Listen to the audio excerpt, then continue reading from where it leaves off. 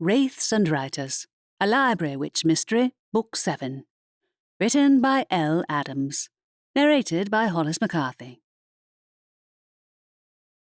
Chapter 1. I turned to the page of my late father's journal and prepared to read the translated document, hoping nobody would interrupt me this time around. A quiet morning might be too much to expect from a magical library inhabited by 5 people, 3 familiars, and more books than should logically have been able to fit into the space it occupied. But this stretch of time seemed promisingly quiet. Time to unearth my dad's long-kept secrets. Getting my hands on a translation of my dad's old journal entries had been a battle and a half already. Not only had I needed my Aunt Adelaide's codebreaker spell to figure out how to read the journal, but I'd also had to track down a specific document my dad had hidden in the bookshop he'd worked at during my childhood, in order to actually use said codebreaker, since he'd invented his very own magical code to prevent anyone else from reading a word of it. Complicating matters was the fact that, after he'd met my mum, he'd made the decision to turn his back on the magical world entirely. So I'd grown up with no clue that my dad had once lived among witches, wizards, werewolves, elves, and vampires. The latter were the primary reason for my apprehension when I looked down at the first page, which was dated more than 20 years ago. I'd been a small child at the time, and it was strange to imagine my dad scribbling away in the journal while I'd been utterly unaware of the world he'd once belonged to. I've been advised to write this in code. I think it's unnecessary, but that way, if the journal is found by the wrong people, they won't be able to make sense of it. So I'm using a code which even the library I grew up in wouldn't be able to translate without access to the codebreaker document. Perhaps it's overkill, but it's easier this way. At least I can be certain Rory won't be dragged into this. Reading my own name brought a pang to my chest. Whatever my dad had wanted to keep me safe from had eventually found its way to my doorstep in the form of a group of vampires who wanted to get their hands on that journal by any means possible. As a result, I'd been utterly unprepared for my sudden introduction to the paranormal world at the end of last year. Since then, I'd accepted that my dad had had a good reason for keeping secrets from me, but the vampires' taunts about my dad's history with them had wormed their way into my head. Specifically, their hints that he'd wanted to keep the magical world secret from me because there was something in his own history that he didn't want me to know about. There was nothing to prove they were telling the truth or not, except for this document in my hands, so it was no wonder I'd been apprehensive to read it. But it had remained like a lead weight on my chest regardless of whether I read it or not. Better that I got it over with.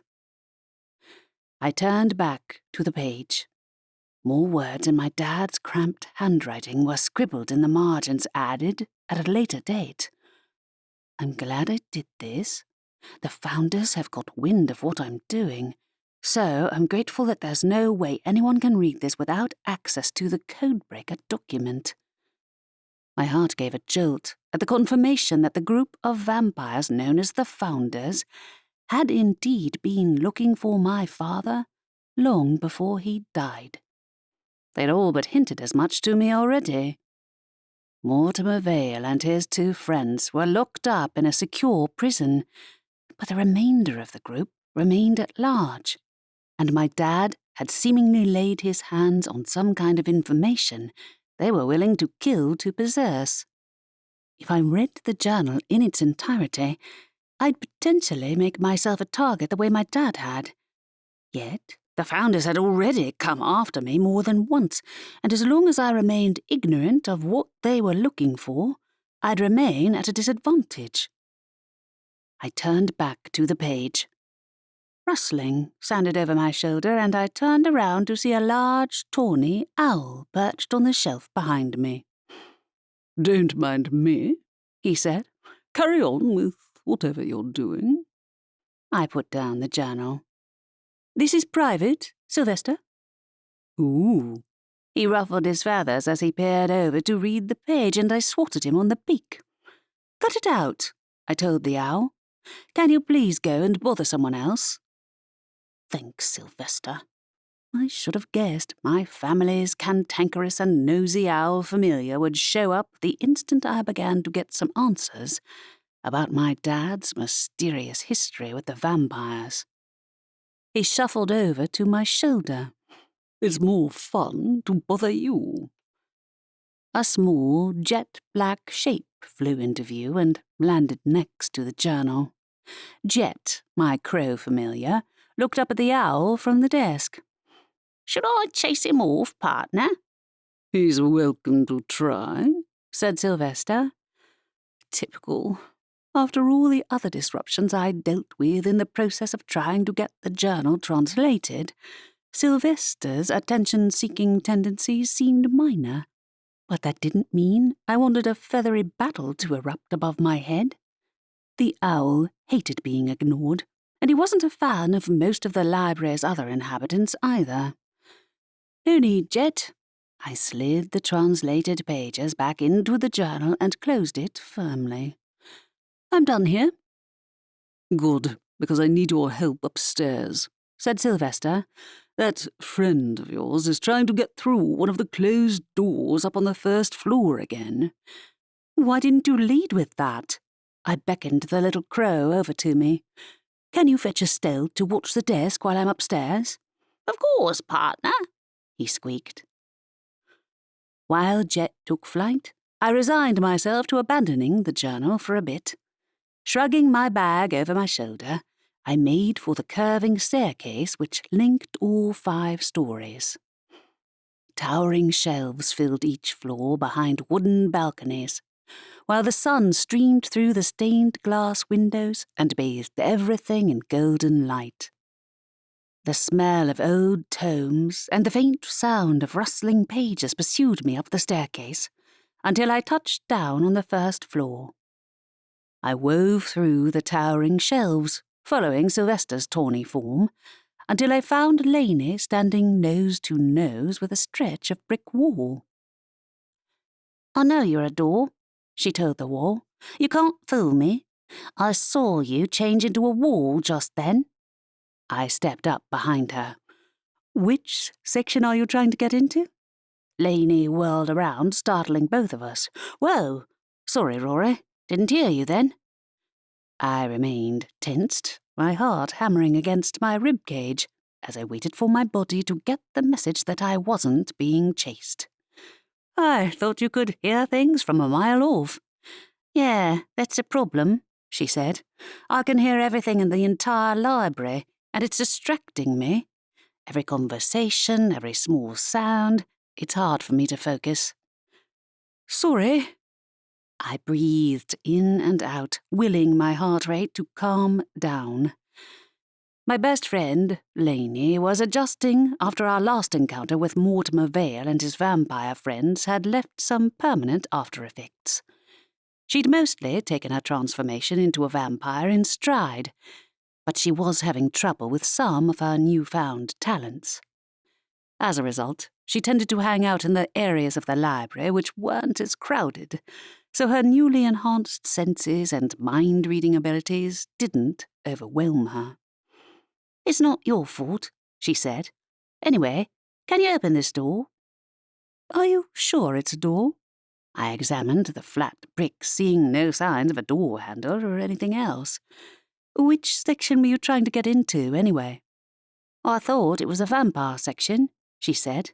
"I wanted to look up more about my condition." "Nah, this isn't the vampire section." I stepped away from the wall. "Come on, we'll find it." I'd lost sight of Sylvester, but it didn't particularly surprise me that he'd got bored and flown off.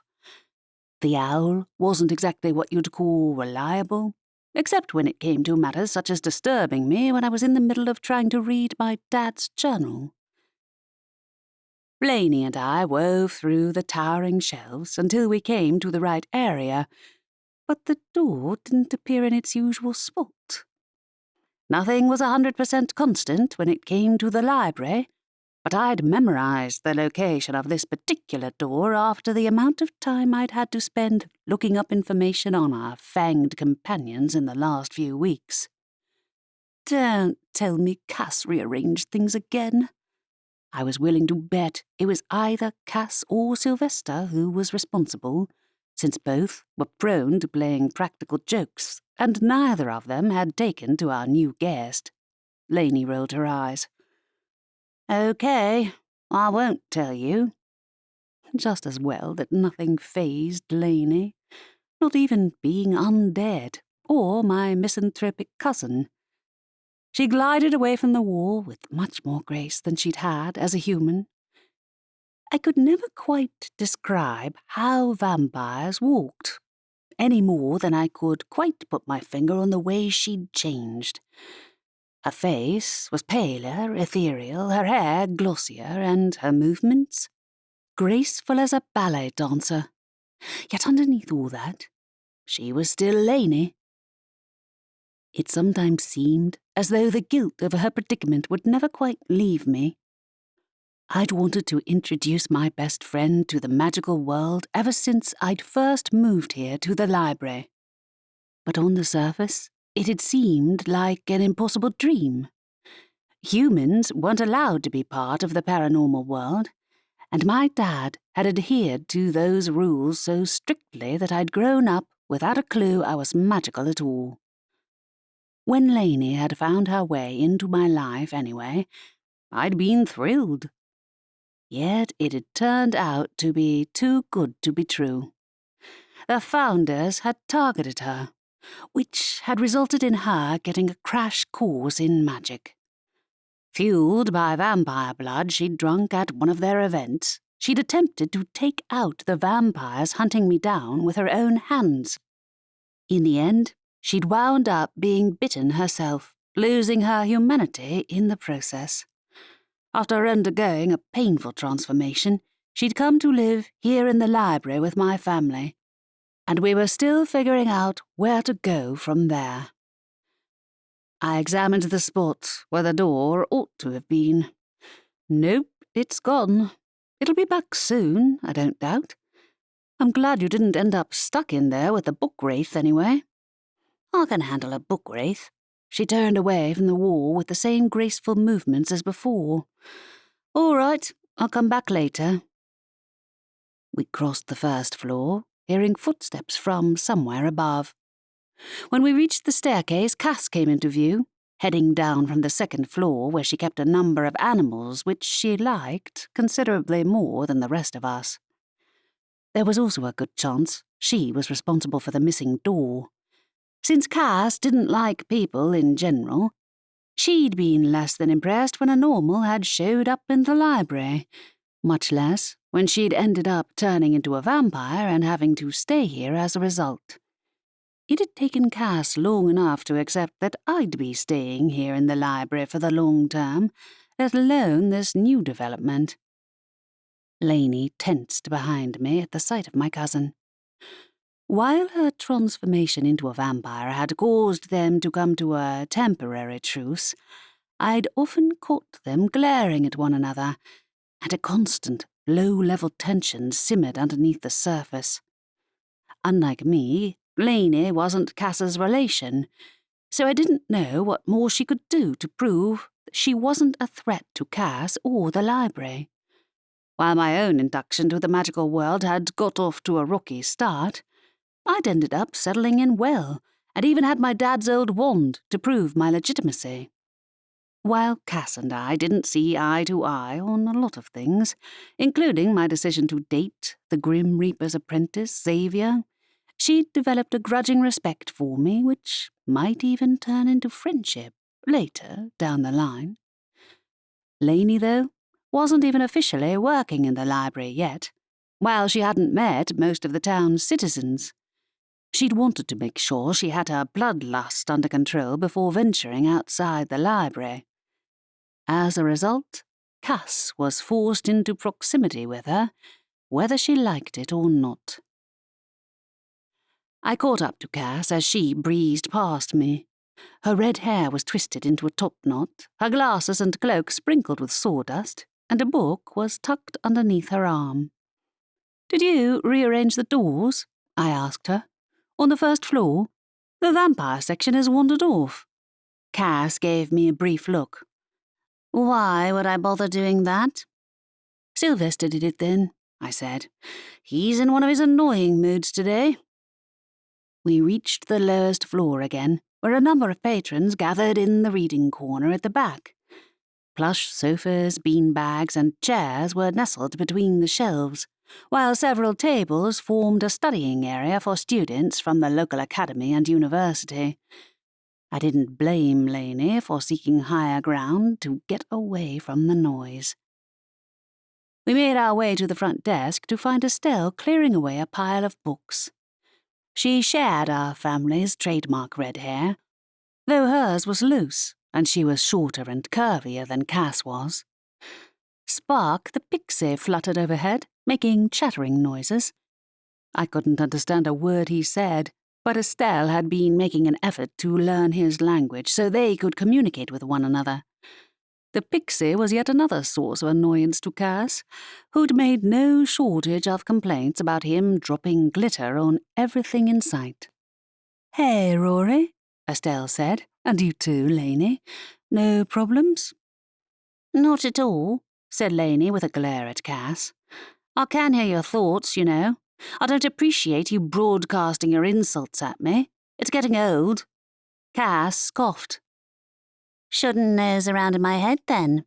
You might not like what you find in there." "That's enough," said Estelle. "Cass, can you at least try not to be antagonistic?" "We never discussed keeping a long-term guest in here amongst ourselves as a family," said Cass. "You just assumed we all agreed with you." "Yes, we did discuss it," I said, "and you were outvoted. Lainey isn't going anywhere." "Damn right I'm not," Lainey said. "Where's that vampire book of yours?" "Over here." I moved to the desk and hunted for the Vampire Defense book, which had been instrumental in helping Lainey adjust to the change without the aid of the other vampires. I then handed the book to Lainey, suppressing the urge to give Cass a stern talking to. It wouldn't do any good, not as long as the source of her irritation was still here. Besides, Lainey herself wasn't exactly helping matters by exercising her mind-reading skills whenever Cass got too close to her. In a way, I understood Cass's annoyance given her general aversion to strangers, but Lainey had nowhere else to stay. Her mind-reading powers made it hard for her to handle large crowds, and that wasn't even getting into her newly acquired thirst for human blood. Despite all the bumps in the road we'd faced, I had to admit it was nice to be in the same place as my best friend again, while I no longer had to worry about keeping my new life hidden from the person I trusted the most. As a bonus, spending so much time around Lainey had gone a long way to helping me begin to move past the fear of vampires, which had pursued me ever since my induction to the magical world. Estelle eyed the book in Lainey's hands. "Are you sure you need self-defense classes? Didn't you knock a bookshelf onto Cass the other day when she startled you?" "That was an accident," she said. "Anyway, it's Rory who wanted to practice." Lainey and I had begun taking our magical theory classes together, since we were both new to the magical world, and my own knowledge didn't go much further than hers. Practical lessons were harder, because while she was happy to act as a dummy for me to practice spells on, I had zero desire to become a human pincushion while she refined her blood-drinking technique. As for mind-reading, she had yet to master the art of focusing for long enough to intentionally read someone's thoughts, which was probably a good thing. "Which spell are you on now?" asked Estelle. Locking and unlocking spells, I said. Last time I locked myself in the vampire's basement and then couldn't get out, so we need a little more practice. After the recent upheavals in my life, the focus of my magical lessons had revolved around learning to defend myself.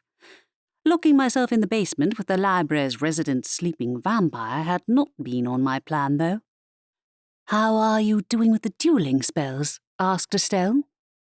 I can conjure up a shield, but I still drop it whenever there's a sudden movement, which was not helpful when I was faced with any vampires who were incapable of not being startlingly fast. You're doing great, said Estelle. Honestly, a lot of veteran witches and wizards struggle with practical magic. It's not like we're built for combat. Cass, what are you doing? What? Cass had begun to walk back towards the stairs, as though she had every intention of hiding with her animals again. I thought you were going to help with the returns. Estelle indicated the towering pile beside the front desk. Cass glanced over her shoulder. I don't see you falling over yourself to ask your new friend to help you out. Cass, I blew out a frustrated breath. Why did you even come down here if you're just going to be obnoxious? She's thinking about getting a unicorn next, Lainey supplied.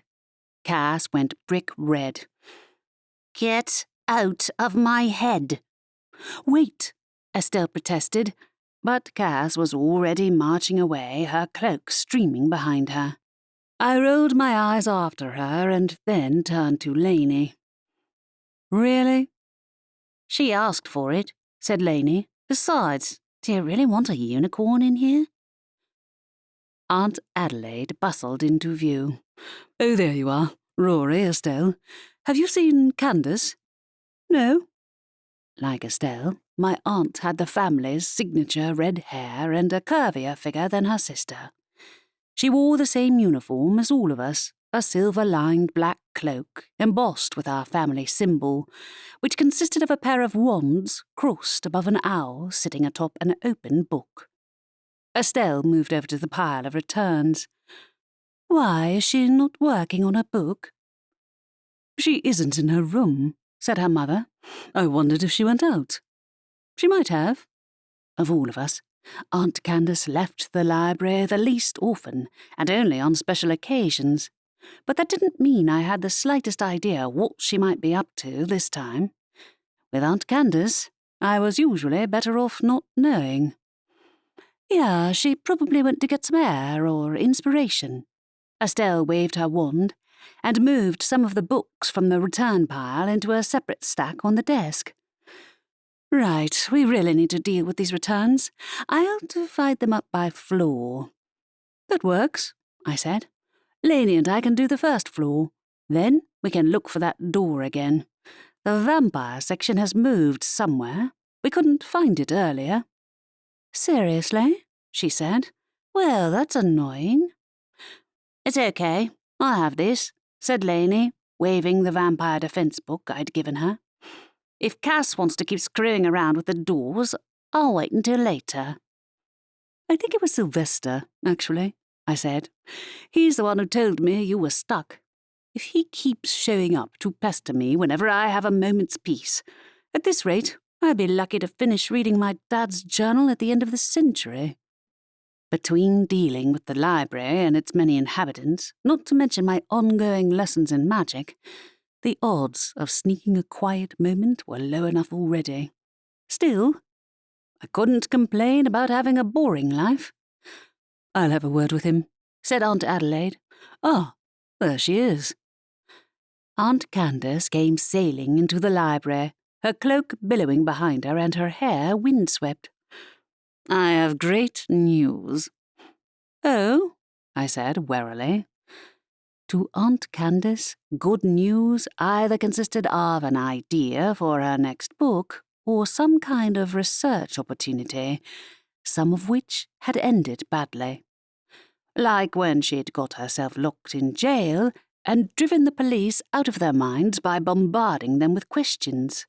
Oh, and the time when she'd scored us all invitations to a party at the vampire's home, which had ended with someone being murdered. Admittedly, that part wasn't actually her fault, but trouble followed her consistently wherever she went. If anything, she welcomed it. "No need to look so frightened," she said. "Where are the others? They'll want to hear this." "Hear what?" Aunt Adelaide asked her sister. "The only person not here is Cass." "And I doubt she'd care either way," I added. "You've got that right." Cass's voice drifted down from the direction of the stairs. Aunt Candace tutted. "You'll never fail to disappoint. This is the best news I've had in a long time." "Go on, tell us," said Aunt Adelaide. "I've been nominated for an award," Aunt Candace announced. "Or, to be more accurate, my alter ego has." "Which one?" I asked. Aunt Candace had a pen name for every day of the week. "My mystery pen name, Zora Martine," she said. "I've been shortlisted for the Mary Mysteries Award." At least it wasn't for the book based on my dad's life story. That was a bit too personal for my liking. "Well done," said Estelle, and the rest of us chimed in agreement. "So, when does the winner get announced?" asked Aunt Adelaide. "There will be an award ceremony," she said, "and the library has been nominated as one of the possible venues. It's a great honour for all of us." "By nominated, do you mean you put it forward?" I turned to Aunt Adelaide, who wore an expression which suggested she'd come to the same conclusion as I had. She was usually the one whose permission we had to ask before using the library to host an event. Even Estelle, head of social events, deferred to her mother when it came to this sort of thing, especially any events which involved Aunt Candace. "Are they likely to choose the library as the venue?" said Aunt Adelaide. "Maybe," said Aunt Candace. "I think it would be great for us, a new way to bring more tourism to the town. There'll be dozens of people attending the ceremony." Estelle's mouth pressed together.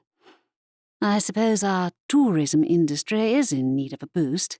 There's not much else going on at this time of year." "The library has enough guest rooms for all the nominees, doesn't it?" said Aunt Candace. "The other venues are hotels, but I'm sure the library can be an effective substitute." "I don't know," said Aunt Adelaide. "We've never had that number of guests in here before, much less overnight." "There aren't that many shortlisted nominees," said Aunt Candace. "Besides, it'll be good for the library's reputation." Estelle's back straightened, her eyes brightening. I could see the thoughts ticking over in her mind. "I suppose." "I'll also be unmasking my pen name," she added, "so that'll be worth watching." Aunt Candace, I'm pretty sure people will figure out your identity when you invite them to the library," said Estelle, "considering we're the only ones who live here. And the library is well known enough that they'll make the connection." "It's the principle of the thing," she said. "I've kept this name a secret for years." "Except from us," said Cass, sauntering into view. "And Edwin, and half the students at the academy, and Z at the bakery." "You've made your point," said Aunt Candace. "Anyway, it shouldn't take much preparation to get the library ready. We've done events like this before, haven't we?" "We have," said Estelle. "I can handle that side of things, no problem." "If you're sure," said Aunt Adelaide. "We don't have anything else going on for the next few months, at least until the weather improves."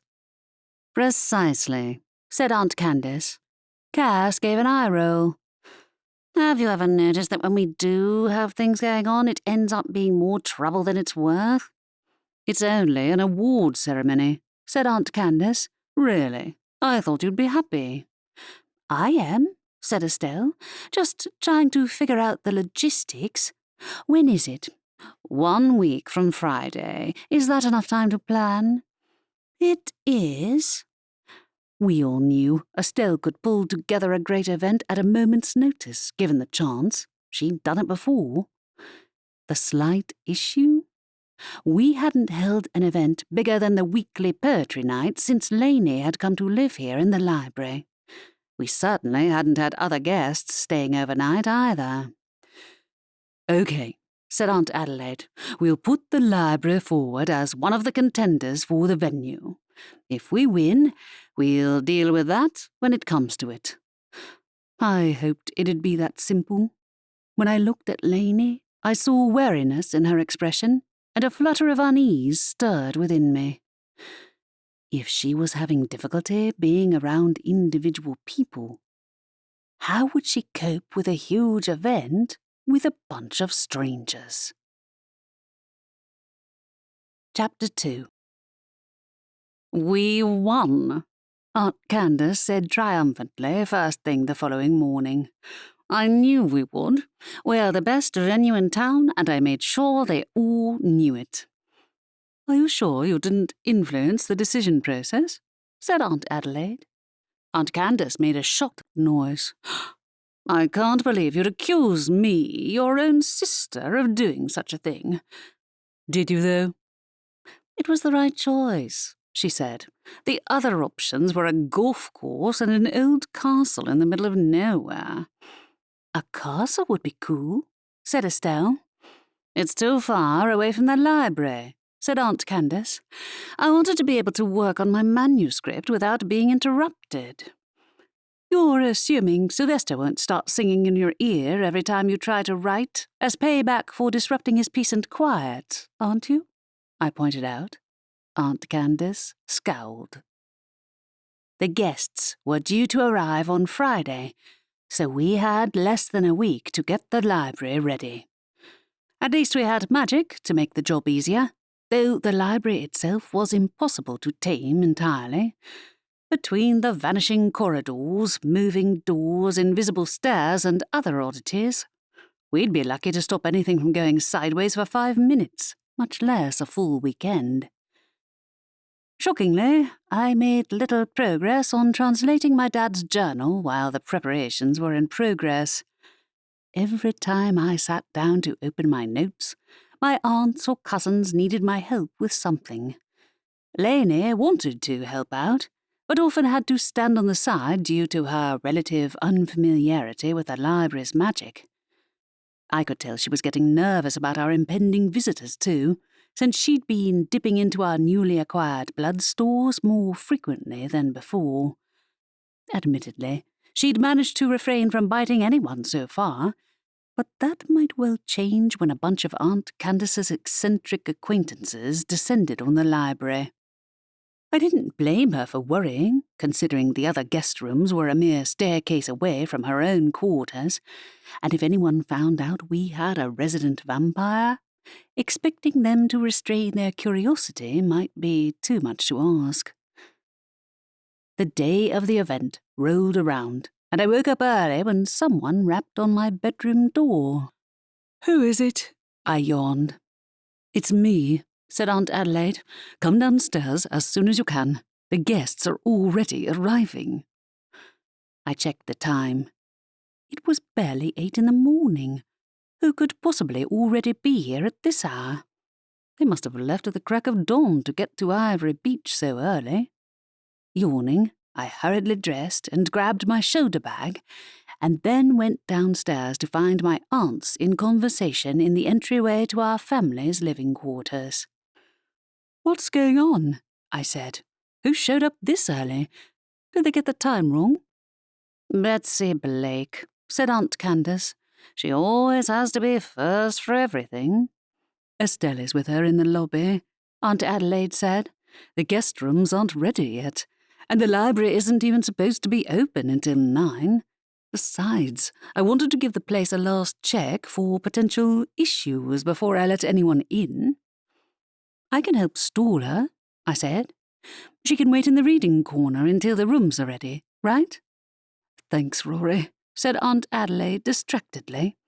I'll come and speak to her when I've figured out where that owl has gone, if I find him in another guest's room. What are you doing, Aunt Candace? I asked as my other aunt shuffled past me down the corridor. We need your help. I can't possibly greet the guests until I've had my coffee, she said. Trust me, they don't want to meet me pre-caffeine. She probably wasn't wrong on that one. All right, but don't sneak upstairs to write your book. We need you down here. I hadn't had the chance to grab any coffee for myself, but I'd prefer not to leave Estelle to handle the guests alone, and I needed to make sure Lainey wasn't taken by surprise too. I entered the lobby to find Estelle talking to a woman with a lot of blonde hair coiled atop her head, in a way that resembled a python. She wore what appeared to be a cape and a pair of matching trousers in a violent shade of purple, while her face glowed all over with what was presumably some kind of beauty enhancement spell. Hey, I said to the newcomer, I'm Rory, Estelle's cousin. Candace's niece? The lost cousin? Her eyes widened. Wow, it's an honor to meet you. Her awed tone brought a flush to my cheeks. It sometimes surprised me how far the lost cousin story had spread, especially when Aunt Candace's pen names were supposed to be a secret to most people. That's me. Are you one of the nominees for the Mary Mysteries Prize? I am, she said. I'm Betsy Blake, and I'm a best-selling mystery author. Is your aunt here? She's just getting her room ready for you, or getting caffeinated. Want to come to the reading corner? You can wait there for the others to arrive. Estelle shot me a grateful look as I led Betsy to the reading corner at the back, which we'd universally voted on as the safest place to leave the guests unattended with minimal risk of trouble. We wouldn't properly transform the lobby for the ceremony until the evening, when all the patrons had gone home and only the guests remained. With one eye on the ceiling in case Sylvester decided to show his face unexpectedly, I gave our guest an abbreviated tour of the ground floor. Nice place, this. Betsy took in the plush chairs, soft beanbags and hammocks, surrounded by tall shelves heaving with books. I can see where Candace gets her ideas from. I suppose she doesn't need to make anything up if she lives in a place like this. Does she often base events in her books on real life? Occasionally, I said delicately, knowing Aunt Candace wouldn't want us gossiping about her work behind her back. Thought so, she said. I've read these sorts of mysteries for years, so I was well prepared to write one of my own. I read your aunt's books and decided that if it was so easy for her to do it, then I would have no trouble whatsoever. Turns out I was right. Imagine that. I made a mental note to keep Aunt Candace away from her corner, caffeinated or otherwise, and politely extricated myself from the conversation. I have to go and open the library for the patrons, but feel free to let one of us know if you need anything. Also, you can read any of the books in this section while you wait for the others to show up. The reading corner contained mostly fiction and was relatively safe, but that didn't mean I entirely trusted our new guest. As I turned away, I called my familiar, who flew down to land on my palm. Jet, I said to the little crow, can you watch over Betsy in the reading corner to make sure she doesn't get into trouble? Of course, partner. He fluttered up to perch on the hammock hanging in the middle of the reading corner, while I went back to the front desk to join Estelle. Hope it's a quiet day, I said to her. I'm starting to wish we'd closed the place to regular patrons until the event's done. Yeah, I didn't expect anyone to show up before 9, she said. It's okay, though. We can handle one person. Not sure Aunt Candace can, given the way she was talking about her books. Still, I'd expected some level of professional jealousy among the guests, given that they were directly competing against one another for the award. I'm gonna grab some coffee before we open. Want some? Sure, she smiled. Thanks. After a hasty dash to the kitchen to grab breakfast and coffee, we set about opening the library for the day. As luck would have it, the instant the clock struck 9 o'clock, the door opened and a pack of students sailed into the library, talking loudly among themselves. I didn't get a free moment to check up on Betsy Blake until after Estelle and I had helped the students find the various books they needed. And by that point, she'd made herself at home in the reading corner, where she was giving the patrons loud lectures on the techniques for plotting a mystery. Figuring that at least she was staying in one place and not roaming around the library, I left her to it and got on with helping the patrons find the books they were looking for. Aunt Candace finally showed her face when I slipped away in a quiet moment to see if Lainey was up yet. "There you are," I said to Aunt Candace as she walked out of our living quarters and into the lobby. "Where have you been?" "I was getting my outfit ready for the ceremony," she said. "It isn't until tonight," I pointed out. "Yes, but it's important to think about these things in advance. I couldn't possibly focus with the guests here." "You wouldn't have to do that today if you hadn't left it until the last minute," I said. "You've had all week to decide what to wear." "I don't know why you assume I know the day of the week, Rory," she said. I gave an eye roll. "Is Lainey up?" "Nope," she said. "Dead to the world, if you'll excuse the pun." "How's Betsy getting on?" "She's fine," I said. "Well, she's lecturing the patrons about how to write a mystery, but that's kind of harmless, right?" "Of course she is," said Aunt Candace. "She can't help herself." "Has she been publishing for long, then?" I asked. "She's actually a new success in the mystery genre," said Aunt Candace. "She used to write literary fiction and thought writing mysteries was beneath her. Then her sales dried up, so she created a pen name and pretends she never belittled the rest of us for writing commercial fiction." "Oh," I said. "Yeah, that doesn't surprise me given what she said to me earlier. She implied you based the events in your books on the library." "She's welcome to think whatever she likes," said Aunt Candace, "and I'll conveniently forget that she borrowed the plot in her first book from one of mine." "What's Sylvester doing over there?" I followed her gaze and spotted the tawny owl perching on top of a bookshelf near the reading corner. "Listening to Betsy's lecture, apparently." Estelle walked over to join us. "More like sleeping through it," Aunt Candace scoffed.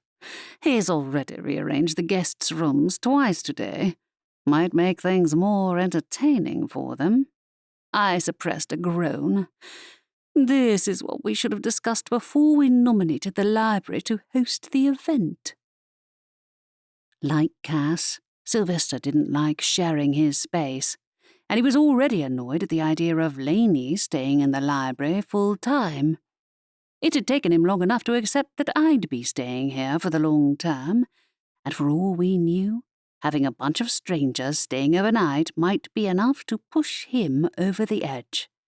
He might appear to be nothing more than a familiar, but the owl had his own branch of powerful magic, even if most people didn't know the extent of it. "I'll ask him to give it a rest," said Estelle. "Aunt Candace, can you watch the desk and wait for the guests? I expect more of them will start arriving soon, and my mum's busy tidying the guest rooms to get rid of Sylvester's meddling. He left a dead rat in one of them." Aunt Candace tutted. "I suppose I can spare a few minutes." "And Cass?" I asked.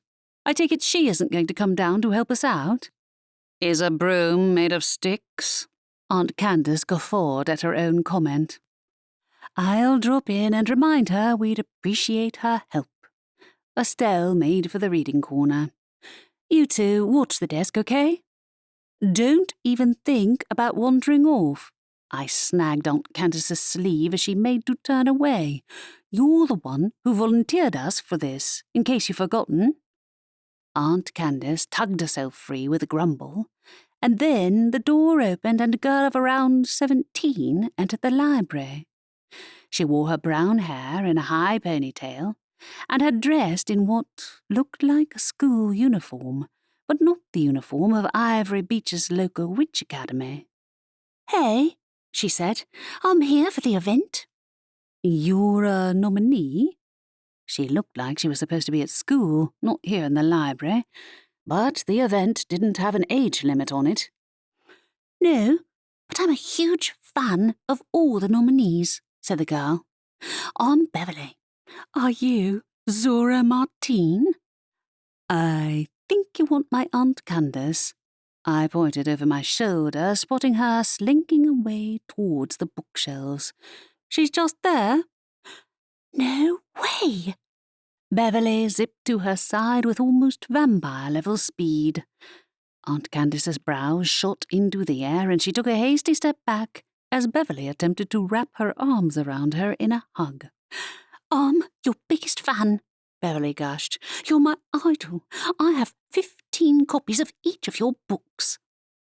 I stifled a laugh at Aunt Candace's expression, a mixture of flattery and abject horror. "That's nice. Do you want to go and wait with the others? They're in the reading corner." She looked so uncomfortable that I almost felt sorry for her. Despite her general self-confidence, she was surprisingly bad at taking compliments for her work and preferred to stay out of the limelight. While this might not be the first time she dealt with an overzealous fan, her commitment to secrecy meant most of her pen names never saw the light of day. "Betsy Blake is in the reading corner," I told her. "You can probably hear her talking to the other patrons." "Oh, my God, I love her books," Beverly squealed. "I've always wanted to meet her." And with that, she zoomed over to the reading corner like a human whirlwind. The instant she was gone, Aunt Candace vanished behind the bookshelves so efficiently that she might have given a vampire a run for their money herself. "Relax," I told her. "I think she's after Betsy's autograph now. Come and help me out here." As the door opened again, Aunt Candace shuffled back into view. This time, a witch wearing iron-grey robes sailed into the library. "That's Winona Clare," she said out of the corner of her mouth. "She's the chair of the award committee." "Welcome," I said to the witch when she approached the desk. "We're glad to have you here. Some of the guests have already arrived." "Estelle!" Aunt Candace bellowed in the direction of the stairs. Then she turned back to the newcomer. "My niece is the social events coordinator here in the library. She'll be here in a second." "Good," said Winona Clare, her gaze roving over the library. "Is this the venue for the ceremony?" "Yes, but we'll move the shelves out of the way after the library closes for the night," I explained. "Oh, there's Estelle." As my cousin walked into view, Winona hurried over to her to discuss the logistics of the night's event. Aunt Adelaide, meanwhile, was busy conjuring up an extra staircase near the reading corner, which would enable the contenders to get to their guest rooms without venturing into our own living quarters. That left me to handle the front desk, along with a reluctant Aunt Candace. The noise from the back grew progressively louder as more guests joined the attending authors. I lost count of the number of people who tried to ambush Aunt Candace or asked me what it felt like to be the lost cousin. One of them even tried to get me to sign her copy of the book based on my dad's life story, which I declined on the grounds that I'd had nothing to do with Aunt Candace's alter ego. The witch, who had dyed pink hair and matching nails, walked away in disappointment. "That was Tiffany Wren," said Aunt Candace with her lips pursed. "She and I once read a book together a few years back." "Who's that?" I pointed out a witch wearing a midnight blue robe. who'd brought a whole crate of copies of her own book along with her. She was also doused in perfume so strong that it stuck in my throat and made me cough long after she walked out of range. "That," said Aunt Candace, "is Haley Grace. Allegedly, she only ended up on the ballot because she bribed her family into voting for her. Or so the rumours say, anyway. She likes to attach herself to successful people in the hopes that it'll rub off on her." "What's with the perfume?" I coughed again. "Probably an attempt to cover up her other deficiencies." Aunt Candace glanced over to the reading corner. "Oh, Betsy's still lecturing everyone. I think she's advertising her marketing course." Several of the patrons had come to complain about her by now, but Betsy showed no signs of slowing down, and because she stood in such a prominent location, it was nearly impossible for the patrons to avoid her entirely. "Can't you do something to stop her?" I said to Aunt Candace. "It's our library, after all." "If she wants to blather away to anyone who wants to listen to her, she's welcome to," said Aunt Candace. "She's not going to win the prize, so she might as well have something to occupy her attention. Not sure the others will agree." Beverly was causing just as much trouble herself. She kept hassling people to give her their autograph, including those of us who weren't actually part of the event. Eventually, Estelle put her in charge of handing leaflets to the townspeople and convincing them to attend the award ceremony this evening. Around noon, Xavier showed up in the library with a bag of food from Z's bakery. The blonde reaper remained a total contrast to his fearsome boss, though his dark clothing and the scythe strapped to his back hinted at his real profession.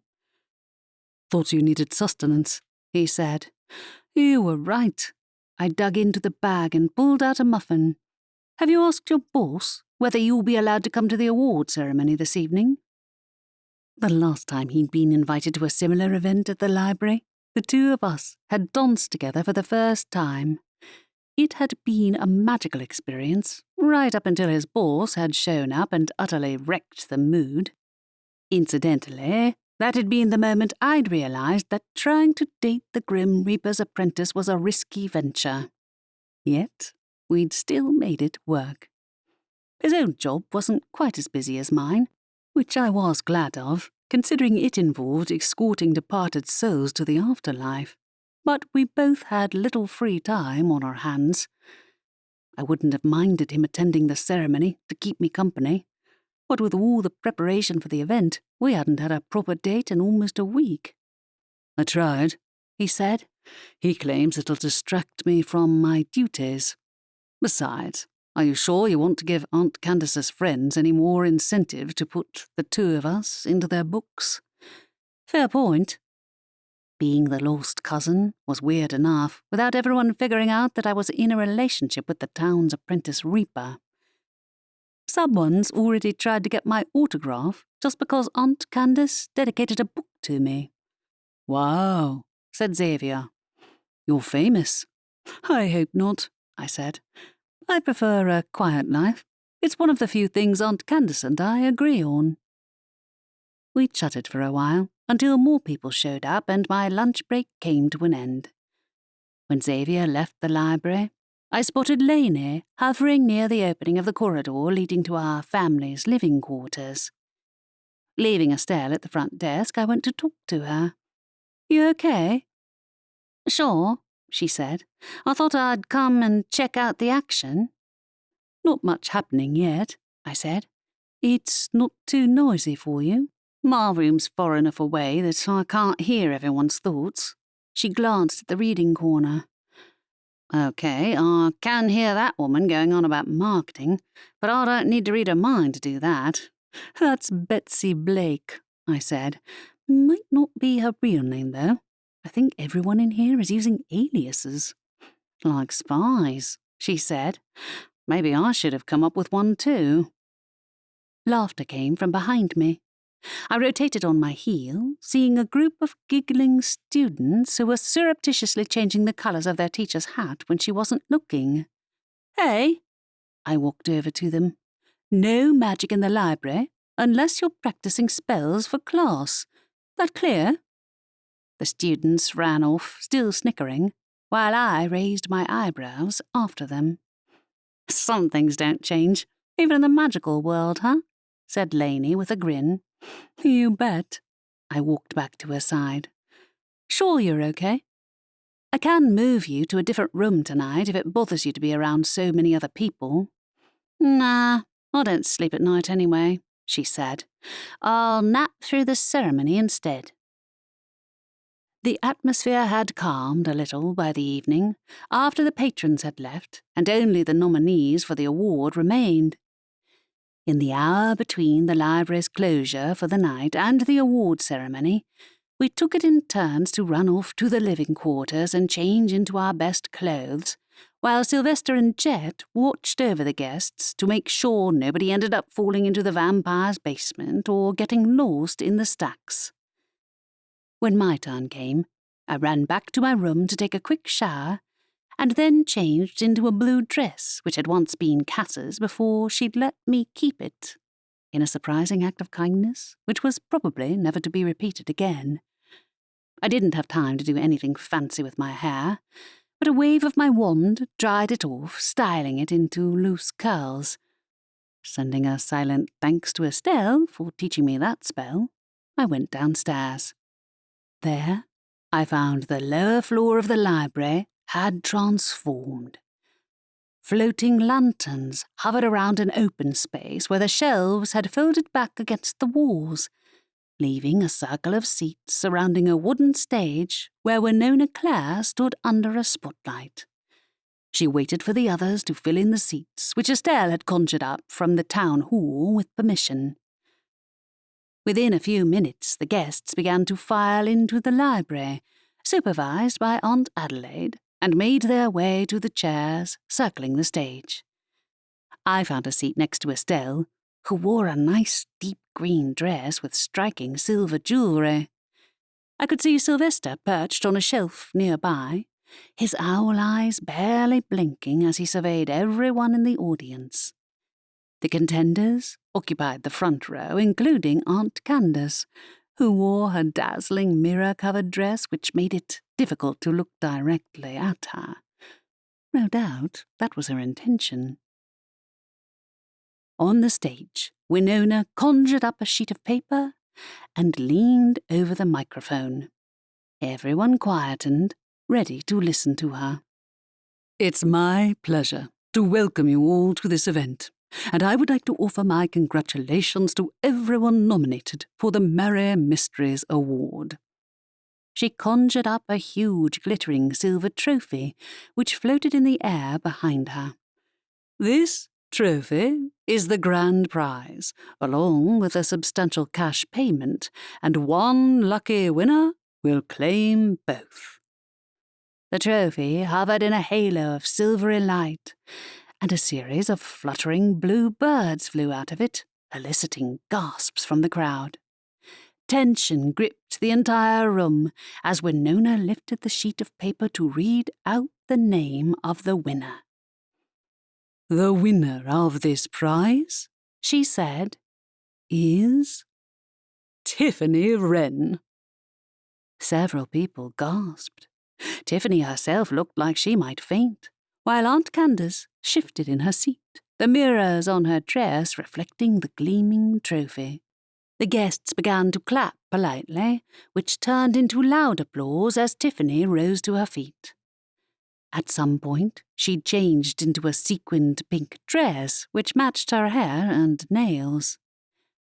In the front row, Betsy Blake went bright red. How dare she! I was long overdue that prize. I have been waiting 15 years for this. Then you'll just have to wait a little longer. Tiffany sauntered up to the stage, where Winona handed over the trophy. Then she took the microphone and launched into an acceptance speech. It couldn't be clearer that Tiffany hadn't been prepared to win the prize, because her speech consisted of a 20-minute ramble about her beloved dog, Mr. Wrinkles. Nobody quite knew what to make of that. and her speech didn't come to an end until Winona cleared her throat and said, "That will be all, Tiffany. Congratulations." "Thank you," she beamed. "I will have to call someone to take the trophy home for me. I can't possibly fly with it on a broomstick." While she stepped aside, Winona prepared to read from her piece of paper again. "The runners-up," said Winona, "will each get a small cash prize of their own. The two runners-up are Haley Grace and Alana Flower." The two runners-up ascended to the stage to receive their prizes. Haley skipped up to the stage in the same midnight blue number she'd arrived in. Alana Flower, meanwhile, was a skinny witch with a tangle of dark hair, whose wrinkled clothes looked as though she'd slept in them. She'd been one of the last to show up, and I wondered if she'd had a lie-in after staying up late working on her book, and hurried straight here without bothering to change. If the ceremony hadn't been in the library, Aunt Candace might have ended up doing the exact same. Betsy half rose to her feet, then slumped back into her seat. "This is unfair. Unfair. I deserve to be on that list." "Betsy, please control yourself," said Winona. "If you have a problem, then feel free to talk to me after the ceremony is over." Betsy gave a jerky nod, her shock as tangible as if someone had upended a vat of icy water on her head. "Yes, I'll do that. We'll discuss this terrible oversight later, mark my words." "Honestly," Aunt Candace muttered audibly. The rest of us clapped politely until the winners departed the stage. Then we rose to our feet at Winona's command.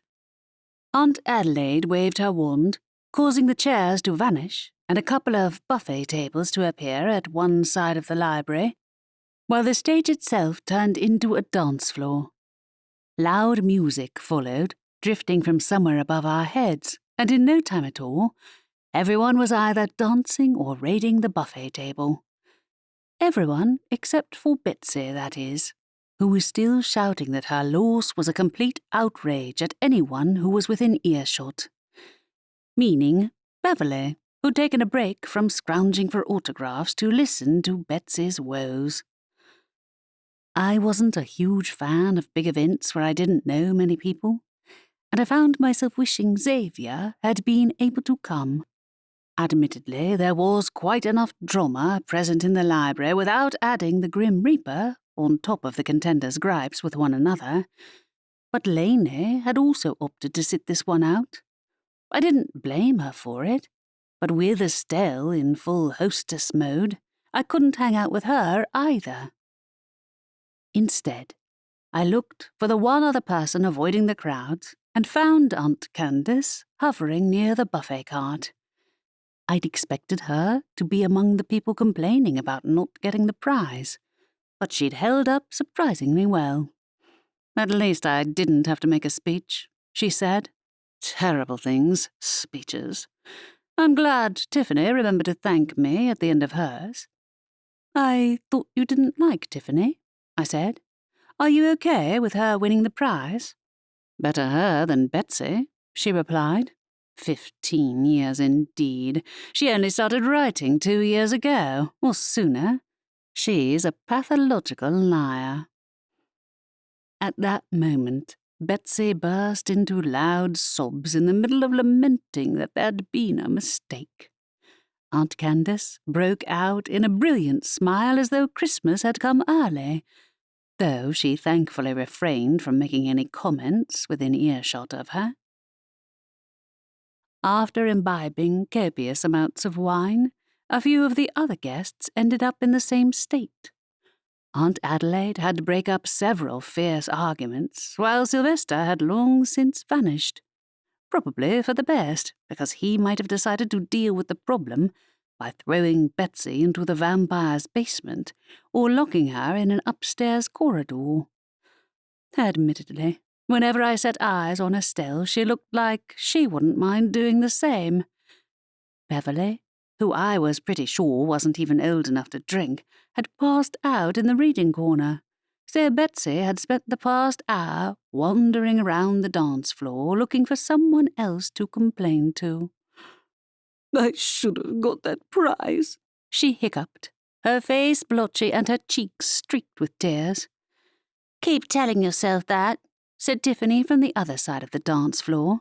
"Everyone knows you'll be weaseling your way into a different genre in a year's time and pretending you'd always been there." Betsy pulled out her wand. Uh-oh. I looked around for the host, but Winona was engaged in a whispered conversation with Haley Grace in the corner. Both of them were unsteady on their feet, holding wine glasses in their hands, and neither seemed to have noticed the sparks literally flying from the end of Betsy's wand. Luckily, Aunt Adelaide stepped in. "That's enough, both of you. Betsy, I think you've had quite enough to drink. No magic in the library, either of you." Tiffany sniffed loudly, putting her own wand away. "I'll be going now." As she tottered away, Betsy dropped her wand and then tripped over it. While she scrambled to retrieve it, Tiffany let out a shriek. "Someone spilled wine on my trophy." Beverly chose that moment to vomit spectacularly all over the beanbag she was lying on, diverting everyone's attention. "I think," said Aunt Candace from behind me, "I am going to bed." I was inclined to agree. Chapter 3. I woke to the thundering of footsteps above my head and outside in the corridor. I'd gone to bed early, so I hadn't seen how the night had ended. I gathered it had been a late one, but it was beyond me to figure out why everyone was making a racket at this hour of the morning. The hammering footsteps quietened. Then the shouting started, most of it unintelligible. "It's the Reaper!" someone howled. "Xavier?" I leapt out of bed, suddenly wide awake. It was unusual for Xavier to show up without texting, let alone early in the morning. I ran out of the room and followed the sound of shouting to a new, slightly crooked staircase, which led up to the corridor containing the guests' rooms. Estelle must have conjured it up on the spot so she could go and see what the ruckus was about. When I reached the top of the stairs, my gaze fell on Xavier's tall, blonde figure standing halfway down the corridor. Several heads peered out of the doors of the guest rooms, while Estelle was nowhere to be seen. Too late, it hit me that the Reaper wasn't here to pay a social call. He must be working, which meant someone had died. He caught sight of me. "Rory?" "Hey?" I walked towards him, conscious that I wore nothing but a pair of thin pyjamas, and that the guests were now staring at the pair of us putting two and two together. "What are you doing here?" Stupid question, really, but everyone else looked hungover or generally confused. Betsy was almost unrecognizable now she wasn't wearing her glamour spells, while Haley's bleary expression implied that she was still drunk. Only Alana looked exactly the same as she had yesterday, wrinkled clothes and all, holding a pen and notebook in her hand as if she'd been interrupted in the middle of a writing session. "Hey, what's that?"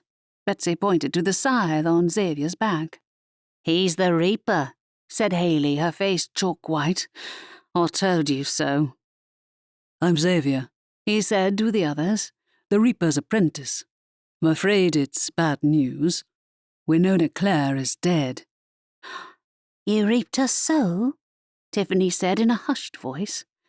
She looked as rough as the others did, with huge bags under her eyes and her pink lipstick smeared over her face, as though she'd fallen asleep wearing it. "That's my job, yes," said the Reaper. "I'm sorry for your loss." Aunt Adelaide climbed up the stairs behind me, wearing a silky pink dressing gown. "Oh, Xavier.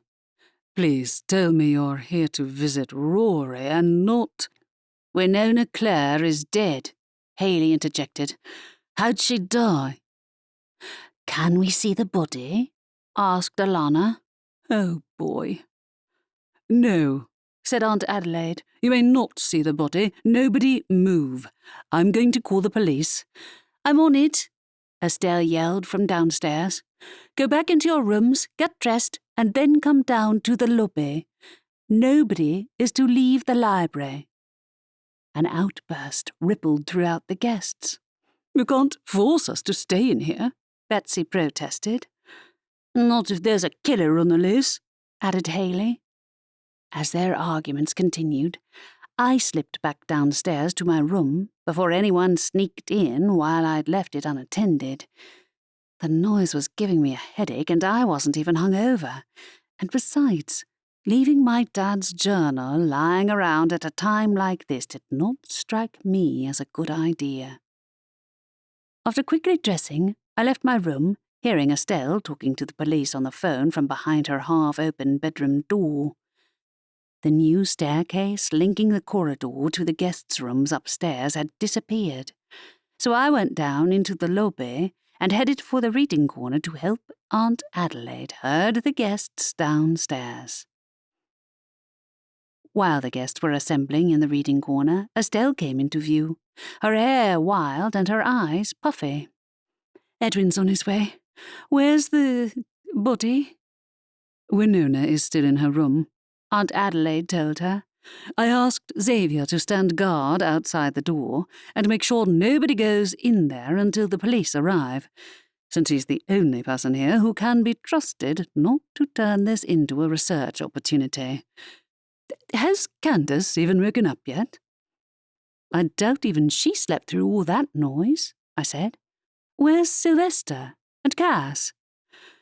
I have no idea, Estelle yawned. I'm pretty sure Cass slept upstairs on the 3rd floor with the animals. She probably hasn't heard anything yet. We're keeping everyone in the lobby until the police arrive, which should be any minute now. The guests themselves seemed more fascinated by the murder than anything else, and though Cass was notably absent, I was inclined to agree with Estelle that she'd hidden upstairs to get away from the noise and might not have noticed anything was wrong. It wouldn't be the first time. I knew better than to think anyone in my family was responsible for Winona's death, so her absence didn't bother me, but it'd be nice to have her assistance in keeping the guests in line. Edwin soon arrived with his 2 troll guards in tow. The elf policeman looked even smaller than usual, with 2 hulking troll bodyguards and a tall wizard accompanying him. Aunt Candace chose that moment to enter the lobby. Did someone die? I knew you weren't really asleep, said Aunt Adelaide. Candace, stay here and make sure nobody leaves the reading corner. Edwin, Winona's body is upstairs in her room. She led the way to the stairs up to the guest rooms, while the 2 trolls positioned themselves near the guests in the reading corner. Aunt Candace simply watched, her pen and notebook floating at her side, while I waited for Xavier to come downstairs. While I didn't want to give the guests any ideas about hassling the Reaper, I needed a touch of sanity in my life. Xavier came downstairs a moment after the police had gone up to Winona's room, and he walked over to join me. Hey, I whispered, sorry about all the attention. You might want to leave if you don't want to show up in a dozen books. Hazards of the job, he whispered back. It's fine. I can stay and keep you company. You don't have to, I insisted. Besides, don't you need to report to your boss? That can wait, he said. Why do these things always happen to your family? Good question. Xavier, did Winona say anything to you before you removed her body, about how she died, I mean? No, she was as surprised as anyone, he said. She died in her sleep and doesn't remember anything else. Guess we'll find out then, I said. Several minutes passed before Edwin and the wizard came back downstairs, levitating Winona's body between them. I stepped aside to avoid being mowed over as the wizard followed Aunt Adelaide's instructions to take the body into one of the classrooms at the side of the reading corner. I walked over to Edwin. "How'd she die? Do you know?" "Poison," said the elf. "We've yet to identify the specific type of poison, but there's no doubt that's what killed her." "Poison?" someone said from the reading corner, and the air exploded with noise, questions, and exclamations. "Quiet," Aunt Adelaide said. It wasn't until the trolls turned on them, cracking their knuckles threateningly, that the crowd finally piped down. The trolls were generally pretty harmless, but their sheer bulk crammed into police uniforms made them look terrifyingly intimidating to most people. "How'd they poison her?" asked Haley. "Did they sneak into her room?" "Or did they poison the wine?" someone else said. "She drank a whole bottle of the stuff last night, I saw." "If any of you has any accurate information, then tell Edwin," said the wizard who'd levitated the body downstairs. "I will be examining the body to determine the type of poison that was used." "In the meantime," said Edwin, "I will speak to everyone who was present in the library last night." "It wasn't just us," said a haggard-looking Betsy Blake. "Half the town attended, and a lot more besides." The impossibility of the task sank in when I took in the disbelieving faces of the contenders. How many people had come to town just for this event? The library was open to the public, too, so anyone from Ivory Beach itself might have been here at some point or other. "The library is where we'll start, since this is where she died," said Edwin. "Stay here."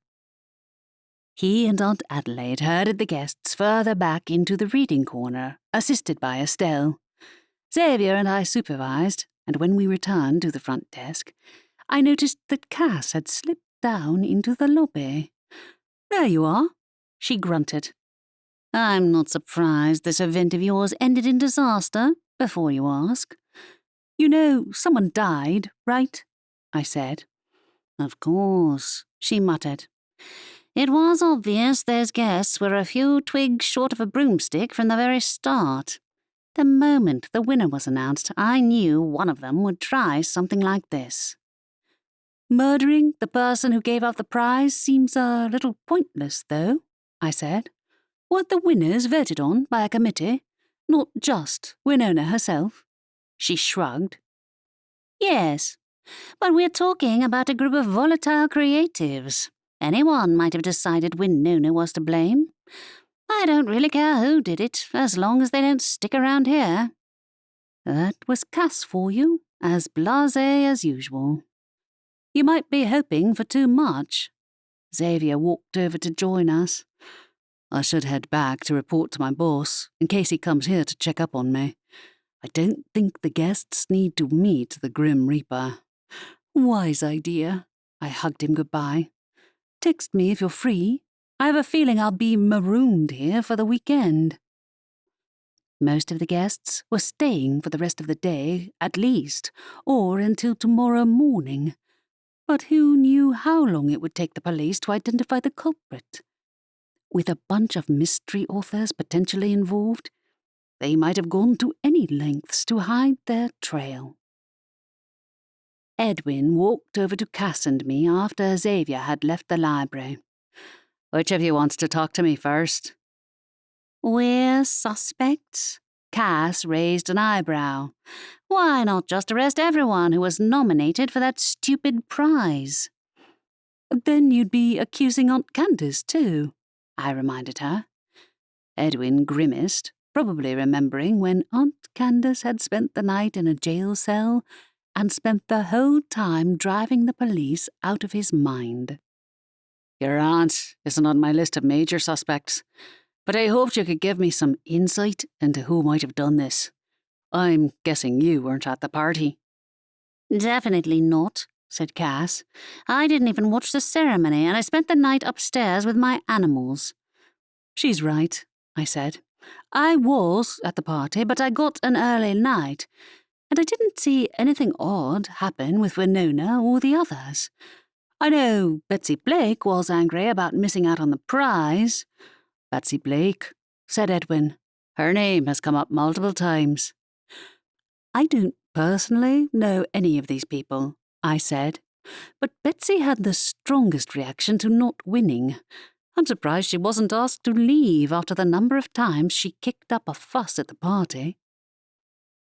If I asked all the other guests who their main suspect was, Betsy Blake would be the obvious choice. Her reaction to missing out on the prize had been hostile from the start, and the last time I'd seen her, she'd been drunkenly sobbing at anyone who would listen that she'd been deliberately spurned. If I had to pick anyone to accuse of having snapped and murdered the host, it'd have been her. Did you see anyone near Winona's room before her death? He asked. No, but I was asleep, I said. The party went on all night, more or less. Will you be able to identify the poison and how it was administered? I think that would help. More worrying, as that this seems to have been premeditated, he said. A poison couldn't have been brewed on the spot, which means the guest brought it with them. My heart lurched. I never thought of that. Did that mean the killer had known they would lose from the start? Or did they have another reason for targeting Winona, which had nothing to do with the contest? Why didn't we search everyone's bags on the door? Said Cass. Because it would have taken too long, I said. Besides, it's not a foolproof method. The killer might have gone outside the library and used a spell to conjure the poison up, and then used magic to get rid of the empty container after poisoning her. With magic involved, it's hard to keep track. No, they can't have conjured up anything, said Cass. Sylvester was watching the doors all night. It's supposed to be his job. People were still coming and going throughout the day, I reminded her. I don't know where Sylvester is at the moment, but I doubt he'll be thrilled if you accuse him of not taking his position seriously. I agree with Rory, said Edwin. Almost everyone who attended the party had magic at their disposal, which makes it unlikely that they left any careless evidence lying around. We found nothing at the scene of the crime. My guards are doing a thorough search of all the guests' possessions, but my guess is that the person who did this was careful to cover it up. Convenient, said Cass. Just arrest this Betsy Blake and be done with it. His expression darkened. I will talk to the others.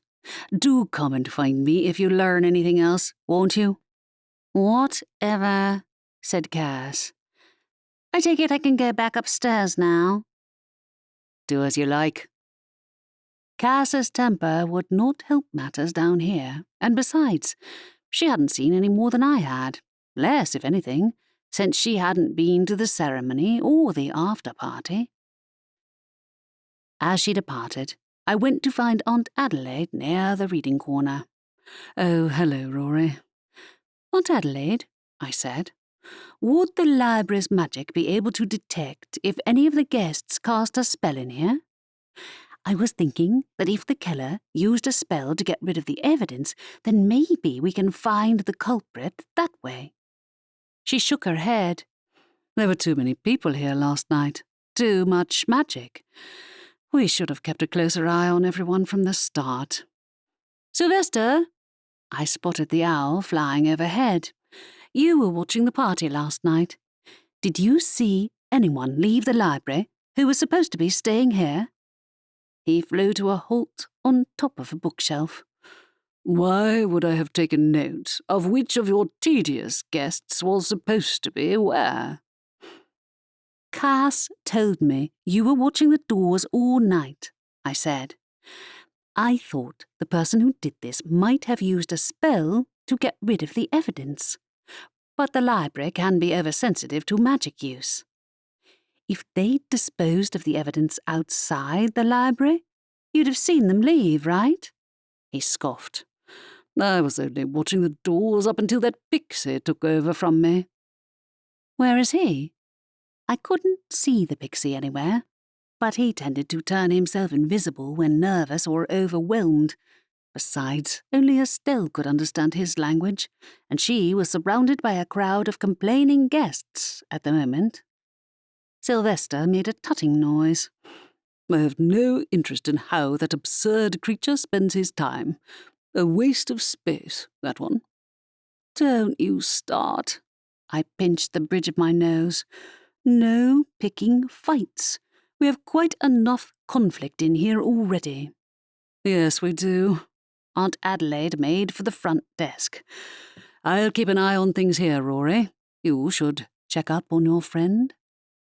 I looked where she pointed and saw Lainey hovering near the corridor to our family's living quarters. If she didn't know what had happened, then someone needed to tell her the others might be staying here for much longer than the allotted time. Bracing myself, I approached her. "I don't know if anyone told you, but Winona Clare was murdered last night." "I heard." She looked past me at the reading corner where the guests had gathered. "Did one of them do it?" "Probably." I dropped my voice. "Were you awake late last night? Do you know if anyone was out of their room when they shouldn't have been?" "Honestly, I thought they had free run of the library anyway," she said. "I was awake, but I didn't come out of my room. Didn't the party go on until 5 in the morning?" "Probably," I said. "I was asleep. Had to cast a soundproof spell on my room, too. But now I'm starting to wish I'd stayed downstairs to supervise. Not that anyone would have been able to keep track of all the action if the guests had been roaming the place as though they lived here." Lainey tilted her head. "I could have a sniff around the crime scene using my vampire super senses. Would that help?" "Good thinking." "I'll ask Edwin," I said. "The police haven't found anything yet, and Edwin said there's a good chance the killer used magic to cover their traces." "Yeah, that's what I figured," she said. "I wouldn't know how to identify the poison or anything, but I thought it'd be good practice." "Yeah, it would." If the wizard's spells didn't reveal anything, then we had a potential backup plan on our side. Assuming I wanted to risk Lainey drawing the attention of everyone in the library, that is.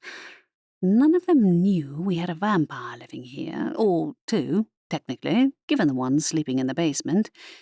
Since he hadn't woken up in the last few decades, we'd opted not to tell the guests he existed. Lainey, on the other hand, was considerably more difficult to hide. "All right." She rubbed her forehead. "I'm going somewhere quiet. It's too loud in here." "You go and have a nap," I said to her. "Let me know if you need anything, okay?" After she'd gone back upstairs, I went in search of the pixie. But I found no signs of him aside from the ever-present glitter that he dropped all over everything in sight. Estelle might be able to coax him out of hiding, so I headed up to the reading corner where she was attempting to stave off the guests' questions. Aunt Candace, meanwhile, was being no help whatsoever, sitting in a chair with her notebook and pen. Taking notes, I assumed. "Will everyone be patient?" Estelle said in exasperated tones. "You'll get your turn to talk to Edwin. No, you can't go to the shop, Haley." Edwin came out of the classroom he'd picked out for the questioning and beckoned Estelle to talk to him, while I walked over before the guests waylaid me, too. "I'm sending some people to talk to the guests from out of town who are staying at the inn," Edwin said. "They all count as suspects, too." "I know," Estelle said. "How long is this going to take? Everyone keeps asking when they can leave."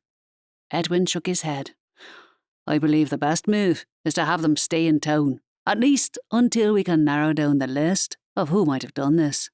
"There aren't enough rooms for everyone at the hotel," said Estelle. "But we can't let them stay in the library, not when one of them is a potential murderer."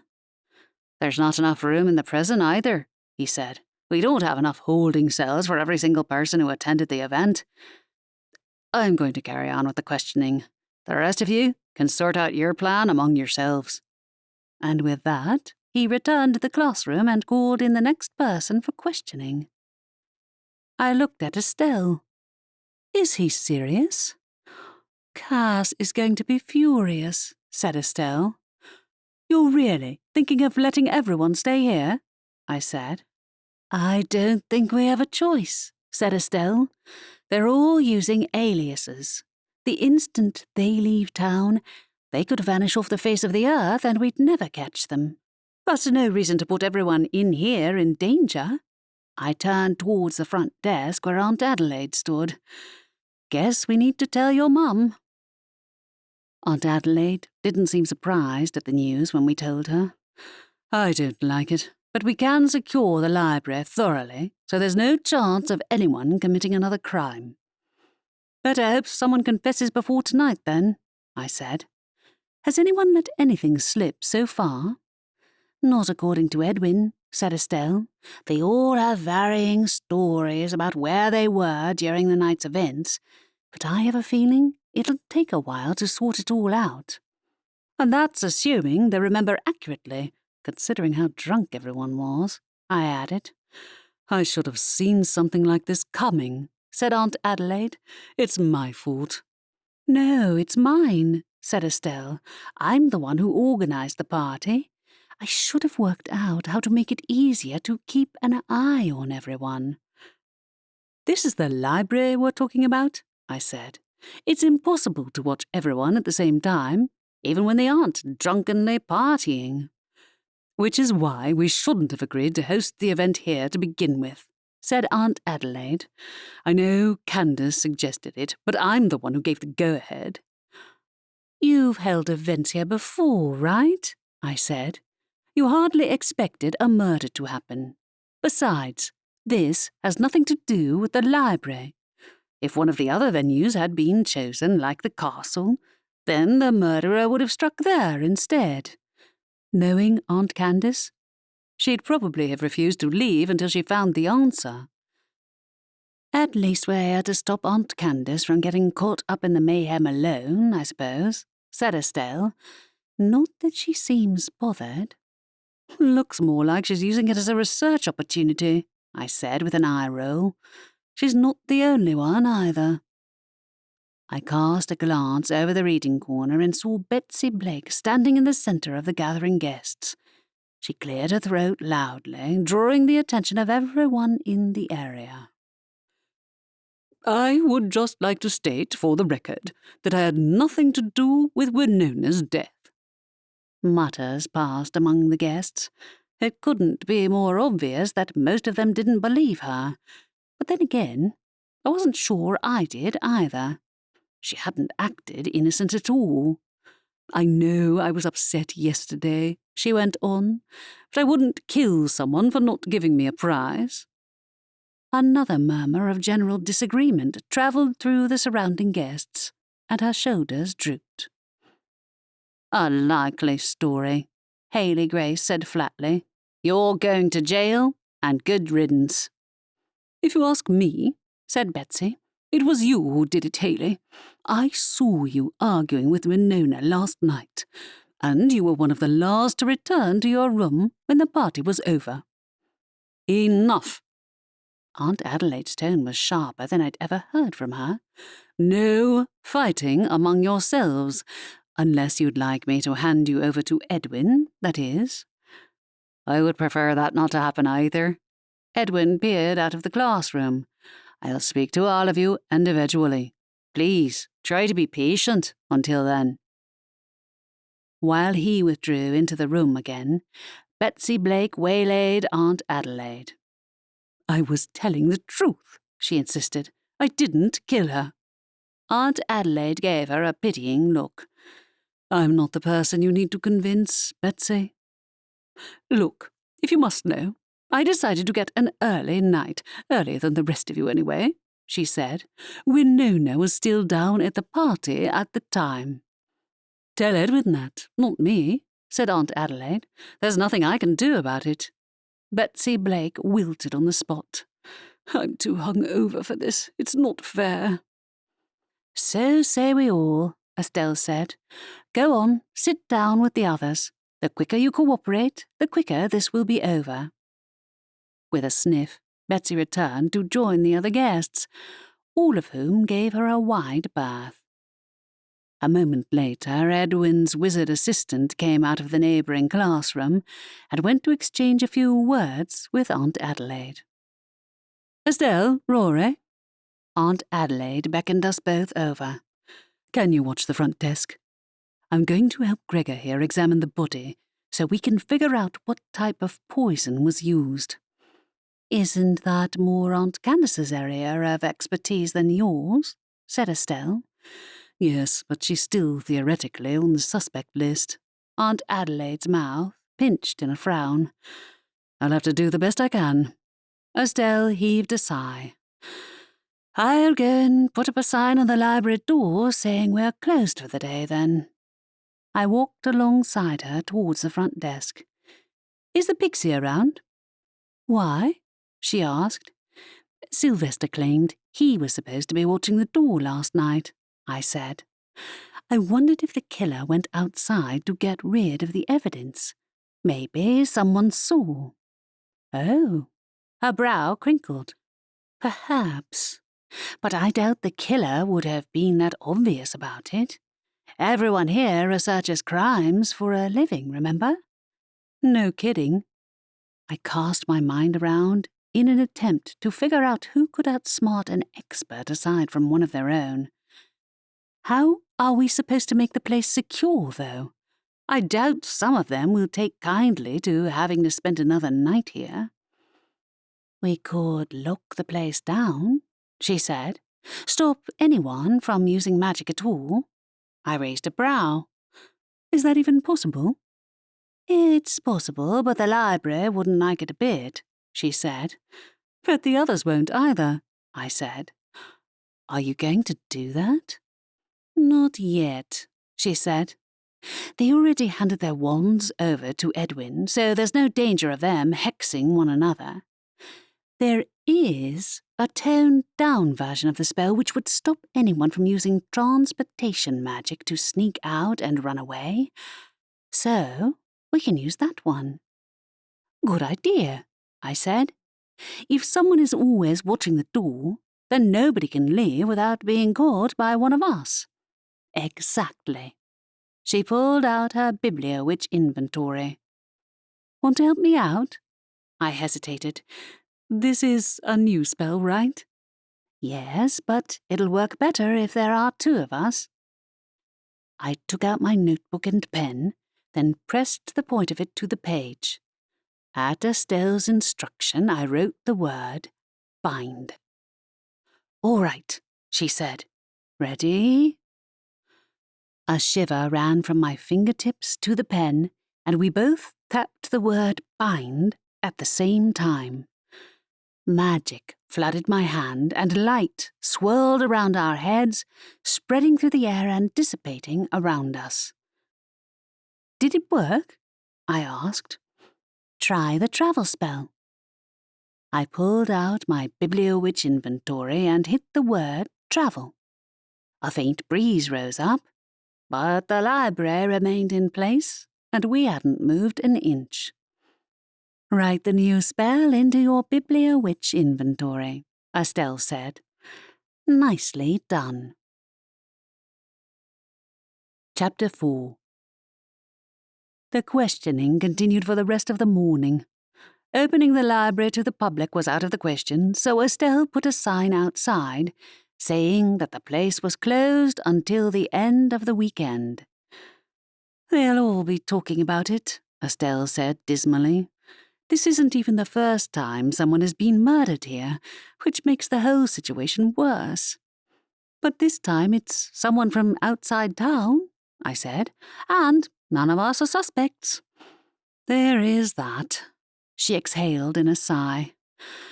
"I can't believe I let this happen on my watch.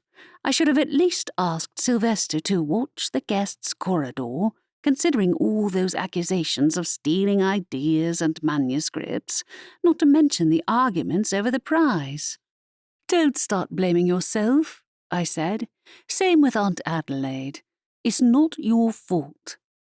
But the library is ours, she said. We're responsible for it. You're not responsible for everything that happens in here, I said firmly. Also, these are authors we're talking about.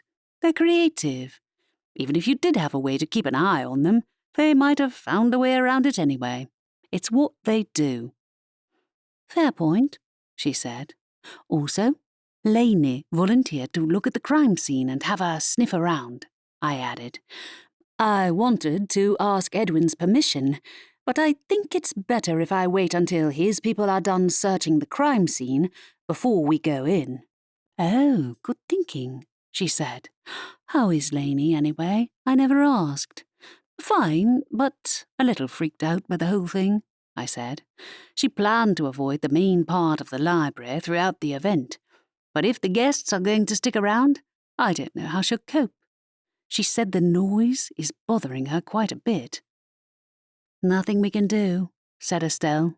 The police flat out refuse to let everyone go home as long as they're all suspects, and there's nowhere else they can stay. Besides, maybe it's best to keep them in one place until someone confesses. I guess. If that was the case, I could say goodbye to getting a moment's peace with my dad's journal before the end of the weekend. Leaving the sign affixed to the door, Estelle returned to the front desk, while I went back to the reading corner to ask Edwin about getting Lainey's assistance in searching the scene of the crime. There, Betsy Blake had slumped into a beanbag as though she wished it would swallow her up. Aunt Candace sat opposite her, her pen floating in mid-air and scribbling on a notepad at her side. I walked over to her. Don't you think that's in poor taste? I don't see anyone complaining, she said. That's because they're all scared of being arrested, I said. I take it you're confident you aren't a suspect at all? I already spoke to Edwin, she said. I told him the truth, that I left the party early and retired to bed. I didn't even sleep on the same floor as the rest of you, so it's easy enough to verify that I was nowhere near the crime scene. Besides, I liked Winona. She was a character. I arched a brow. Did you put her in one of your books? Maybe once, she tutted. Poison. It's such an unimaginative method. If you ask me, it has Betsy's name written all over it. Are you sure? I asked. Don't get me wrong, it'd be a relief to put all this behind us. But there were a lot of people here in the library last night, and the police still haven't found any evidence yet. As long as they don't have anything to go by, all we have is guesswork. The most obvious choice might not be the correct one, she said. Yes, if I were writing this into a book, I'd use Betsy to distract from the real culprit. Exactly, I encouraged. If I could convince Aunt Candace to see this as a useful exercise, I might actually get her to help in a constructive manner, rather than sitting around eagerly scribbling in a notebook while the rest of us did all the work.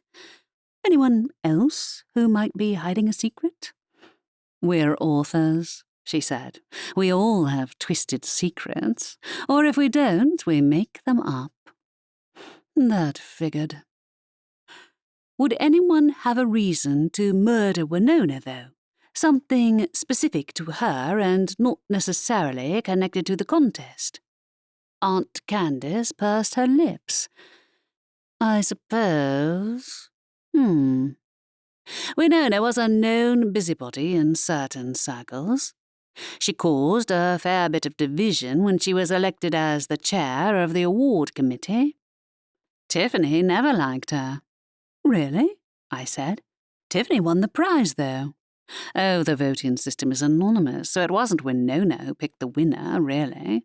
She tutted. It's more of a popularity contest than anything else, which is one reason why Betsy never stood a chance of winning. She's too recent to the genre. and she's burned too many bridges with her peers. At that moment, Haley emerged from the questioning room with a self-satisfied look on her face. "That's that taken care of. Winona clearly made an enemy at the wrong time, but it had nothing to do with me. I'm more than ready to get out of this place and go home." "You can't go home until Edwin dismisses all of you," I reminded her, since nobody else seemed inclined to say anything. "Where's Alana gone, then?" asked Haley. "Who's Alana?" I said. "Oh, the other runner-up. Is she with Edwin?" "No," said Aunt Candace, looking away from her notebook. "She seems to have vanished." "She can't have left." I gave the area a scan, remembering the skinny witch who'd shown up at the award ceremony dressed as though she'd walked out of a long writing session. I thought Sylvester was supposed to be watching everyone. "Don't look at me," said Aunt Candace. "So much for keeping everyone in one place. I'll check with Estelle," I said. "Maybe she got lost somewhere." Trying to suppress my annoyance, I went back to the front desk, where Estelle sat with her head resting on her folded arms. Hearing my approach, she looked up and rubbed her tired eyes. "Hey," I said. "Have you seen Alana Flower?" "No, why?" she said. "Which one was she?" "The other runner-up," I said. "She was dressed like Aunt Candace is when she comes out of her research cave, but it sounds like she's disappeared somewhere in here. Did you see anyone leaving?" "No," she groaned. "Can Sylvester search for her? I'd ask him if I knew where he was." I could see Jet flitting around the shelves near the front desk, but the owl was presumably watching the reading corner from afar, or maybe hiding with Cass. "I'll search the ground floor." Since all the classroom doors downstairs were shut and the place was pretty tidy by the library's standards, it didn't take long for me to determine that Alana wasn't anywhere within sight. "No luck?" Aunt Candace called out to me when I walked past her chair on my way back through the reading corner. "Sure she hasn't fallen into the vampire's basement?" "I'd rather not open it to check right now." She bared her teeth in a grin. "Wish I'd locked Betsy Blake in there." "Maybe she went back to her room," I said, ignoring her vindictive chuckling. "I'll check." I headed for the staircase leading up to the guests' quarters, or rather, where the stairs had once been, because now the guests' corridor ended abruptly with the floorboards cutting off in mid-air. That was new. "Help!" said a voice from the upper corridor. "Who's up there?" I called out, suspecting I already knew the answer. "It's Alana Flower," she called back. "I can't get down." "Hang on," I said. "I can help you out." I pulled out my wand and waved it, moving an armchair from the reading corner and positioning it in the spot where the stairs had once been. Alana peered over the edge. "You expect me to jump?" "Unless you want me to levitate you down, this is the best I've got," I said. "The police confiscated all our wands," she said in petulant tones. "Can't you put the stairs back? You do live here, don't you?" "Yes, I do," I said, growing annoyed. I expect the person who moved the stairs was trying to stop people from wandering out of bounds without permission. "Didn't my aunt and Edwin tell you not to run off?" "I didn't know I wasn't allowed up here," she protested. "Can you levitate me down, please?" "All right." I reached into my pocket and pulled out my Bibliowitch inventory, then hit the word fly. At once, Alana sailed off the edge of the upstairs corridor, landing awkwardly on the armchair beneath. I released a relieved breath, glad that I hadn't dropped her by accident. "Why were you upstairs anyway?" I asked. "I had to get my notebook," she said. "My spare one, I mean. I need to take more notes for my next book. Besides, I didn't want to leave it up there in case someone sneaked into my room to read it. I wouldn't put it past certain people." She might be telling the truth. but my paranoia was hard to shake with nobody acting innocent in the slightest. It didn't help that half the guests were experts on researching murder, and the police had explicitly told them not to wander out of bounds. "Sure you weren't trying to get to the crime scene?" I asked. "I didn't know Winona that well," she said, though the faint flush on her face suggested I'd guessed right. "Besides, all I want is to go home. I have a conference on Monday, and I can't stay here indefinitely." "Has Edwin questioned you yet?" "Not yet, no," she said. "I assumed he was gradually working his way through his list, starting with the most likely suspects." "He is, but it doesn't help when people run off to do their own thing," I said. "It's lucky it was just the stairs that vanished." "This place is mad," she muttered to herself. "Stairs shouldn't disappear. What did Candace do to this place?" Don't blame her, blame my grandmother.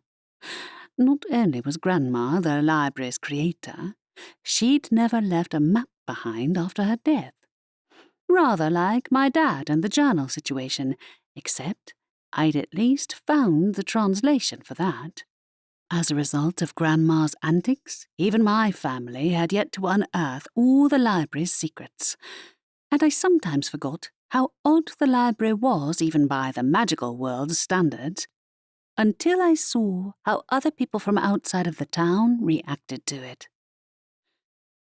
When I returned to the reading corner, Edwin was between questionings, so I went to waylay him before he disappeared into the classroom again. "Rory," he said, "what is it? I'm busy." "I have a quick question," I said.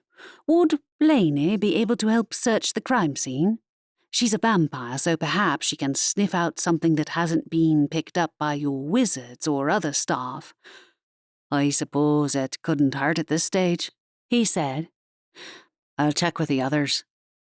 He went to speak to the two trolls standing on either side of the gathering guests, and then called on the wizard, who'd gone into the neighbouring classroom with Aunt Adelaide to examine Winona's body. After they exchanged a few words, the wizard approached me. "Your vampire friend has volunteered to look at the crime scene, has she?" "If it's okay," I said. "She has a better sense of smell than the rest of us.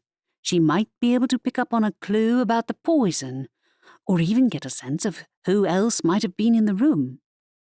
"All right," he said. "I can't say I've ever had a vampire volunteer to help us out at a crime scene before." "I guess not," I said. "Evangeline is only bothered when it's her own people involved."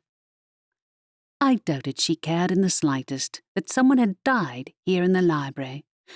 Though I did expect her to come back and try to recruit Laney at some point, I had little doubt that she'd wait until the guests had gone and we'd let our guard down. She wouldn't want to get involved in this. "Precisely," said Edwin. "But please, don't spread word among the others." I glanced over my shoulder to confirm nobody was listening in. I don't want all the guests to know we have a vampire in the library, don't worry. I went looking for Laney, only to find she'd disappeared again. After failing to find her in the living quarters, I recalled her ongoing quest to get into the vampire section on the first floor. This didn't seem a good time for her to go wandering off, though it was admittedly quieter up there than down among the guests. Maybe she'd gone to check if the door had returned to its proper place while she waited for permission to go to the crime scene. I walked up to the first floor and heard a scuffling noise from somewhere behind the shelves. Looked like my hunch was right.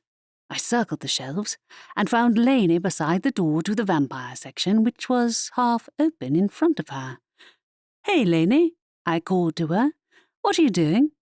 She spun on her heel, guilt flickering across her features. "Ah, Rory, there's a problem." "What?" I said warily. "I may have left the door open a crack." My heart swooped.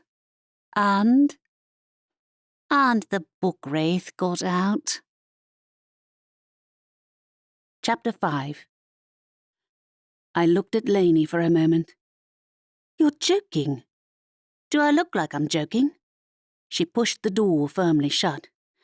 "I think it slithered under a bookshelf somewhere around here, but I can't hear it. Does that mean it's left the area?" "No, but it's very stealthy," I said. "Maybe too quiet even for vampire hearing." "Figures." She sprang over to the nearest shelf and peered underneath. It happened so fast. That thing moves quicker than a vampire does. "I can help you look, but I might need to conjure up a torch." In this particular section of the library, shadows filled almost every available space between the shelves, making it impossible to pinpoint a creature which could crawl under any surface and liked feeding on ancient languages. Of all the things to escape, it had to be the most impossible to find. Though at least it wasn't Cass's manticore. I cast a light charm and stuck my wand underneath the shelf to see if I could surprise it, but the creature tended to hide away from light, and there was no shortage of hiding places. After searching under every shelf in the vicinity, I caught sight of Sylvester perched on the balcony and went over to talk to him. "Sylvester, I need your help," I said. "With what?" he said. "I'm in charge of late fees, not herding your obnoxious visitors around."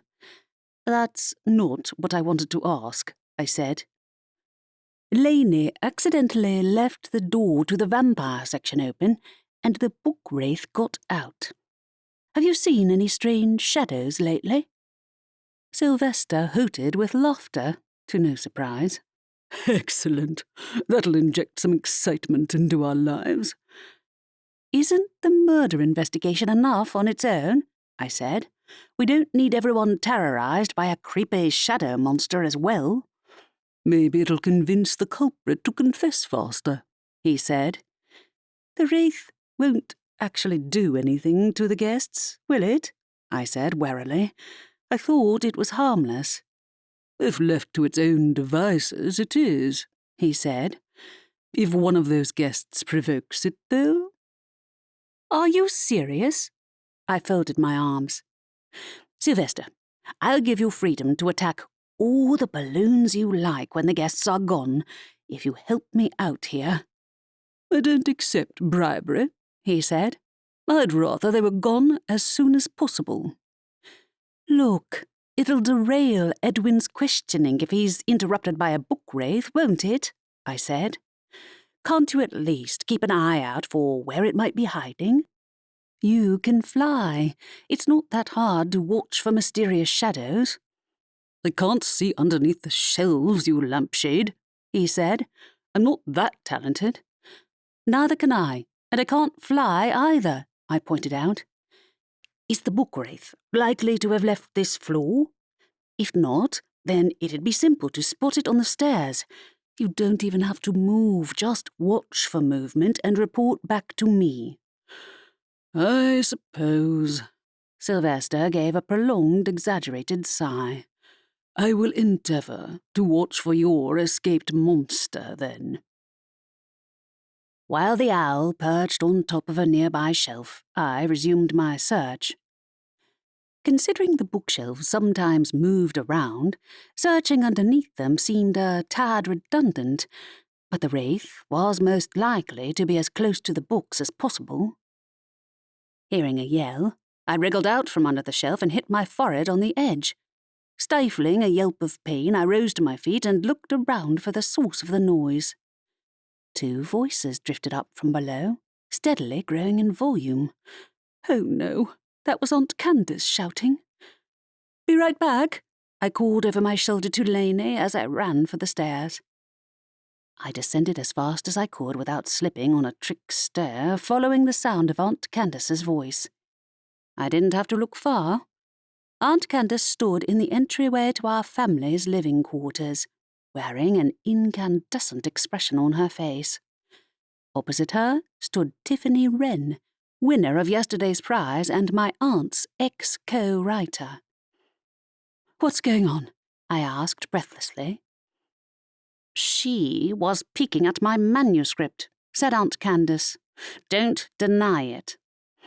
I wasn't, Tiffany protested. I didn't know I wasn't allowed to walk around. This whole area is off limits, said Aunt Candace. Besides, Edwin told you to stay put. I can't stand to be around those people, she said. They're all being obnoxious. You have a whole library here. Why not use it? Because you're untrustworthy, said Aunt Candace. And you're murder suspects, too. We're not letting you roam around in the library without anyone watching you. We can't all have committed the murder, said Tiffany. We can't all stay here indefinitely either. It's absurd. It won't be indefinite if we find the culprit, I interjected. Tiffany, I don't know what you were doing in there, but it's not a good time to be roaming around our family's private living quarters. I'm hardly the only one, said Tiffany. I saw Haley hanging around here earlier. Aunt Candace's eyes narrowed. She wants to look at my manuscript, I don't doubt, but that doesn't get you off the hook. I didn't know this area was out of bounds, said Tiffany. I don't need to sneak a look at your manuscript either.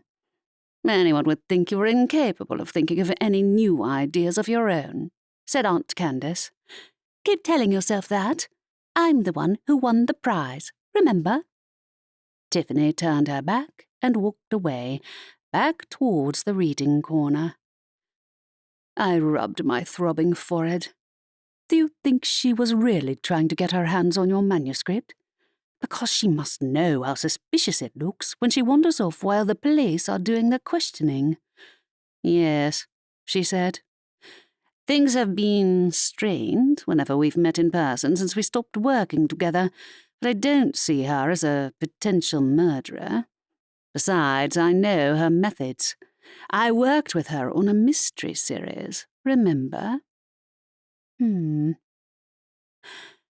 Alana Flower claimed to be looking for something in her room too, I added. I found her stuck on the upper floor. The stairs moved and left her with no way down. I know they did.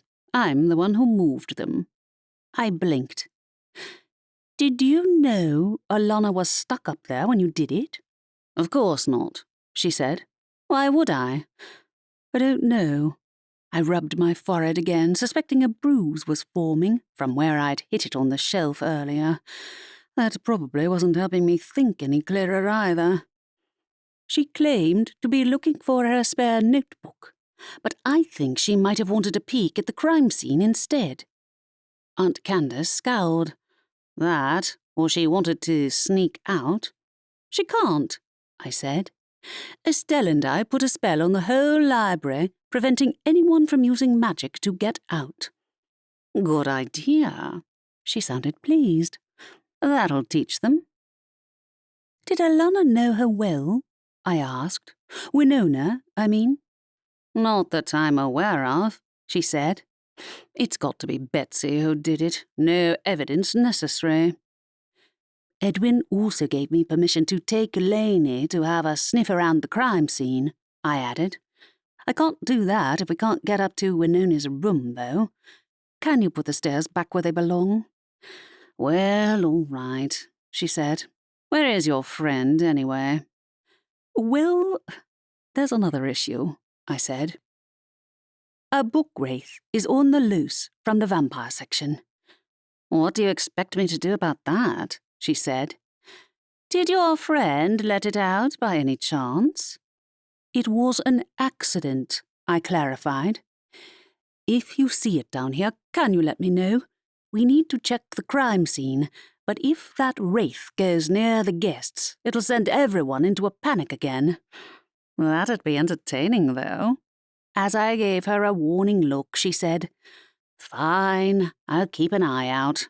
And I'll put the stairs back, too. Thanks. Leaving Aunt Candace behind, I hurried back upstairs to the first floor to find Lainey. Sylvester looked down at me from his perch on the bookshelf. Dealt with your aunt, have you? For now, I said. Where is Lainey? She went upstairs, he said. The third floor, I believe. Why would she... I trailed off. Cass was up there, so Lainey must have gone to ask for her help, as if that wouldn't end badly. "I'd leave her to it," said the owl. "If she wants to get attacked by a manticore, it's on her." Not funny, Sylvester.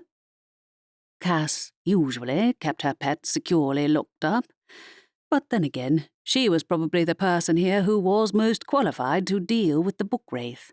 Not necessarily without causing a scene, though.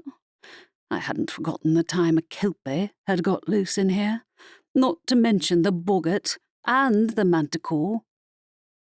I ran up to the 3rd floor and found Lainey standing outside the wooden door leading to Cass's favoured part of the library.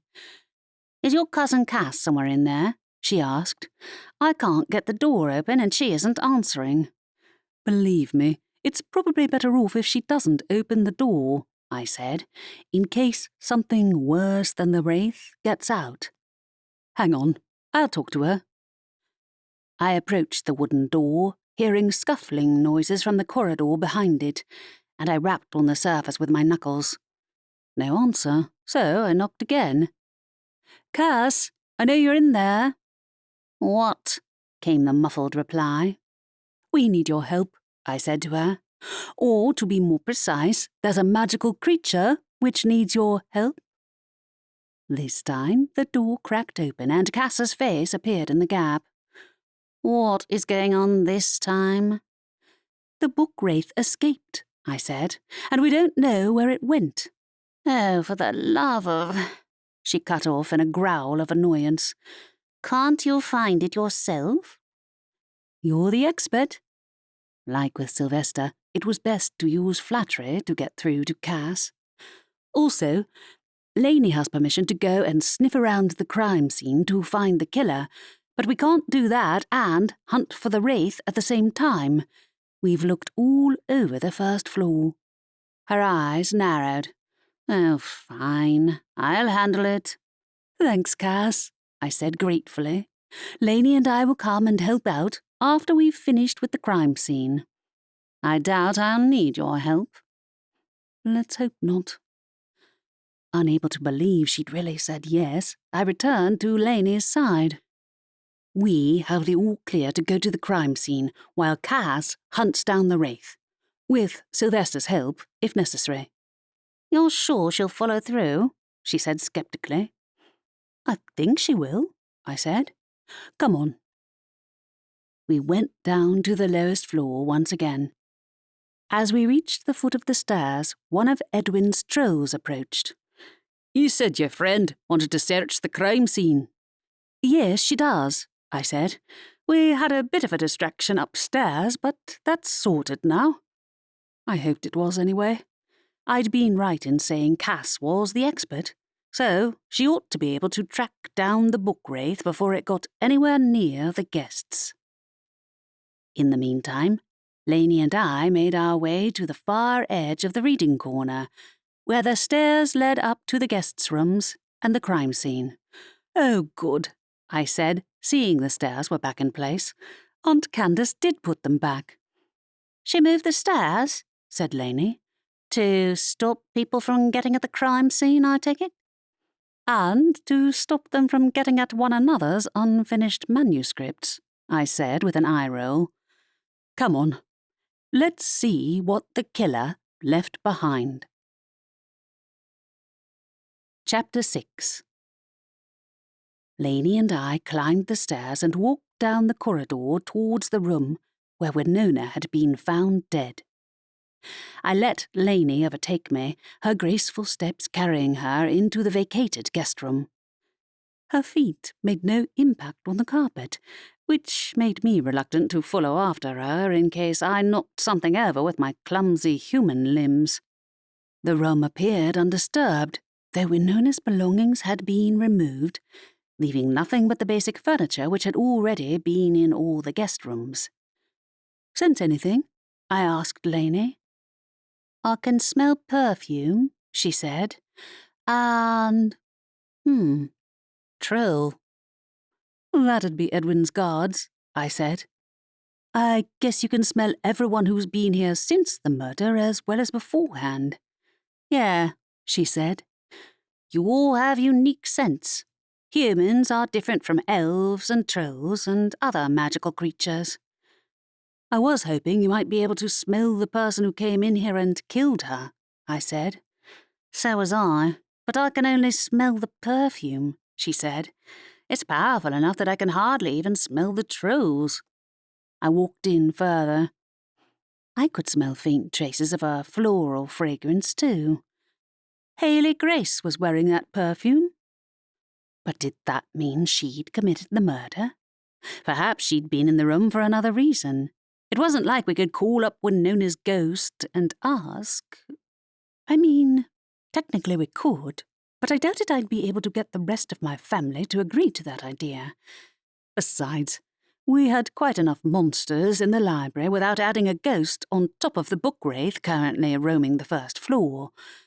And if Winona hadn't mentioned anything to Xavier which pointed to her killer when he was escorting her to the afterlife, then there was no reason to summon her ghost for a second questioning, which wouldn't get us anywhere. Lainey walked around the bed once again, then shook her head. Nothing else? I wouldn't know how to identify a particular kind of poison by scent, and besides, I imagine the police will figure that part out soon enough. Or your Aunt Adelaide will. I'll talk to Haley and see if she'll admit why her perfume is all over the crime scene. Admittedly, that stuff was pungent enough that faint traces lingered in the corridor as well, but it was the only piece of evidence we had. Sure, why not? Said Lainey. I think I should help your cousin find that book wraith in case she sets it loose on me as payback for invading her life. She won't, I said. Not if I have anything to do with it anyway. Lainey shot me a sideways look. She doesn't want me here. It's obvious. She didn't want me here for the first few weeks, I said. Then I saved her life a couple of times. All you have to do is swoop in and save her neck from the book wraith, and you'll be BFFs. She cracked a grin.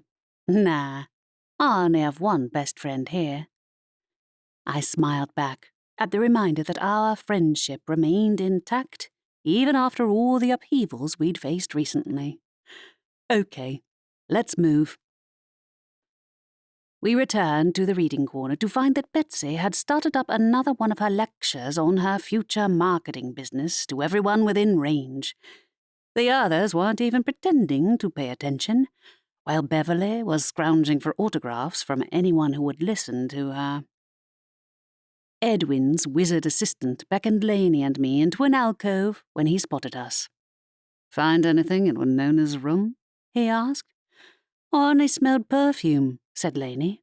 "I didn't smell which type of poison was used or anything like that." "No worries," he said. "I believe Adelaide is close to identifying the poison type which was used to kill the victim. But if there was nothing in her room to suggest the poison was given to her while she slept, there's a chance that they may have slipped it into her drink while she was downstairs. That's why it's vital that we get an accurate picture of where everyone was at the time." They poisoned her drink? That meant the perfume might mean nothing at all if Winona had been poisoned before she'd gone to her room.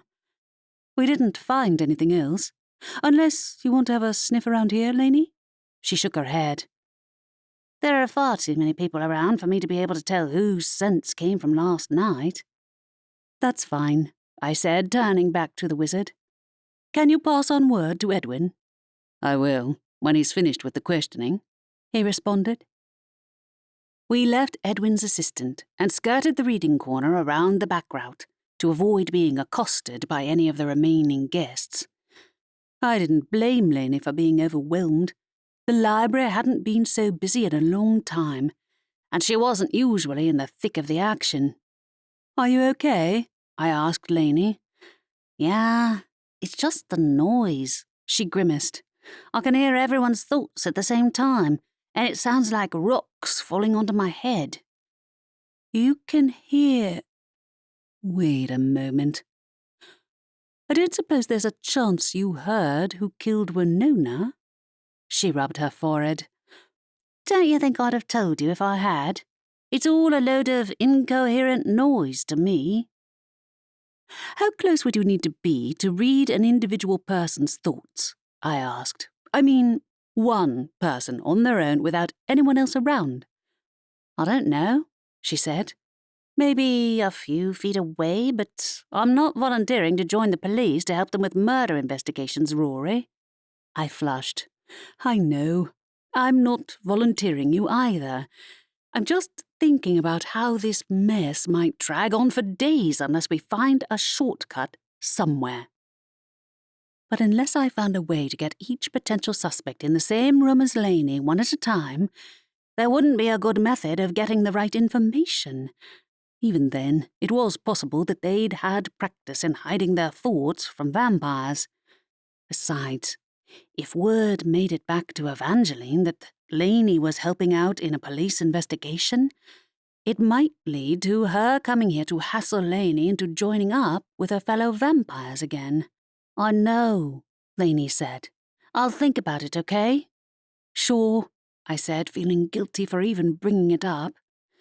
I suppose what we really need is an accurate picture of what happened last night, and to be honest, it'd be hard to get that even from reading everyone's minds. Yeah, she rubbed her eyes and yawned. I think I'm going to take a power nap. Didn't get much sleep yesterday. Sure, you go and get some peace and quiet. I turned to the back of the library, debating whether to head over there and ask Hayley how her perfume had ended up all over Winona's room. I'd rather not ask her in front of an audience, though, and when I heard Alana telling some of the others about the disappearing staircase, I went to the front desk instead to avoid being dragged into that one. Estelle arched a brow at me. What's going on back there? Aunt Candace moved the stairs and Alana got stuck in the upstairs corridor, I said. She's telling everyone the library's full of hazards, and I think they're arguing over who gets to include it in a book. Someone is going to come out of this with a hell of a collection of weird stories, she remarked. I guess it's a question of who gets there first. Otherwise, there'll be lawsuits. Yeah, no kidding, I said. Betsy isn't letting the murder accusation stop her from selling her marketing course to anyone who'll listen. And Beverly's still hunting for autographs, too. I'm starting to worry that we'll all lose our minds if they don't leave soon. There is that, she said. But it's the library's reputation that worries me. We don't need 100 guests spreading word throughout the magical world that we attract murderers. My heart gave a twist of guilt. Even if our family wasn't the killer's direct targets, it'd make people think twice about using the library to host an event again. Estelle, as the head of social events, would heap all the blame on herself, which wasn't fair. I know, I said. Worse, Lainey didn't even smell anything at the crime scene except for... Before I could finish my sentence, a loud scream rose from behind us. I spun around, my heart sinking. What's going on this time? Estelle and I ran to the reading corner where Tiffany stood on top of a chair, her eyes wide as saucers. At first, I had no idea what she was staring at. Then I saw a shadowy, tentacle-like appendage withdraw under a nearby shelf. Is that a wraith? Said Estelle. Yes, I said. I thought Cass was supposed to be in charge of catching that thing. How'd it get down here? She raised an eyebrow. You left Cass to deal with it alone? I thought she could handle it. I walked around the shelf while Tiffany trembled on top of her chair. The other writers, true to form, had pulled out pens and paper ready to take notes. Only a couple of them had backed to a safe distance away. She told me she didn't need help. Estelle groaned. Clearly, she bit off more than she could chew. The door to the interview room flew open and Edwin walked out into the reading corner. What is happening out here? There's a monster, Tiffany shrieked. Doesn't she know what it is? I whispered to Estelle. Book wraiths aren't common outside of the library, she muttered back. Blame Cass for encouraging them to move in here. Why am I not surprised it was her? We approached the shelf, but the shadow had already withdrawn from sight underneath. Estelle and I walked around the back and nearly collided with Aunt Candace coming the other way. "Found your wraith, did you?" she said. "Cass was supposed to be catching it," I said. "I didn't know it'd escape and come downstairs. Any idea how to lure it out into the open?" "Between the three of us, we can do it," Estelle said confidently. "Look, there it is." I spotted a tentacle flicker into view and pulled out my wand, only for it to vanish from sight again. Crouching down, I aimed my wand under the shelf, but the gap was too narrow, and my freeze-frame spell bounced clean off the shelf. The second time, I cast a levitation charm and lifted the shelf slightly, firing off another freeze-frame spell immediately afterward. "Did I hit it?" I asked the others. "No," said Aunt Candace, whose eyes were glittering with amusement, her pen and notebook bouncing up and down at her side. "That thing is as slippery as smoke."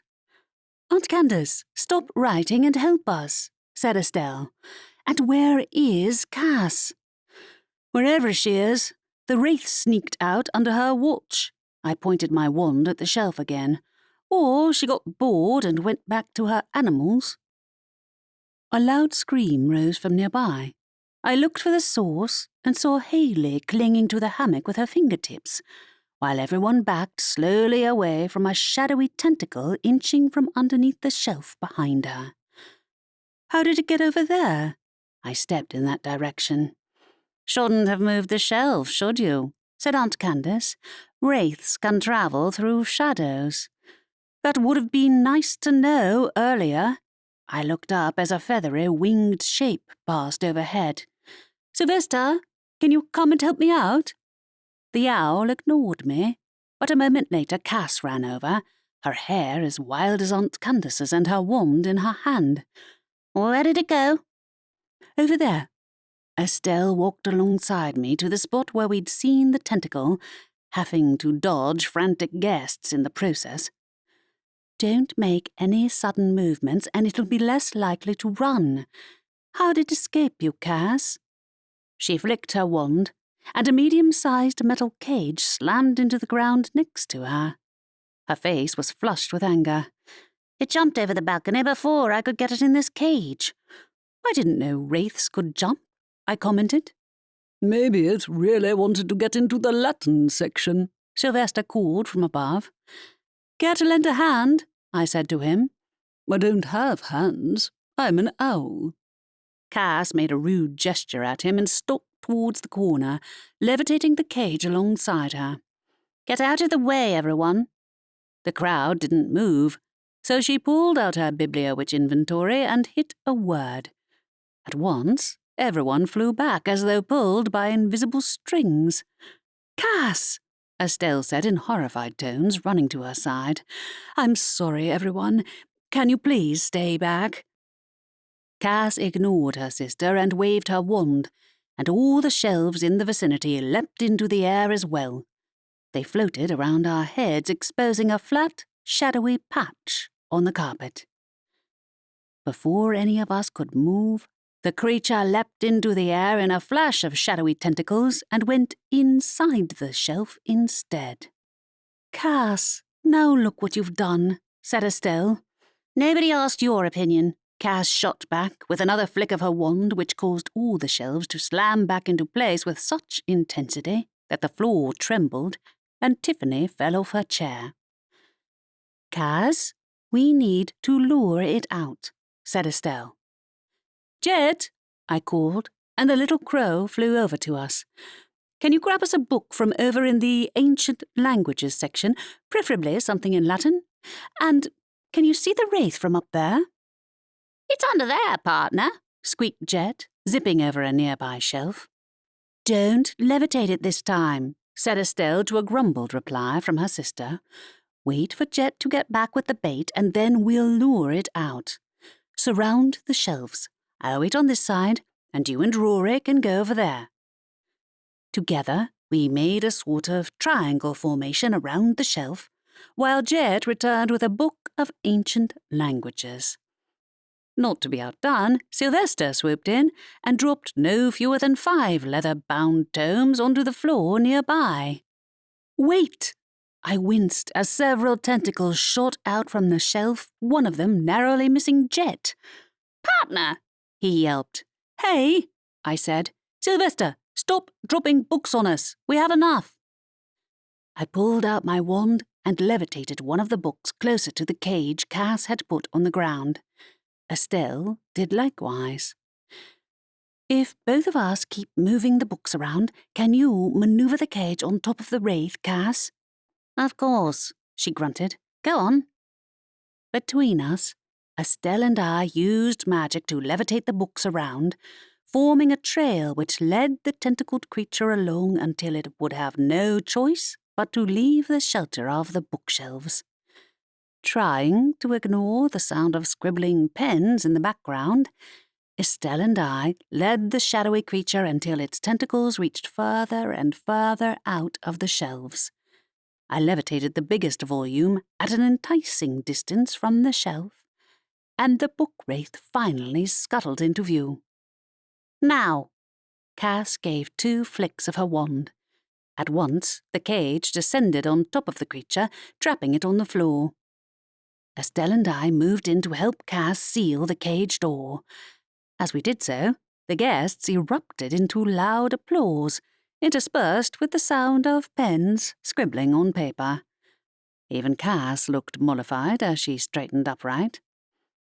"Show's over, folks," she said. "Get back to whatever you were doing." "What's the betting that it shows up in a book within the year?" I whispered to Estelle. "A year?" said Cass. "Try a month. Let me get that creature back upstairs before it slithers out of its cage again." Chapter 7. With the wraith restrained, Cass took the cage back upstairs single-handedly without listening to the guests' attempts to congratulate her on a feat well done. Sylvester didn't return either, perhaps miffed at our annoyance at him for throwing a mountain of textbooks at us. That left it to Estelle and me to return the reading corner to its former state. Aunt Candace didn't seem inclined to lift a finger, while the guests weren't being much help either. Tiffany, upon hopping off her chair, had marched off somewhere else to sulk. Alana offered to go after her, while Haley glared at me. "Did you set that thing loose to terrify the killer into confessing?" "No, it was an accident," I said. "It escaped on the floor above, jumped over the balcony." "What kind of circus is this?" she said. "A magical library," I said, not particularly in the mood for another argument. "I'm sorry it attacked you, but we don't typically have long-term guests in here." Estelle shot me a grateful look and then addressed the others. "I didn't expect the wraith to get loose in here. We usually keep that door locked, but given all the upheaval, it's been too chaotic for us to keep an eye on everything. It won't happen again." "Never mind the wraith," said Haley. "That cousin of yours was rude to all of us." "Cass is under pressure like we all are," Estelle said. "I am sorry she yelled at you, though." Haley sniffed. "I'm done here. It's pretty clear we aren't going to get a confession from the killer, and some of us have to get back home. I'm leaving." She walked through the library towards the door, and Estelle and I hastened to follow her. "You can't leave," Estelle protested. "If you do, Edwin and the police will have to take you into custody. Can you be patient for just a few hours?" "Anywhere's better than here," she said without turning back. "This is a waste of time, anyway. It's only a matter of time before the police admit it and let me go." "We found the scent of perfume at the crime scene," I told her. "The same perfume you were wearing yesterday." That stopped her dead in her tracks. "What?" Estelle shot me a look of surprise. I tried to figure out how to explain our discovery to Haley without mentioning Laney's vampire status. The people who looked at the crime scene said they smelled perfume in there. I remember it from earlier. It's hard to mistake." "You went into Winona's room?" Estelle asked Haley. "Before her death?" "I didn't—" Haley broke off. "I didn't kill her. I did go into her room, though. I went to check up on her this morning, but I thought she was asleep." "Why'd you go to check up on her?" I asked. "We argued last night," she said. "I wanted to apologise before everyone else woke up." I raised an eyebrow. "So you walked into her room without knocking?" "She's a heavy sleeper, especially when drunk," she said. "It didn't cross my mind that she might be dead. I'm innocent. I already told Edwin that." I found myself wishing Lainey was here to eavesdrop on her thoughts, because I was no expert in telling whether or not someone was lying. If she'd been close enough to Winona to leave the scent of her perfume at the scene, then I wasn't certain I believed her excuses. "Well," I said, "it doesn't help your case when you lecture everyone in the library about the best way to hide a body." "That wasn't me. It was Betsy," she said. "I thought she was the main suspect. The police should be taking her into custody once they're done with the questioning, right? They don't need to talk to me again." "Only if you told them you checked up on Winona this morning," said Estelle. "When did you last see her alive?" "At the party," she said promptly. "She went to bed after I did. I heard she was one of the last to leave the party, though Beverly stayed until the end. I don't think she even slept in her room." "Really?" said Estelle. "She stayed downstairs all night?" "I'm sure she did," said Haley. "It wouldn't surprise me if she was the last to see Winona, if she remembers." That was debatable. As drunk as she'd been last night, she might have no memory of anything which had occurred after the ceremony, for all we knew. "All right, we'll speak to her." While Haley returned to the reading corner, I scanned the other guests. It looked like Tiffany and Alana were having a whispered argument, perhaps about the Wraith, while Haley sat down nearby and pulled out a notebook. I'd rather avoid questioning Beverly if I could help it, though if she'd been the last person who'd seen Winona alive, she ought to have mentioned it to the police, right? A knock sounded from the front of the library. Estelle headed towards the door while I followed close behind her. "Expecting someone?" "I ordered catering from Z's bakery for lunch," she said. "Figured it was the easiest way to feed our guests. Rory, can you get my mum? I'm going to need help getting everything in here. I think she's still helping Edwin's assistant to examine the body." "Sure." I walked over to the classroom adjacent to the one Edwin had picked out for the questioning and knocked on the door. "Aunt Adelaide?" My aunt opened the door. "The catering showed up, did it?" "Yeah," I said. "Estelle and I had to stop Haley from walking out of the library, so I hope this distracts everyone." "Tell me about it later," she said. "I'll be right behind you." We spent the next half hour levitating boxes of food onto the hastily conjured buffet tables near the reading corner, while Edwin returned to the police station to speak to the other staff about whether they'd had any luck with questioning the guest at the hotel. At least the supplies from Z's bakery somewhat distracted everyone from the aftermath of the book Wraiths attack, though I saw Tiffany liberally dipping into the bottle of wine someone had brought out from among the winner's prizes. I grabbed a muffin and settled behind the front desk to eat it while I updated Aunt Adelaide on the events of the morning. She shook her head and tutted when I told her about Cass and the Wraith. "I knew I shouldn't have left her to deal with it on her own," I said. "In fairness, none of us knew the Wraith could jump over the balcony. I also didn't know Wraiths were so little known even in the magical world. Did Cass bring them to the library?" "Actually, it was our mother, your grandmother, Rory," she replied. "She had a soft spot for vulnerable animals." "Wait, that's where Cass got her attachment to magical creatures?" I finished my muffin and tossed the wrapper into the bin. I didn't know rescuing kelpies ran in the family. I don't think your grandmother ever rescued a kelpie, commented Aunt Adelaide. Guess I learn something new every day, I said. Cass probably won't be coming back downstairs.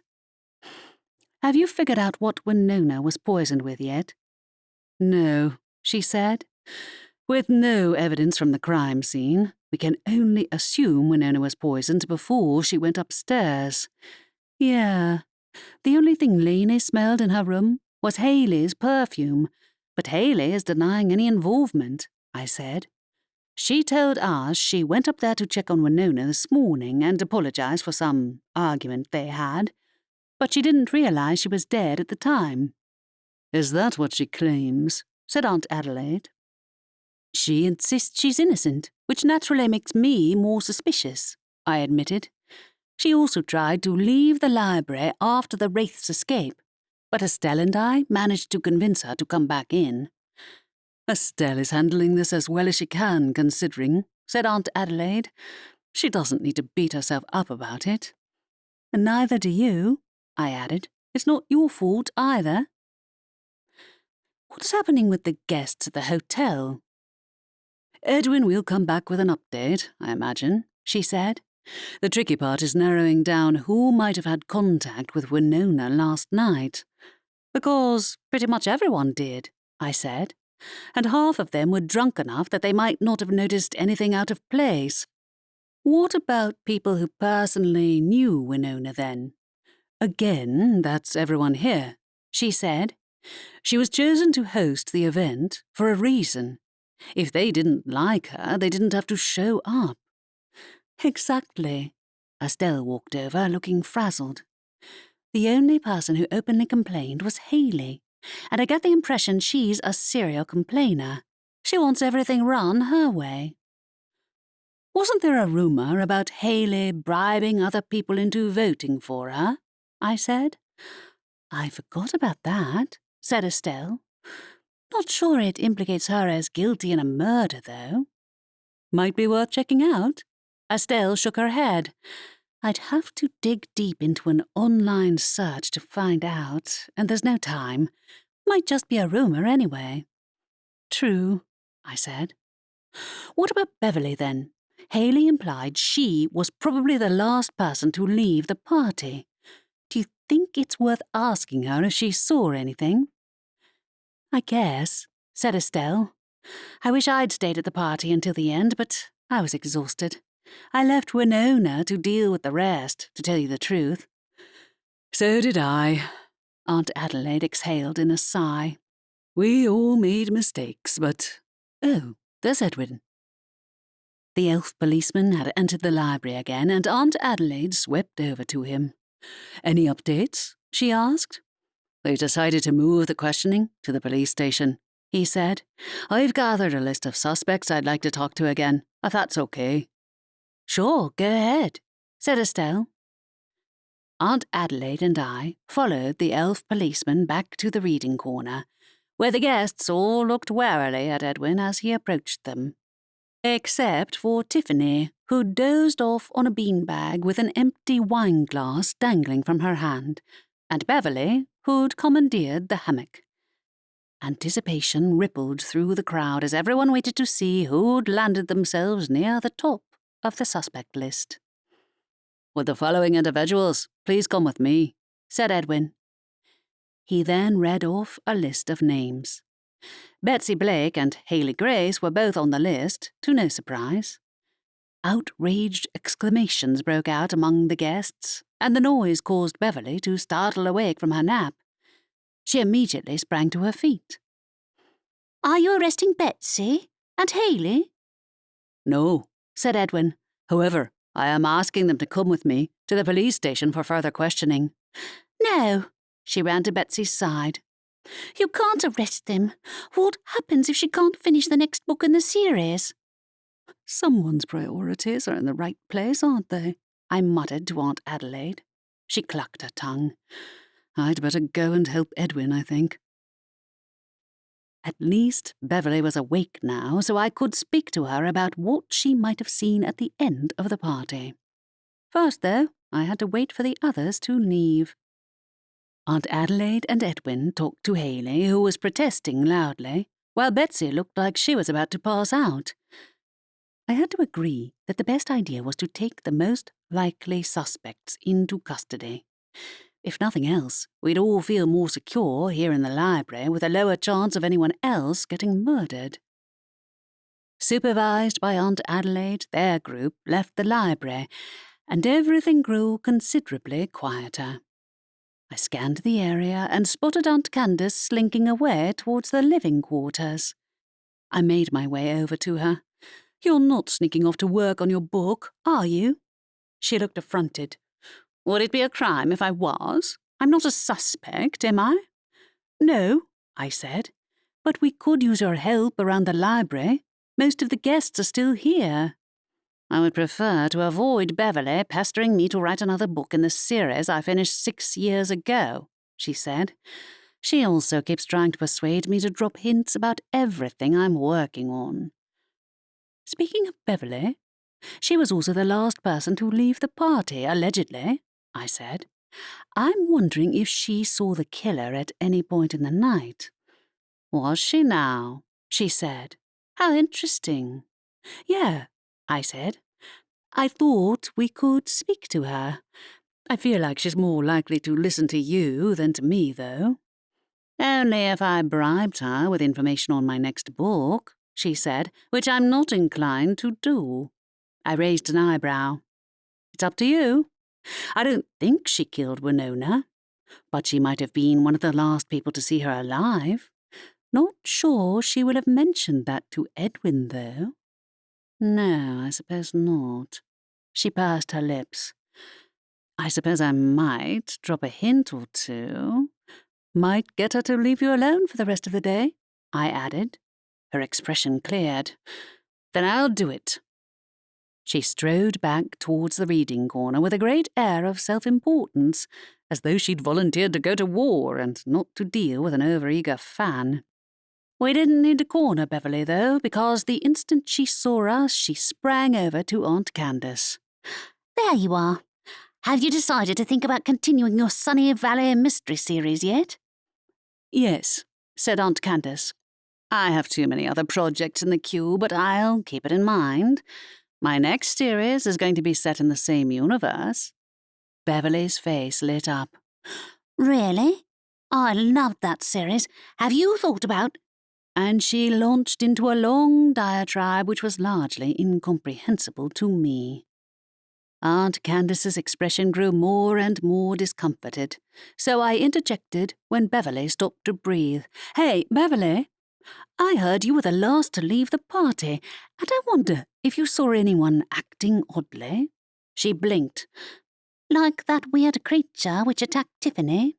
"No, people," I said. "Was Winona the last person to go to bed?" I think so, she said. I asked her if I could take a look at her new book, and she said no. I was drunk at the time, so I don't remember much. "New book?" I echoed. "Was she working on something new?" Yes, I think she was, she said vaguely. I don't think Betsy killed her, you know. She was so drunk last night that Haley had to levitate her up to her room. I went along to make sure she got there in one piece. "She didn't mention that earlier," I said.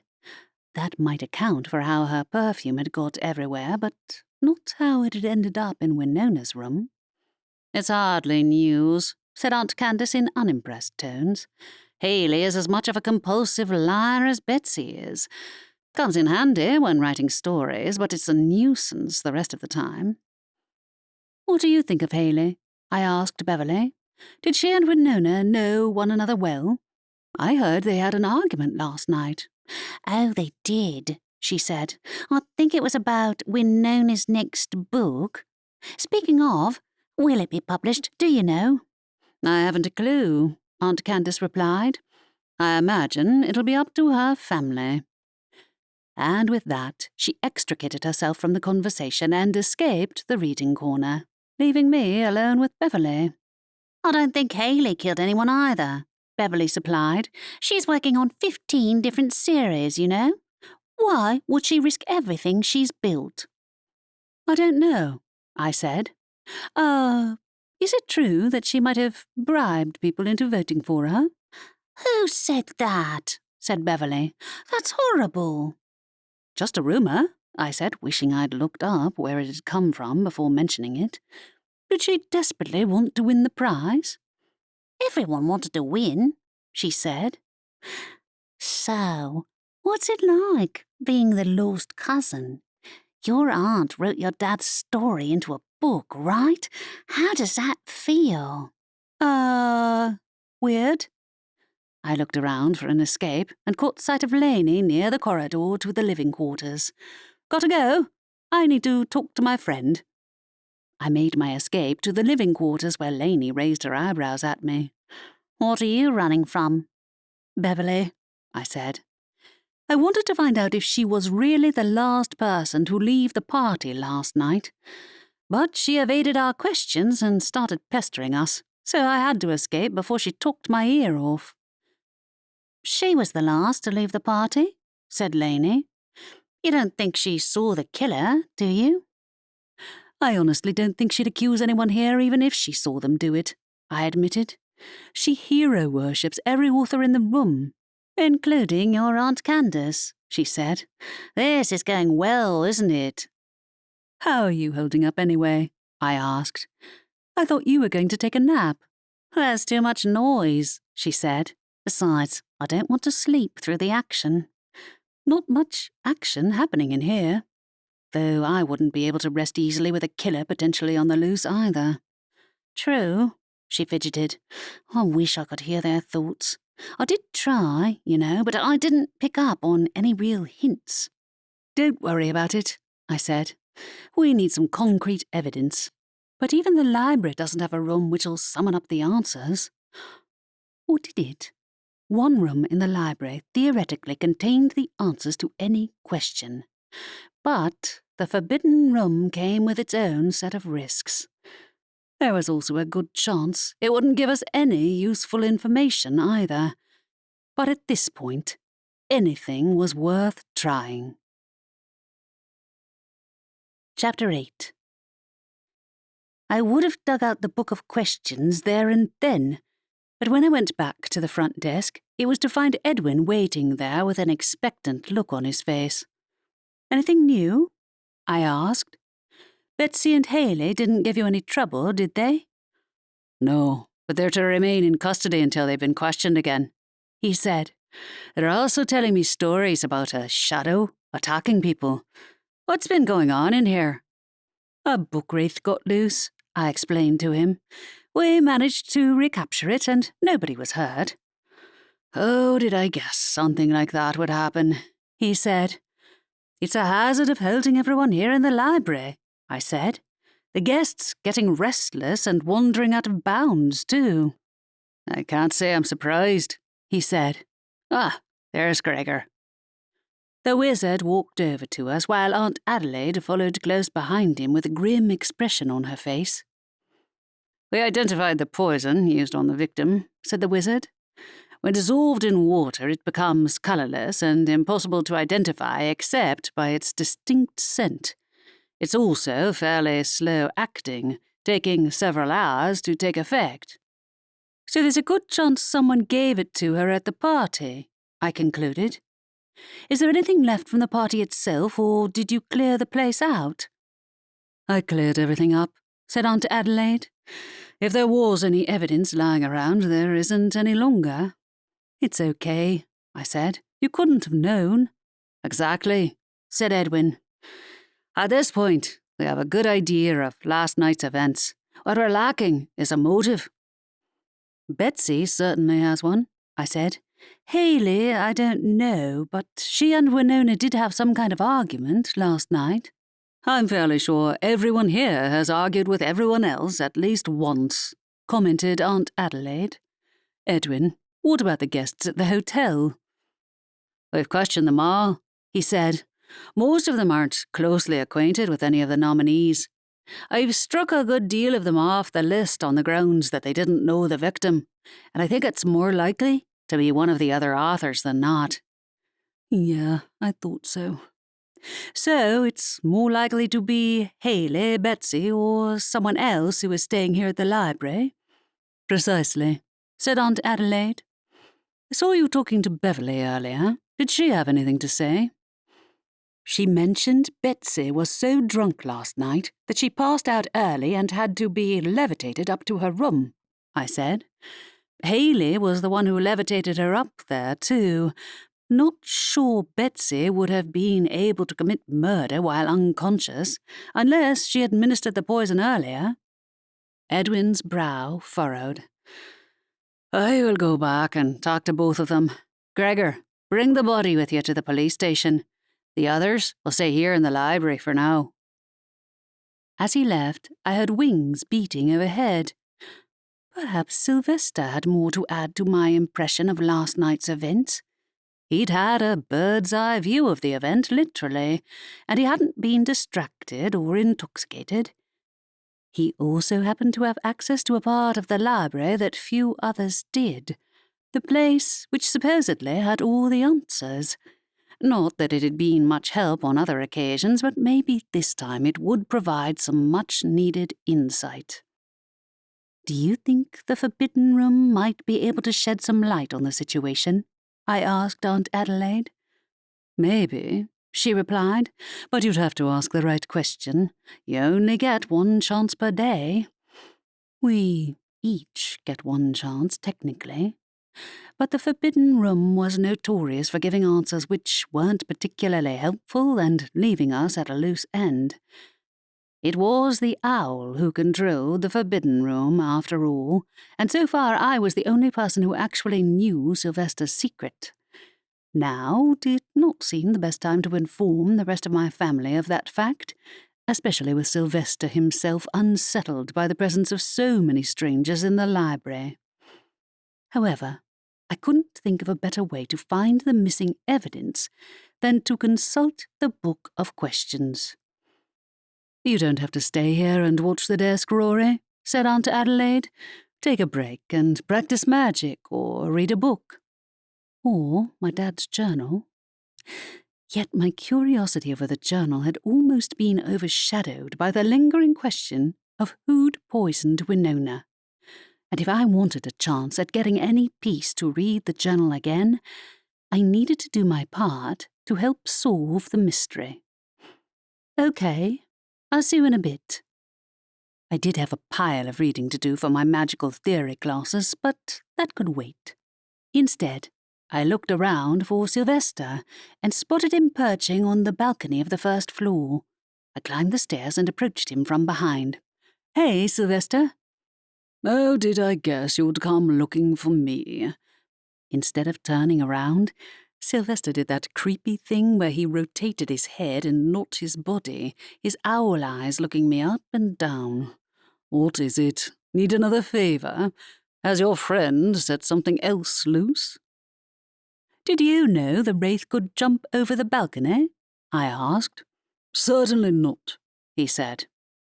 If your friend doesn't keep her nose out of those rooms, I'll put a mouse in her bed. Come on, you know it was an accident, I said. Putting all that aside, if you want the guests to leave the library, we're going to have to solve this case. Would the Forbidden Room be able to help us unearth the evidence of who poisoned Winona? I already told you the Forbidden Room can't answer questions like that, he said. But this time the murder did happen in the library, I pointed out, and we haven't been able to find any evidence.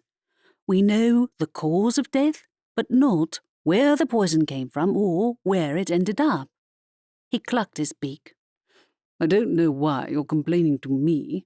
If you want to ask a question, go ahead and pick up the book. Will it actually help? Maybe it really was that simple. But the room never gave anything away for free, especially evidence which might solve a murder. The owl typically didn't deign to answer. So I waited for Aunt Adelaide to move away from the front desk before I headed down and picked the book of questions out of its usual place behind the counter. The book's cover was made of black leather and totally blank except for a silver question mark on the spine. I definitely didn't want the guests getting wind of what I was up to, so I went into the family's living quarters for some privacy. The cover of the book sparkled faintly as it caught the light, and I drew in a deep breath before flipping it open and saying, "I wish to enter the Forbidden Room." At once, I fell, tumbling head over heels into the air as the pages shifted and drew me into their embrace. My cloak spun over my head while I tumbled down, falling headfirst into a small room with black-painted walls. I landed on my knees, the soft carpet breaking my fall. I looked up, dizzy and disorientated as I usually was when I fell into the Forbidden Room. Then I climbed to my feet, shakily, readying my question. "Will you give me evidence pointing to the person who murdered Winona Clare?" A flash engulfed the room, and I screwed up my eyes against the glare before opening them again. Lying opposite me was a bound heap of paper and nothing more. While I knew Sylvester must be watching from somewhere inside the room, I might as well have been alone. I crossed the room and examined the papers. Winona's name was printed on the top. Was this a copy of the manuscript she'd been working on? How did this end up in here? I asked the room in general. No response came. "Sylvester," I called out, "where was this before you brought it here? Did the killer hide it?" Or were the answers in the manuscript itself? I flipped to the next page, but it would take all day to read the whole book, and besides, the fact that it had turned up in the room at all meant it must count as evidence. Unless Sylvester was trying to reprimand me for trying to cheat my way to the answers, which was a possibility. Without warning, the floor fell out from underneath me once again. I tumbled out of the room, gripping the manuscript in my hands, and landed flat on my back in the reading corner. For a moment, I lay still, breathless.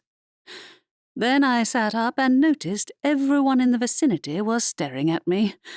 Uh-oh. I climbed to my feet as Beverly bounded over to me, peering at the manuscript. "Isn't that Winona's manuscript?" "Where did you get that?" asked Alana Flower. I couldn't exactly tell them about the Forbidden Room, so I said, "Upstairs in the library. Someone left it lying around." "It's Winona's," said Alana. "Did she leave it somewhere before she died?" "No clue." Sylvester wouldn't have given me the manuscript if it wasn't important, but why had he decided to drop me in front of an audience? "Didn't the police search her bags?" "They searched all our bags," said one of the others. "The police wouldn't have known she brought the manuscript with her, not if it went missing before she died." Several others murmured agreement. Everyone was staring at me, except for Tiffany, who'd somehow slept through the whole thing. I suspected the empty wineglass in her hand might have had something to do with it. "Did anyone here know Winona brought the manuscript with her?" I asked the group. "Because she might not have been the one who hid it." I scanned the others' faces, noting that Beverly's gaze darted from me to the manuscript and back again as though she was trying to avoid my eyes. "I knew she was working on it," she ventured. "Not that she brought it with her." "Anyone else know anything?" I asked. Nobody answered. I looked around for the book of questions which had landed on the ground beside me and picked it up, tucking it underneath my arm.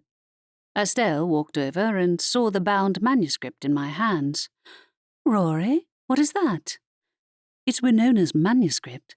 I hurried to join her out of earshot of the others and held up the book of questions with my free hand.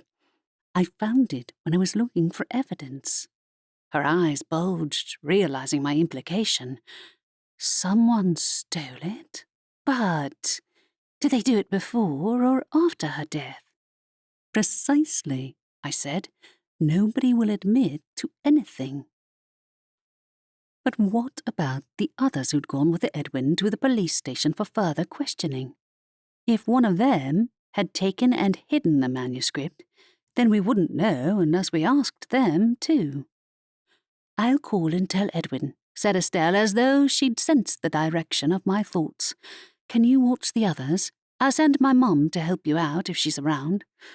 Sure, I said, though the last thing I wanted was for everyone to realise I'd used the library's magic to transport myself straight to the evidence.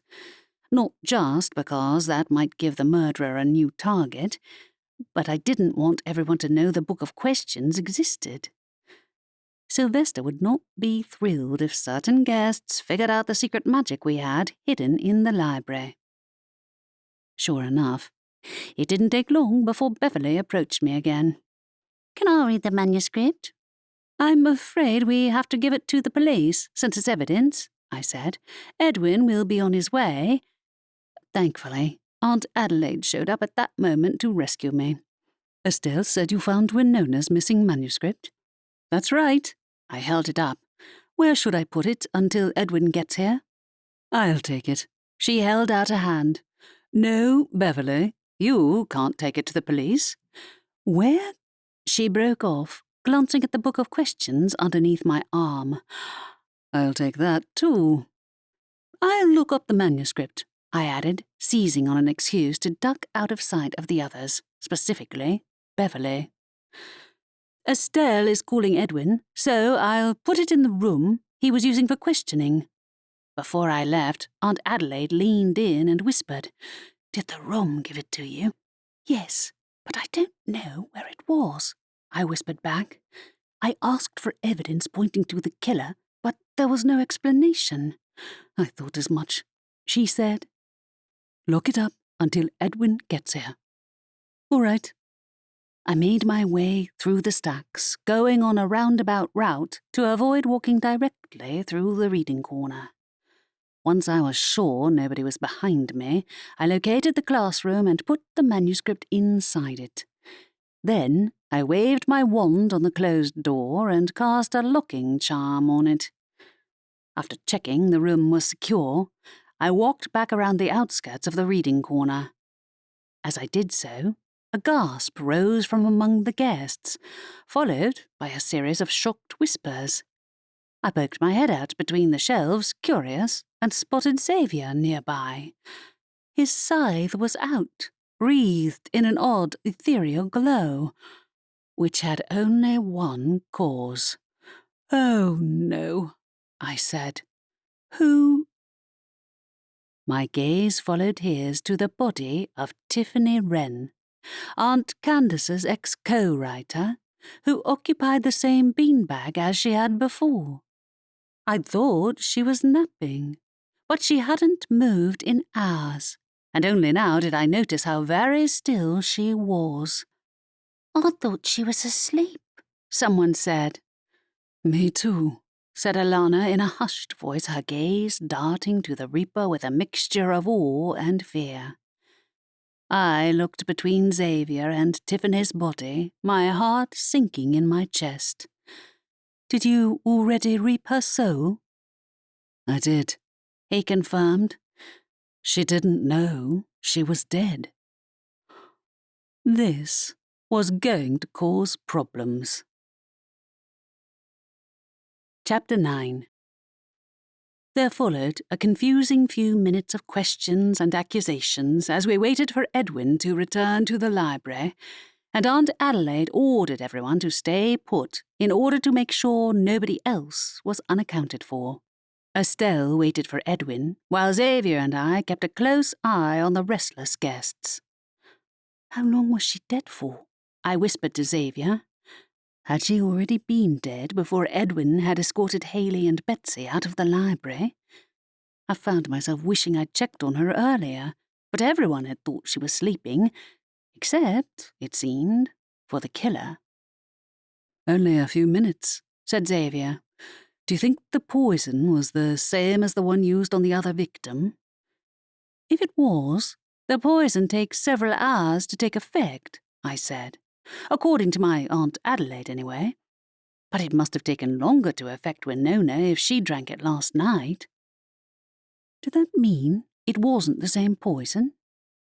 Even if it was, it took long enough to take effect that anyone might have given it to Tiffany, even someone from among the group of people Edwin had taken to the police station for further questioning, which didn't help us narrow down the list any further. Maybe the dose was higher with Tiffany, if she drank the whole bottle herself, he commented. That's just guesswork, though. Who would have picked now to target her? It's got to be someone who was jealous of her win, I said to him. Why else would they target both her and Winona? That's the only link between the two of them. But if Betsy and Haley were in the clear, then we were back at square one again. I wouldn't know, said Xavier. I wish the police had agreed to let everyone stay somewhere that wasn't the library. They took away the main suspects to stay in police custody, but I think they acted too late, I said. Did Tiffany say anything to you when you took her to the afterlife? No, he said. She was surprised to be dead. I thought back to the confused hour after the book Wraiths' escape. Where'd her wineglass go? She was drinking from one earlier, and there might be traces of the poison left inside it. Nobody was paying any attention at the time, which was, no doubt, what the killer had been counting on. The library door opened, and Edwin walked in, accompanied by the same troll guard from earlier, along with his wizard assistant.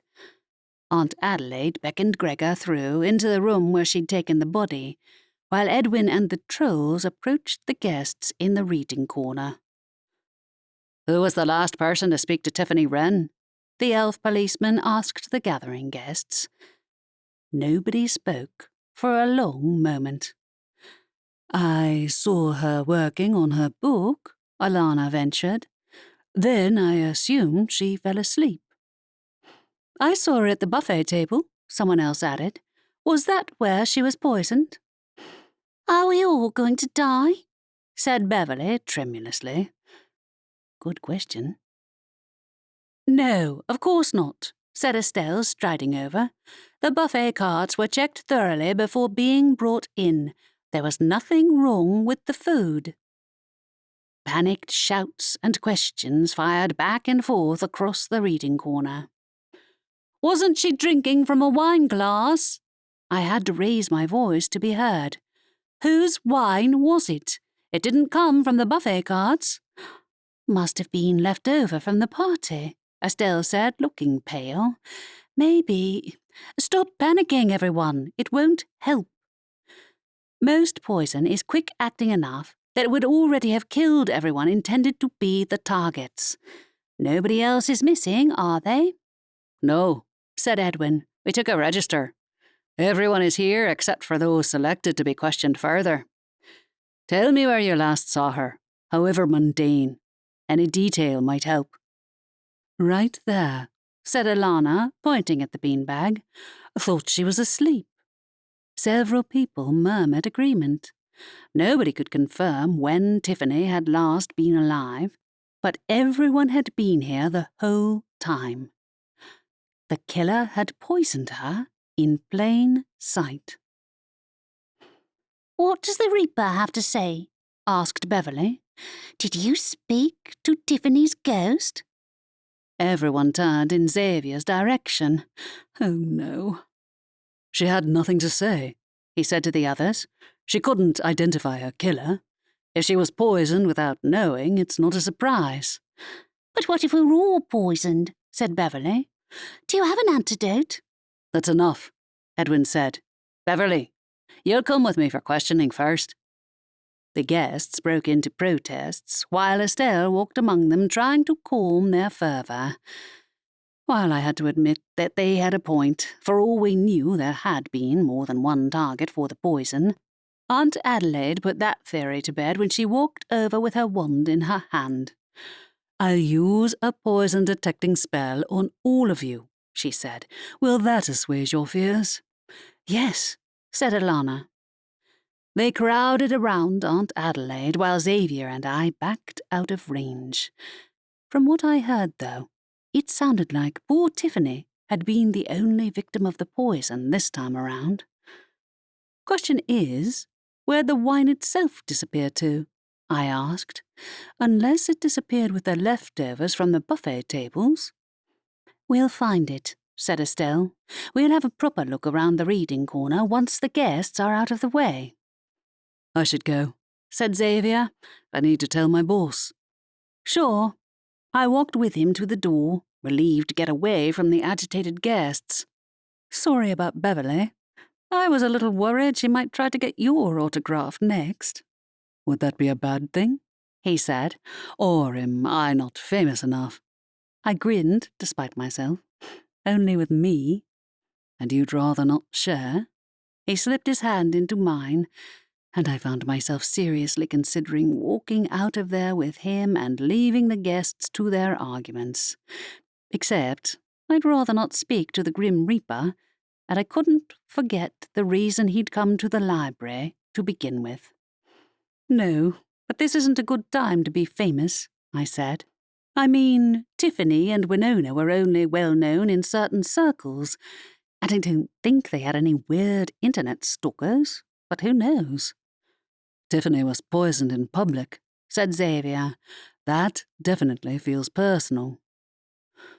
"I wonder if they poisoned the wine when the book wraith got loose," I said. "Everyone was distracted and the entire reading corner got upended in the process." Xavier's brows shot up. "Wait, the book wraith got hurt again?" "Laney accidentally left the door to the vampire section open," I said. "It's been one disaster after another in here." "It do seem to be besieged with bad luck," he said. "Do you think the same person killed both victims?" "Has to be," I said. "But they waited until everyone was distracted before striking again. Worse, we don't know if the poison was given to her by someone who was already taken to the police station or not. If we knew, we might be able to narrow it down." "Edwin took the main suspects, right?" he said. "Might it have been one of them?" "Betsy is still a suspect," I said, "though Haley did have an argument with Winona." "Oh no. Aunt Candace is upstairs and she doesn't know what happened down here." Worse, she and Tiffany had once been friends and co-writers. I didn't want to think about how she'd react when we told her Tiffany was dead. "Ah," he said. "I suppose you'll have to tell her eventually, though." "That's the problem. Yeah, you should go back to your boss. If he wants to come here in person, then tell him there are a bunch of writers looking for new material for their books." He grinned. "That'll put him off. I'll see you soon." He gave me a quick hug and kiss goodbye. Once he'd left, I made my way back to the reading corner and tracked down Estelle. "We should move everyone somewhere else so we can search the crime scene," I said in a low voice. "Get them into one of the other classrooms or something." "I thought about that, but they'd have to be supervised," she said. "I should have known taking away the main suspects wouldn't be enough to assure the others' safety." "We couldn't have known the killer would have the audacity to strike again so soon," I reminded her. "If anything, they're more likely to have left evidence behind. What about the wine glass Tiffany was drinking out of, and the bottle itself? It couldn't have disappeared into thin air." "I know." She turned to one of the troll guards. "Can you help us move everyone into a classroom?" The others obeyed with surprisingly minimal fuss, even Beverly. Once the reading corner was clear, we began our search. Unfortunately, the whole place had been upended during the fight with the wraith, and none of the chairs or beanbags were in the same places they'd previously been in. The chaos would certainly have afforded the killer an opportunity to slip some poison into Tiffany's wine. I finally tracked down the beanbag where Tiffany had sat and crouched down beside it. Underneath lay a discarded wineglass, with the merest trace of liquid in the bottom. "Here it is." I beckoned Estelle over. "Should we hand it to the police?" "My mum's talking to Gregor in the spare room." She took the glass from me. "I'll take it to her." As she walked away, I did another circuit of the reading corner and halted near the spot where the buffet tables had been standing. A classroom door stood slightly open in front of me, and a gleaming light shone from within the room. The trophy. I pushed the door open and slipped inside, finding the winner's prize sitting unattended in the room. Magically conjured birds flew in half-hearted circles around the trophy, an envelope sat on the desk, and beside it were 2 bottles of wine. I crossed the room and picked up both bottles, taking them to the room where Estelle stood talking to Aunt Adelaide and Gregor. Poor Tiffany's body lay on a table behind them. "Where'd these come from?" I held up the bottles. "They were with the winners' prizes." Estelle clapped a hand to her mouth. "Winona gave Tiffany a bottle of wine to go with her trophy. I saw her at the party yesterday." "Did she now?" said Gregor. "Of course," said Aunt Adelaide. "I forgot." "One of the bottles might contain the poison," I said. "Maybe the whole bottle was poisoned, not Tiffany's wine glass. It'd explain how they got it in here without anyone suspecting." "Winona brought the bottle, though," said Estelle. "She didn't poison it herself, did she?" "The poison might have been slipped into the bottle while the party was going on," I commented. "Maybe she and Tiffany were both the targets, but for whatever reason, Tiffany didn't end up drinking from the right bottle yesterday." That was pure guesswork, but it made more sense than most of the other theories I'd come up with. "I'll check both." Aunt Adelaide raised her wand. "Nobody else showed signs of being poisoned when I used my detection spell. This was personal." As I thought. A glow spread from her wand to the bottles. One glowed blue around the edges, and the other took on a red hue. "That's the one," Aunt Adelaide said softly. "It's half empty. No wonder it acted so much quicker on Tiffany than it did on Winona." "I'd have to take this." Gregor stepped in and claimed the bottle. "Are you sure nobody else drank any of it?" "We'll check with the guests," said Estelle. "But I doubt your spell was faulty, Mum. It was just Tiffany who was the target." We left the classroom and made our way to the guests' new spot in one of the other adjacent rooms. I could hear the scratching of pens from behind the door, indicating that at least someone was trying to get a good story out of this new development. Aunt Candace, however, had yet to come down to see what was going on. Cass, too, though the latter wasn't a particular surprise. "Who's going to fetch Aunt Candace?" I asked Estelle. "Someone has to tell her." "I know," she bit her lower lip. "That might turn ugly, more than it already is, I mean." "Yeah," I murmured. "I can go and tell her if you like. Or I can ask the guests about the wine. You pick one and I'll pick the other. Then we'll get both over with." "Someone needs to tell Cass, too," she said. "Where's Sylvester?" "Upstairs, last I saw," I said. "I doubt he'll help us out, though. He's not exactly going to fall over himself to volunteer to give bad news to Aunt Candace." "Fair point," she said. "I'll deal with the guests if you don't mind speaking to Aunt Candace." I nodded. Might as well get it over with before she finds out herself and gets mad at us for not telling her first. "Thanks, Rory," Estelle said. "I'll make it up to you, promise. Don't worry about it." Aunt Candace had been in an agreeable mood earlier, but that would doubtless change when she learned of Tiffany's death. Regardless, it was probably best to come out with it directly rather than waiting until later. The guests weren't leaving any time soon, after all. While Estelle went to talk to her mother, I made my way to our family's living quarters and climbed the stairs to the very top, where a wooden door led to Aunt Candace's private room. I knocked on the door and waited for Aunt Candace to answer. When no response came, I knocked again. "What?" came Aunt Candace's muffled voice from the other side. "It's Rory," I said. Something else happened downstairs. We need you."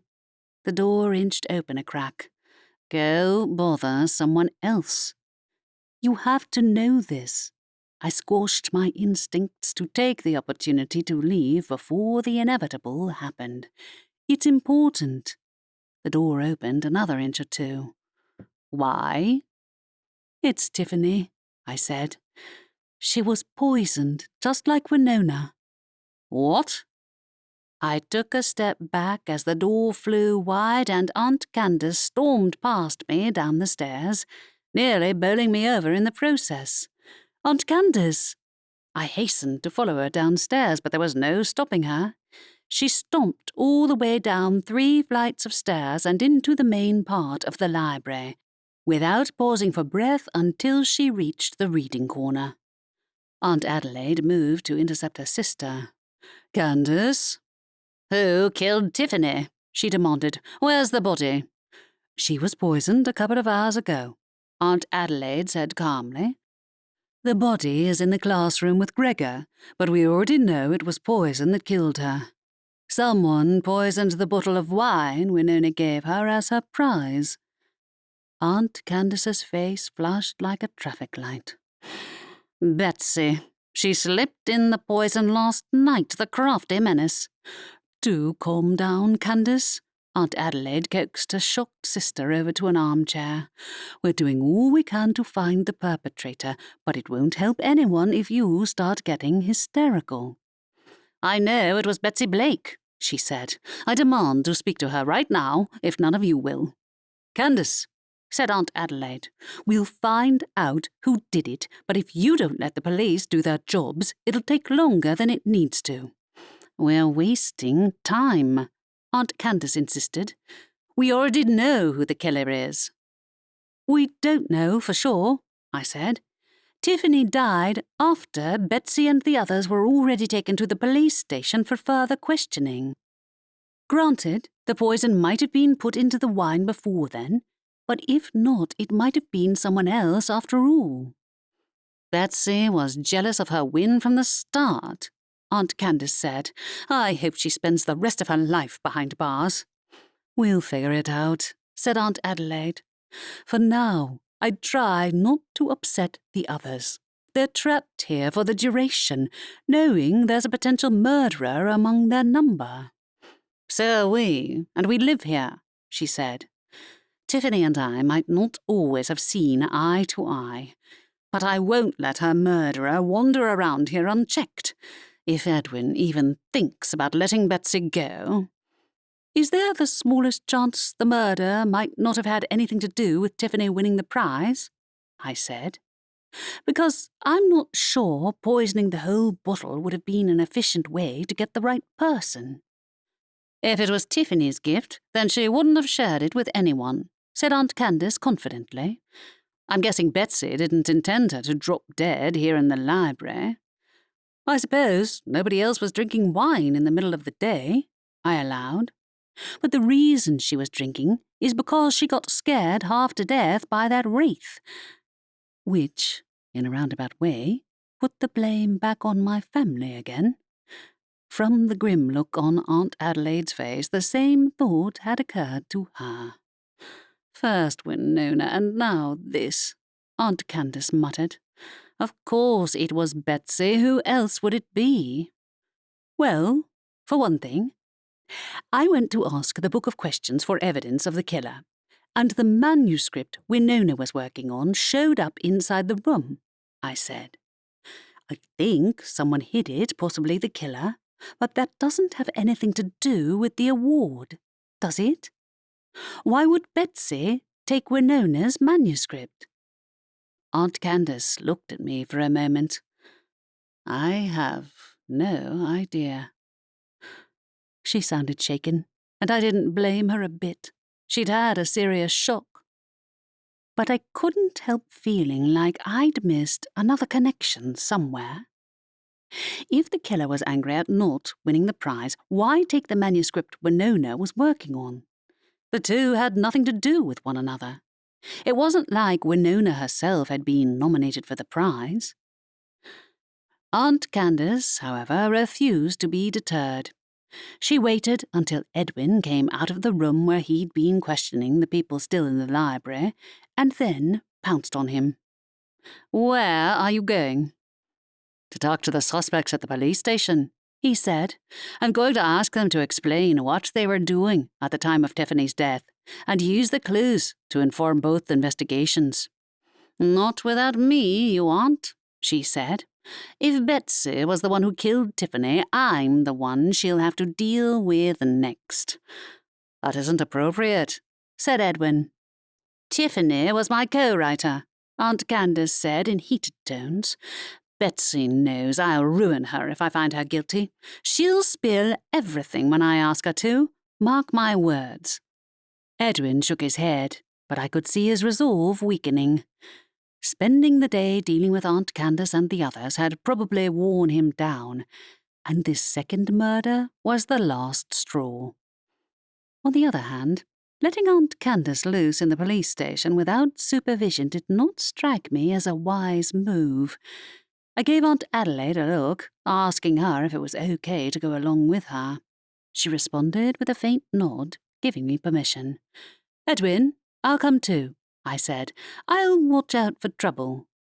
Edwin exhaled. "All right, but I won't have you antagonizing the other prisoners or my staff. That clear, Candace?" "Clear as a polished cauldron," she said sourly. Looked like it was up to me to keep her in line. I followed close behind Edwin as Aunt Candace stormed out of the library as though she was being pursued by the Grim Reaper himself. My second thoughts multiplied the closer we got to the street overlooking the sea where the police station was located. Maybe the idea of keeping Aunt Candace under control was a futile prospect, but I had to try, if just so we could get to the bottom of this before the murderer claimed another victim. Edwin led the way into the building and asked his two troll guards to escort the pair of us through the door at the back, which led to the holding cells. Aunt Candace ignored his instructions and marched straight through without a care in the world, coming to a halt in front of the cell which contained Betsy. A subdued-looking Haley sat in the cell on her right. "You did it," said Aunt Candace. "Did what?" said Betsy. "I didn't kill Winona." "Then how do you explain Tiffany dying after drinking the same wine that Winona gave her?" she said. "The whole bottle was poisoned. Don't deny it." "She's dead," said Haley. "Tiffany?" Aunt Candace gave her a glare, then turned her attention back onto Betsy. "Don't lie to me. Tiffany is dead because someone poisoned her. The same someone who poisoned Winona, I don't doubt. Who could that be, I wonder?" "It wasn't me," she said stubbornly. "You're accusing the wrong person. I wasn't even there." "She drank the poisoned wine back when you were in the library, as you know well," said Aunt Candace. "You were jealous of her winning the prize from the start, and you made sure we all knew it." "That's not—" She shrank backwards, her face pale. "I told you I didn't do anything. I'm being set up." "Are you now?" said Haley from the neighbouring cell. "Sounds like a guilty conscience to me. I shouldn't be in here." "When was the last time you spoke to Tiffany?" I asked Betsy. She blinked. "Maybe an hour before the police took us away." Haley cleared her throat and looked me up and down. "Are you too, if it's supposed to be in here?" "What's it to you?" Aunt Candace retaliated.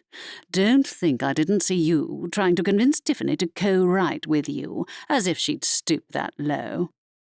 Edwin cleared his throat from behind her. "That's enough, Candace. Do both of you deny having anything to do with Tiffany's death? Of course, said Betsy in a tremulous voice. I might have wanted to win the prize, but I wouldn't have killed anyone for it. Besides, I didn't even know when Nona gave Tiffany that wine. Forgive me if I don't believe you, said Aunt Candace, but there was less heat in her voice than before. Why else would both Tiffany and Winona have been the victims?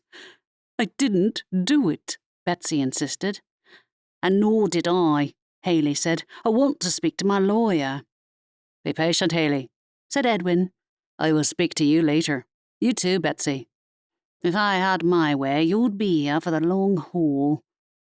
Aunt Candace's fervour had clearly gone, however, and she now looked as tired as I felt. She made no resistance as Edwin's trolls herded the pair of us out into the reception area. I will speak to them again, Edwin told her, but I must ask you not to intervene. There is still the possibility that the killer remains in the library. Exactly, I said. Come on, Aunt Candace. We should head back and make sure Aunt Adelaide has got rid of that wine. Yes, said Aunt Candace. I suppose it's up to us to make sure Betsy didn't hide any more poison inside the library. To my relief, she turned away, and she and I walked out of the police station. I turned the corner and almost collided with Evangeline. Ack! I nearly jumped out of my skin. Evangeline, what are you doing here? I heard you were having some trouble at the library. Aunt Candace gave her a bold stare. Haven't got enough vampire drama to deal with, have you? Or did you and Edwin have an appointment? I suppressed the impulse to tell her to rein it in before she got herself bitten. Even if she did have a point, the leader of the town's vampires had nothing whatsoever to do with this case, though she had an annoying habit of inserting herself into my business, even when it didn't involve her fellow vampires, especially if she thought she might be able to gain something from it, like access to Laney or my dad's journal, for instance. No, I was curious, nothing more, said Evangeline. Right. I couldn't think why else she'd be interested. It wasn't like any of her fellow vampires were incarcerated here anymore. Not now Mortimer Vale and his fellow founders had been moved to a more secure facility outside the town. I assumed your friend might have offered to help with the investigation, said the vampire, to speed up the process by reading the minds of the potential culprits. Oh, of course, it was about Laney. It's her choice to make, not mine. I suppose it is, she said. I assume she's getting restless staying in the library. It's been long enough since she had contact with her fellow vampires that I have to worry about her development. She's getting on just fine, I said, refusing to be goaded. She's in the library, after all, which has more guides to vampirism than anywhere else, and unlike you, it answers her questions. Is that so? An amused smile exposed her fangs. Perhaps you'll eventually see the error of your ways. As I said, it's Laney's choice, not mine, I told her. Then I suppose I will see you around, Aurora, she said. She left on swift feet, while Aunt Candace and I remained outside the police station for a moment. It didn't seem like Edwin had noticed his visitor, and she hadn't shown herself to anyone except for me. She also hadn't seemed that interested in the prisoners at all. Which meant the chances were high that she'd been waiting for us. I'd been dead right in my assumption that she was simply biding her time before she swooped in and tried to recruit Laney to her side. Or was she more interested in the journal, and had hoped to get a glimpse of its contents from my thoughts? There was no way to tell, but it was hard to shake the sinking feeling that the leader of the vampires had a point. Perhaps mind-reading was the only remaining route to the answers. Chapter 10. Aunt Candace and I returned to the library to find the guests still isolated in the classroom at the back, with 2 troll guards standing outside the door to prevent anyone from getting out. Aunt Adelaide and Estelle, meanwhile, stood in the reading corner nearby. "We won't have anyone going missing again," Estelle was saying to her mother. "Nobody leaves without supervision. I have Spark watching everyone in the classroom, and he'll alert me if anyone makes trouble." "How was the jail?" Aunt Adelaide spotted Aunt Candace and me approaching. "Did Betsy Blake have anything to say?" "She denied everything," I said. "She claimed she didn't know Winona gave Tiffany the wine, too." "A likely story," said Aunt Candace from behind me. "She was making it all up, I know she was." "Edwin is going to question them all again," I added. Unfortunately, the odds of getting rid of our unwanted guests by the end of the weekend were dwindling with each passing second. Unless someone admitted guilt, we'd be forced to accept all the guests as potential suspects by default. "Maybe I'll go back and hurry up the process," said Aunt Candace. "I bet if I work hard enough on her, Betsy will crack and confess." "You'll do no such thing," Aunt Adelaide said sternly. "Poor Edwin has enough to deal with." "He does," I said. "Besides, don't forget, it's Haley whose perfume showed up all over the crime scene. Also, I'm still lost on how the stolen manuscript fits into this. There's no reason for Betsy to have taken it." Aunt Candace had no response to that. Estelle frowned. "Is there a chance someone else took the manuscript, not the killer?" "Then why would it show up in the forbidden room as evidence?" I asked. "I know it's weird. Betsy still fits the profile of the killer, but Haley hasn't exactly acted innocent either." Aunt Candace took a step back. "I did find something on Haley's dispute with Winona earlier. I'll go and get that." She marched off in the direction of our living quarters while I released a sigh of relief. For a moment back there, I thought she'd end up spending the night in jail herself again. I think Edwin is glad she gave up and left without starting a fight. "Sorry for making you deal with her alone," said Estelle. "Honestly, it was probably best that we got it over with," I said. "From Betsy's reaction, she was shocked at Tiffany's death. She might be good at acting, though. And she did really want to win the prize, so the fact that the winner was the second person to die is hard to ignore." "It's up to Edwin to question the suspects further," said Aunt Adelaide. "Candace isn't thinking rationally at the moment. It's lucky she didn't pick a public fight." "She wanted to," I said. "Instead, she nearly picked a fight with Evangeline, of all people, on the way back home." "Evangeline?" Estelle echoed, her brow furrowing. What in the world was she doing at the jail? "Checking up on the prisoners, apparently," I said, "or poking her nose into our business." "No surprise there," said Aunt Adelaide. "She's been quiet lately. I assumed she was avoiding us until the guests go home." "That and biding her time," I said, "letting us drop our guard before coming after Lainey or the journal, or both." I'd hoped she'd stay away for as long as possible, but Evangeline had made no secret of the fact that she wanted to recruit Lainey to join her fellow vampires, and I knew that the instant I looked away she'd make her move. It didn't help that she also wanted to know the contents of my dad's journal, and once I'd read it, I'd never be able to slip up and let a vampire into my thoughts again. Not if I wanted the vampires to leave me be, especially the founders.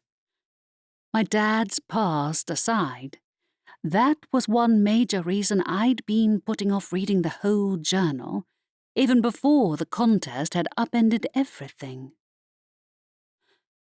Yet Evangeline's suggestion that Lainey should read the suspects' minds to find the killer had wormed its way into my head despite my best efforts. If only there was a way to do that, without pressuring Lainey to use her powers openly, and put herself in the crosshairs of the other vampires, that is. And that was just one thing which might potentially go wrong in the process. Lainey had already killed 2 vampires in an attempt to protect me, and the founders would be out for her blood if they knew what she'd done. Evangeline had all but promised to protect her from the potential backlash if Lainey agreed to trust her. But I didn't trust the conniving vampire leader not to hand her over to the founders herself, given the chance. "She ought to have the sense not to come here," said Aunt Adelaide. "I suppose she would get curious about the situation, however, given the number of outsiders in town." Footsteps sounded as Aunt Candace descended the stairs and walked out into the library once again. "I couldn't find much," she said, "but I did get this." Aunt Candace pulled out her phone and held up an article to show us. The text was small, so I had to squint to read it, but it concerned a small publisher called Sunny Day Press, which had been accused of fraud by none other than Winona herself. The person in charge of the publisher, Rhonda Mallory, had protested up until the very end, but had eventually been forced to pay compensation to the wronged authors. "What's this got to do with Haley?" I asked. "Read it," said Aunt Candace. "Quite the scandal, though it was all hushed up, as you might expect." "Hold on a moment." I looked up from the screen. "What scandal?" "Sunny Day Press came under fire a few years ago when the owner was accused of not paying its authors," said Aunt Candace. "A committee investigating fraud committed by small presses exposed the whole thing. The publisher then put out a statement saying there was a misunderstanding, and the payments then mysteriously showed up in the author's bank accounts. It wasn't until much later that the name of the person actually running the publisher came out into the open, and even then it's only known in certain circles." "Rhonda Mallory is Haley?" I guessed. "Is that what their argument was about?" "Yes." A glint of triumph shone in her eyes as she withdrew the phone and scrolled down through the article with her thumb. "Rhonda Mallory is her old alter ego. She dropped that pen name afterwards." "You're saying Haley's the one who ran Sunny Day Press?" said Estelle. "I thought she was an author, not a publisher." "She was both," said Aunt Candace. "She started out publishing her own books and then expanded into a small press, not using her real name, of course. However, she took out a loan and then never made back the costs, which ended in disaster for most of the authors involved." "Wow," I said. "I can see why she wouldn't want that to go public. I take it Winona knew about it all?" "Not only that, she was part of the initial committee that exposed her," said Aunt Candace. "It seems Haley asked to join the committee for the Merry Mysteries Award a few months ago, and Winona turned her down, citing her old publisher as the main reason. Haley didn't like that a bit." "So that's why they argued," I surmised. "Was Tiffany involved at all?" "She declined an offer from the same publisher a while ago," said Aunt Candace. "Both of us did, in fact." I frowned. "Would that be a motive for murdering both of them?" "I doubt it," she said. "It was 2 years ago. There'd be no reason to wait until now to strike." Even so, Haley certainly had a good reason to hold a grudge against Winona. And who knew, maybe against Tiffany too. Her name hadn't cropped up in the article, but since Haley herself had been operating under a pseudonym when she'd run the publisher, anyone from among our current guests might have been involved. Aunt Adelaide pursed her lips. "I'd pass that information on to Edwin. Not now, Candace. I'll call him myself when I have a spare moment. I suppose the police will find the same information in their research if they haven't already. I hope so. Too bad I'd already used up my chance of getting answers from the Book of Questions. Though, knowing my luck, we'd be stuck here long enough that I'd be able to use tomorrow's question as well. If I could think of a decent one, that is. Aunt Candace scoffed. Frankly, I'm still more inclined to blame Betsy. She's the obvious choice and always has been. And you think she stole Winona's manuscript? Said Aunt Adelaide. Nobody has owned up to taking it yet. Of course, it might not be connected to the murders, but that leaves the question of why the Forbidden Room thought it counted as a clue. Well, Tiffany's body showed up not long after, I allowed. But it's entirely possible that the Forbidden Room was just messing with me. Why would the killer have even taken the manuscript? Said Estelle. It's unfinished. Not to mention Winona probably had a backup copy or two, so it's not like it's the only copy of the manuscript in existence. Fair point. I gave a scan of the lower floor, which seemed oddly empty without the guests strewn around the reading corner. My gaze landed on Sylvester, who perched on the balcony pretending to be asleep. Would he allow me another trip into the Forbidden Room if I asked? Even if I gave him a whole room full of balloons to attack, that was unlikely. He took the Book of Questions rules seriously. I don't know if the missing manuscript is linked. I mean, Beverly has spent half the day trying to get her hands on people's books. And didn't you think Haley and Tiffany were both trying to sneak a look at your own manuscript, Aunt Candace? Aunt Candace scowled. Yes, because Tiffany was in a dry patch, and Haley is opportunistic. Winona's book, though. Is anyone going to read it and check for potential clues? Aunt Adelaide gave her sister a stern look. Don't you even think about it. Oh, come on. It's not like the police are going to read the whole thing, said Aunt Candace. They're just keeping it as evidence. What a waste. For all they know, there are clues in the book itself. I was starting to wish I hadn't brought it up in front of Aunt Candace at all.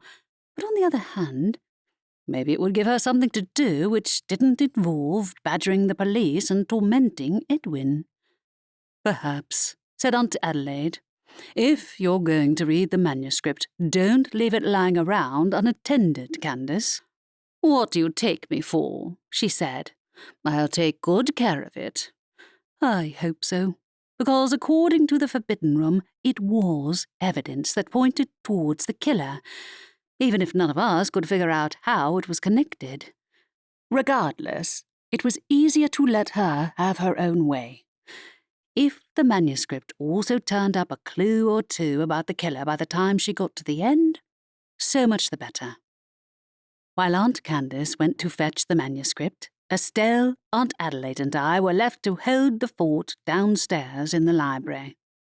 Cass had yet to reappear, while the guests remained under supervision in the other classroom. At least tomorrow was Sunday, so we didn't have to worry about getting the place ready to reopen in the morning. But despite a thorough search of the ground floor, we had yet to find any traces of how the poison had been slipped into the wine. It must have been in someone's possession beforehand, unless the wine had been poisoned before anyone had even reached the library. But how could we be sure? Wish I'd found the rest of the poison in the Forbidden Room, I remarked to Estelle. Then at least we'd know for certain it couldn't be used to poison anyone else. True, she said. I might go into the room myself and ask where it is, on the off chance that there's a half-empty bottle of poison hidden somewhere in the library. Would that work, do you think? I asked Aunt Adelaide. Only if the evidence is actually in the library, she said. The killer might have disposed of it after the first or second murder. If the container is empty, it might not respond to the room's magic either. That figured. Do any of the guests know the Forbidden Room is a thing? No, said Aunt Adelaide, but they know the library is magical, and might have kept that in mind when they planned these murders. Wish I'd just asked the Book of Questions for the poison instead, I said, before Tiffany's death. Granted, they might have already slipped it into the wine bottle, but whatever container it was originally in can't have vanished into thin air. I'll ask the room myself, said Aunt Adelaide, once I've finished setting up the security spells on the guest rooms. You're not letting everyone stay overnight again, I said disbelievingly. Not the ones who are currently in custody, she said, but the rest will have to stay here in the library.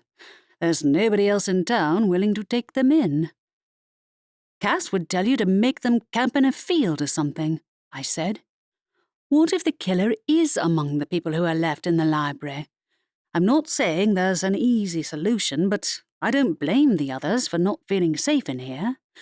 It's not ideal, but it's the only option we have, said Aunt Adelaide. Besides, the library is the ideal place to keep the culprit secure, if it comes down to it. We have enough magic in here to restrain them, and the spells preventing anyone from leaving the library using magic are still in effect. They can still terrorize the others, though, I added. Remember the Wraith? Estelle winced. Yes, I think I need to speak to Cass and let her know the guests will be staying another night. Want me to talk to her? I asked. You already dealt with Aunt Candace, she said. Take the evening off, Rory. Have a date with Xavier. I'm not leaving you here alone, I protested. Besides, I should let Lainey know they're staying too. I'll speak to Cass then, said Estelle. Wish me luck. Good luck. As she walked away, I went looking for Lainey. I found her sitting on the sofa in the living quarters, looking more awake than she had before. Then again, it was growing dark, and the night was generally when she felt most alert. She'd left the lights off, though her skin held a faint glow which hadn't existed when she'd been human. Hey, I said to her, you should know the guests are staying another night. To my surprise, she barely blinked. Oh, I thought so. There wasn't much chance of getting the case wrapped up by the day's end. Some of them were staying the full weekend anyway. True, I said. I think the killer is more likely to be among the people in custody than the ones here in the library. Betsy fits all the criteria except for stealing Winona's manuscript. She tilted her head. Speaking of which, what happened earlier with that book, anyway? What book? You know, she said. You disappeared, then showed up out of nowhere with Winona's manuscript. Or, to be more precise, you fell head first out of thin air and crash-landed in the reading corner. Oh, I'd known she'd end up witnessing the Forbidden Room's magic eventually, and now was a good enough time to give her an explanation. There's a book called The Book of Questions which contains answers to any question you want to ask, I explained. It's like the library's index, basically, but it has its own set of weird rules, and each of us only gets to ask one question per day. When you open the book, you're transported inside it. Then you ask your question, and if the book feels like answering, it'll do so, generally in a roundabout way. Wow, she said. So, it's just for your family? You've got it, I said. I asked the room to give me some evidence which pointed to the killer, and it threw the manuscript at me with no explanation before tossing me out into the reading corner. Oh, said Lainey. So that's how you knew the missing manuscript was linked to the killer? Yes, but the room didn't give me any more details, I said. I can go back in there tomorrow and ask something else, since it looks like we have another day of questioning ahead of us. But I'd need to think of a better question this time. Lainey's gaze had turned intent, more so than it had been before. In fact, her stillness brought a reminder of Evangeline's habit of watching my every movement, and it hit me that her mention of my appearance in the reading corner had been a little too specific for someone who hadn't actually witnessed it. Had she read it from my thoughts? Lainey's expression shifted to guilt when I turned in her direction. Sorry, she said. It was an accident, but I slipped into your mind for a second there. You did? What else had she seen? There was nothing in my mind that I wouldn't have shared with her anyway, but a fair few things I didn't want other people to know, and even more that I didn't want to share with the town's other mind readers, especially Evangeline. "Sorry," Lainey said again. "I didn't realise it'd be that easy. I mean, I've been struggling for ages to get a clear picture on someone's thoughts. I figured it'd be easier if I was alone with one person, like you said, but I didn't expect it to happen when I wasn't even trying." "Don't worry about it," I said. "If anything, it's a sign that you're beginning to be able to get some control over it. You've been trying for ages, right?" "I have," she said, "and I think I'd like to try mind reading on the guests." "You do?" Surprise laced my tone. "Yeah," she said. "You were right. It's probably the only way to get any honesty out of anyone here. I'd have to speak to each of them alone, but I reckon I can narrow it down if I do it that way. I've been practicing." My mouth pressed together. "I'd have to go with you if I wanted to do the questioning, but I won't distract you, will I?" "Nah. You're less distracting than anyone else," she said, "especially if I concentrate on the person whose mind I'm reading. Is that okay?" "Sure," I said. "We need to figure out how to do this without the guests actually realizing you're reading their thoughts, though. Some of them might have training to resist vampire mind reading for all I know, and if they realize what you are, they might kick up a fuss.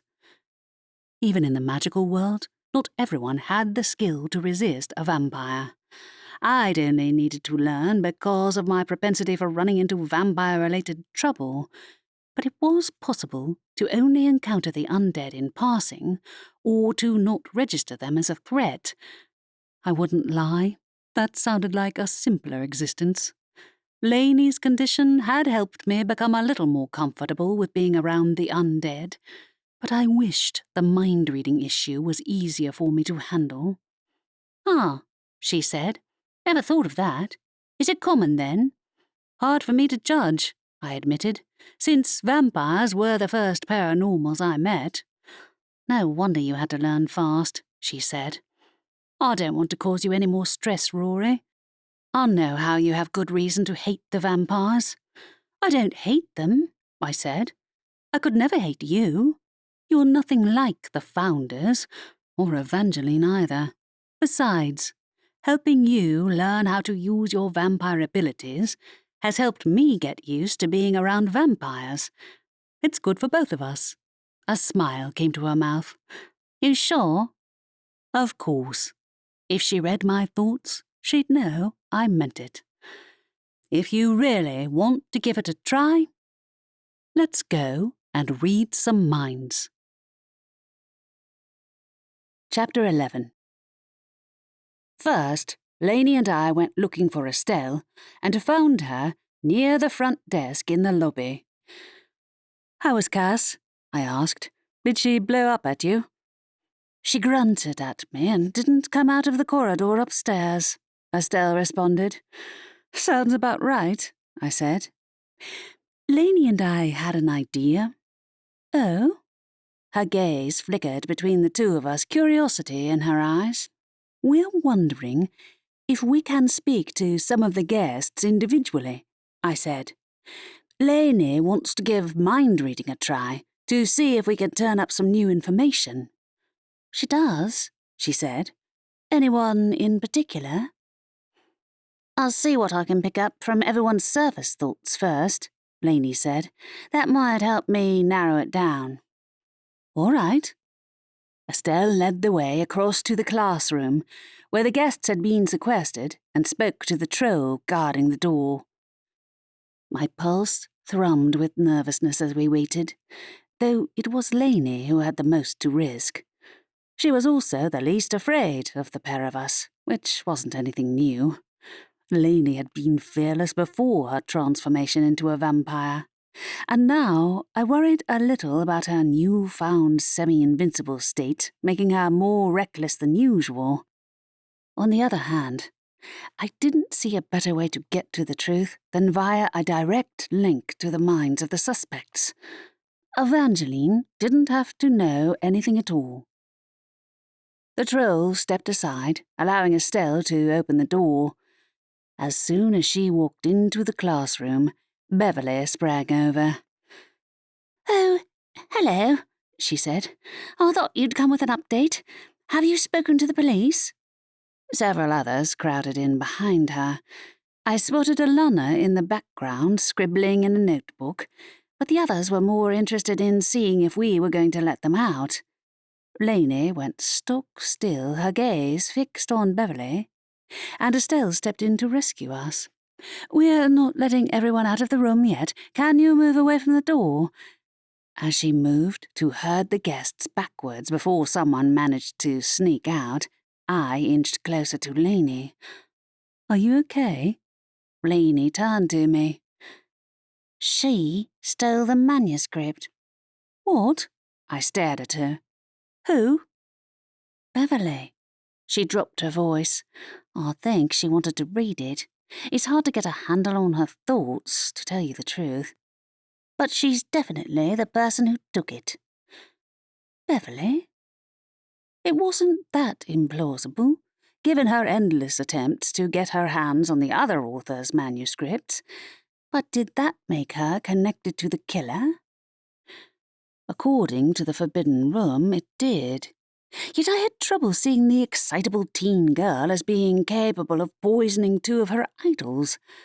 That didn't add up at all. "And the murderer?" I whispered. "Any clues there?" "No," she shook her head. "I need to get closer." I glanced over at Beverly, who was currently begging Estelle to let everyone out of the classroom again. "I'll ask if she can talk to us alone." Estelle heard the end of my sentence and shuffled back out of the room. "Who do you want to talk to?" "Beverly." Hearing her name, Beverly's head snapped in our direction. "Yes." I beckoned to her. "Can I have a word with you? Alone?" "Of course." She bounded out of the room into the reading corner and sat down on a nearby beanbag, almost toppling off it in surprise when Lainey approached soundlessly from nearby. "Are you one of the authors too?" "No, I'm Rory's friend," said Lainey. "You're a vampire," she said. "Oh, did you inspire one of Candace's books? Where is she right now, anyway?" "She's working on her manuscript," I told her. Her eyes flared with interest. "Really? Is she going to give us a preview?" "Probably not." I sidestepped into the right line of questioning. "Winona's manuscript going missing has made her reluctant to share anything." "Oh." Her face fell, her fingers fiddling with the hem of her shirt, and I didn't need to be able to read her mind to see the guilt in her expression. "Did you take the manuscript?" I asked. "I'm not accusing you of doing anything to Winona, but if we know who took her manuscript, it'll make it much easier to figure out if it's relevant or not. I won't tell Edwin or the others it was you." Not if she wasn't the killer, anyway. Though the question remained of why the Forbidden Room had designated the manuscript as evidence connected to the murders. Perhaps Beverly might be able to point me in the right direction. Her shoulders hunched. "I just wanted to read it, but when Winona died, I panicked and hid it over there in the stacks." "Whereabouts?" I asked. She frowned. "I thought you found it." "I used a spell to bring it directly to me," I said, which was pretty much true. "The spell didn't point me to where it was hidden." "Where did you put it?" "Just there." She pointed towards the front of the library. "In the research section, behind a huge book with a red cover." "Okay," I said. "Thanks for telling me." "You won't tell everyone, will you?" she said tremulously. "The others will never let me come to their events again if they find out." "Of course I won't," I said. "You don't know anything about who poisoned Winona, do you?" "No." I glanced at Lainey, but I couldn't discern whether she'd read anything from Beverly's mind from her expression. "All right, you'd better go back into the classroom." I caught Estelle's eye, and she walked over to escort Beverly over to join the other guests again. Meanwhile, Lainey and I headed into the stacks. When we were out of view of the classroom, she raised an eyebrow at me. I didn't get anything useful from her. Her thoughts are all over the place.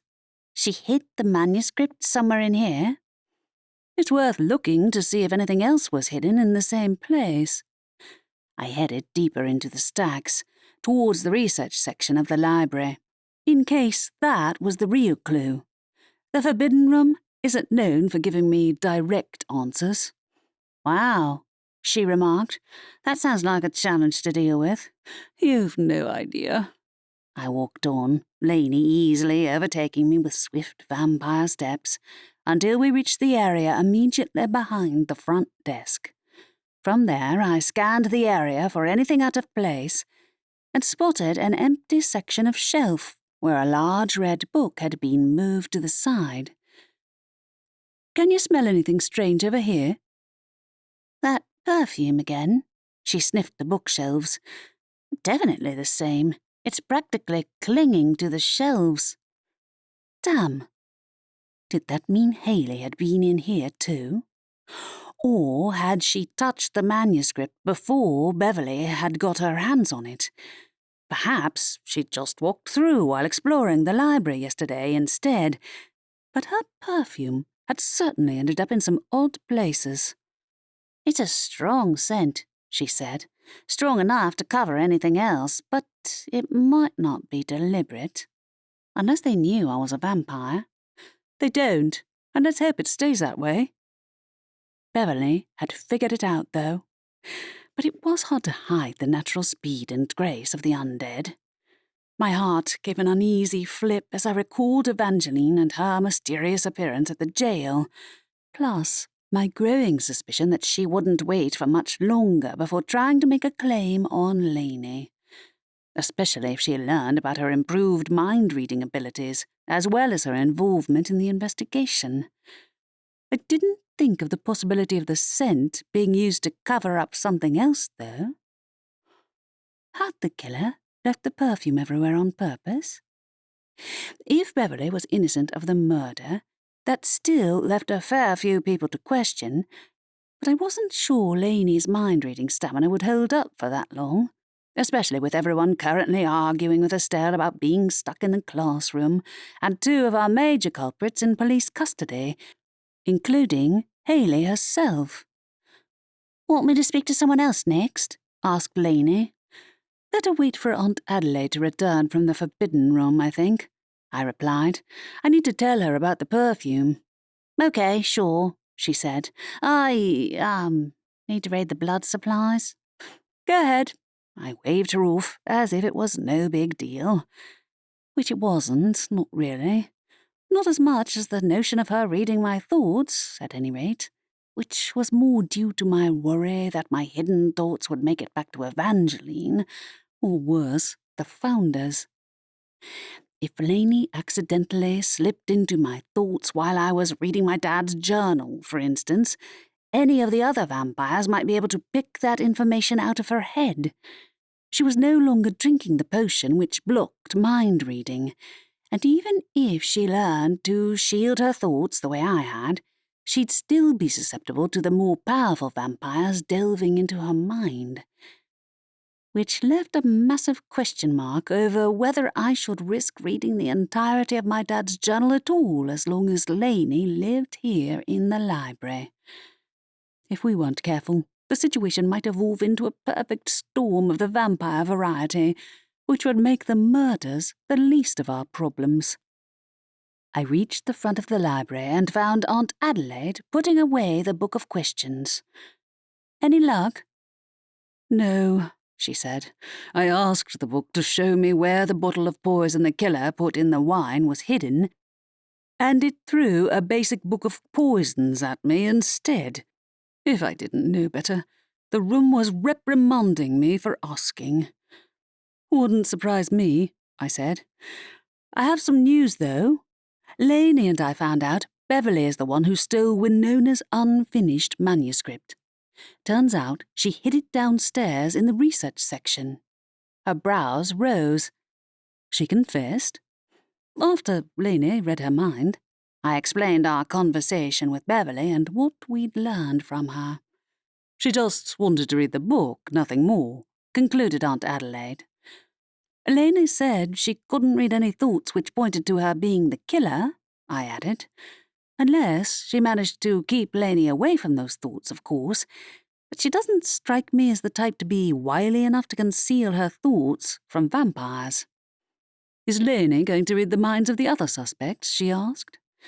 Not the ones in police custody, and the others are getting restless in the classroom, I said. Also, I'm not sure it's a good idea to let her condition go public, given Evangeline's comments earlier.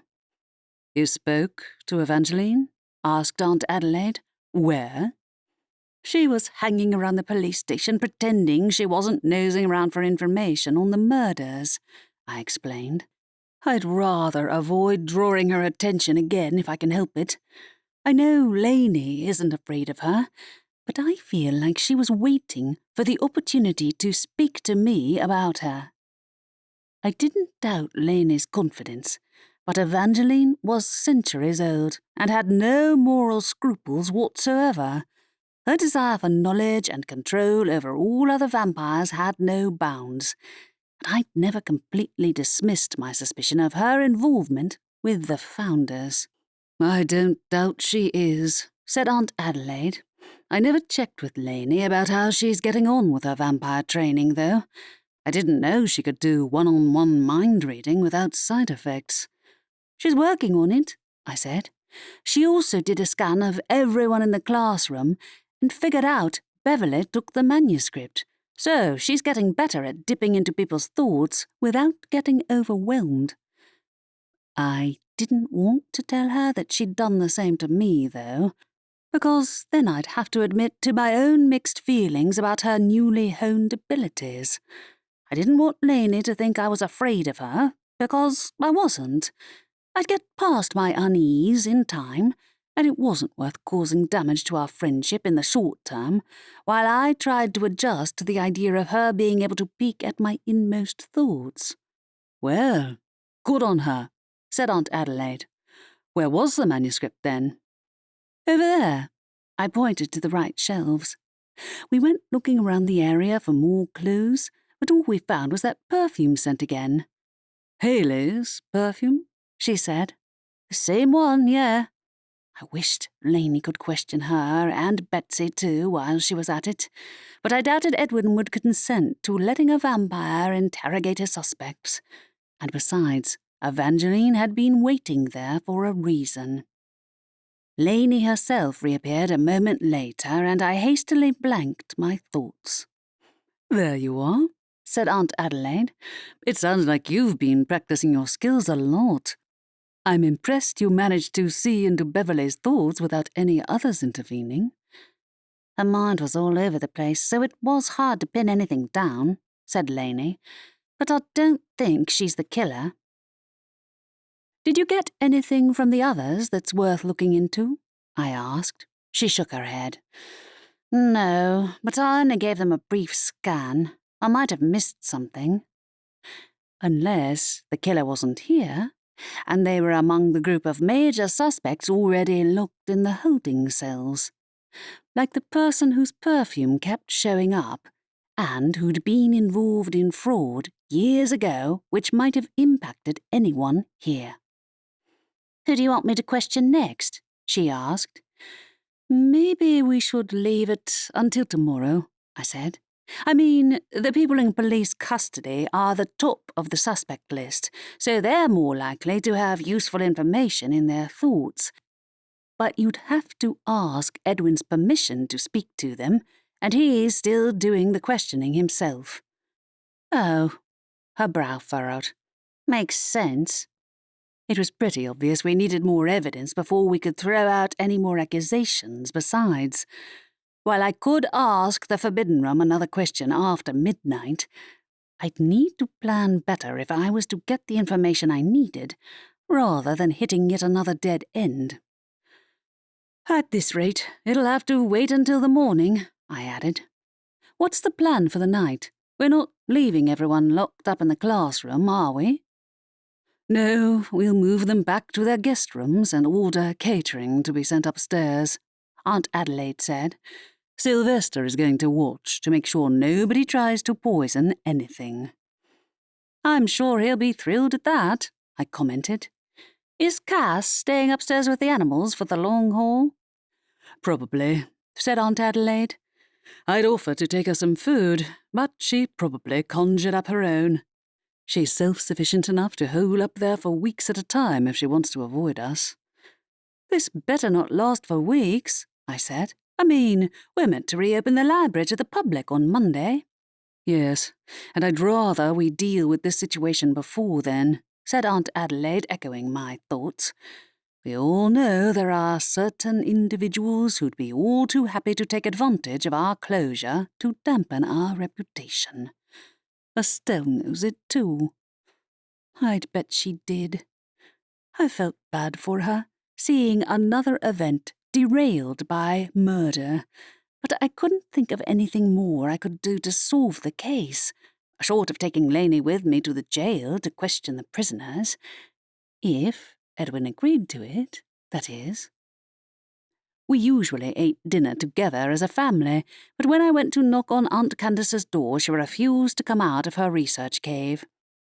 I've just reached an important part in Winona's book, she said from behind the closed door. What's it even about? I asked. It's a murder mystery about a woman who fed her husband to a bunch of alligators, Aunt Candace replied. Now go away and stop bothering me.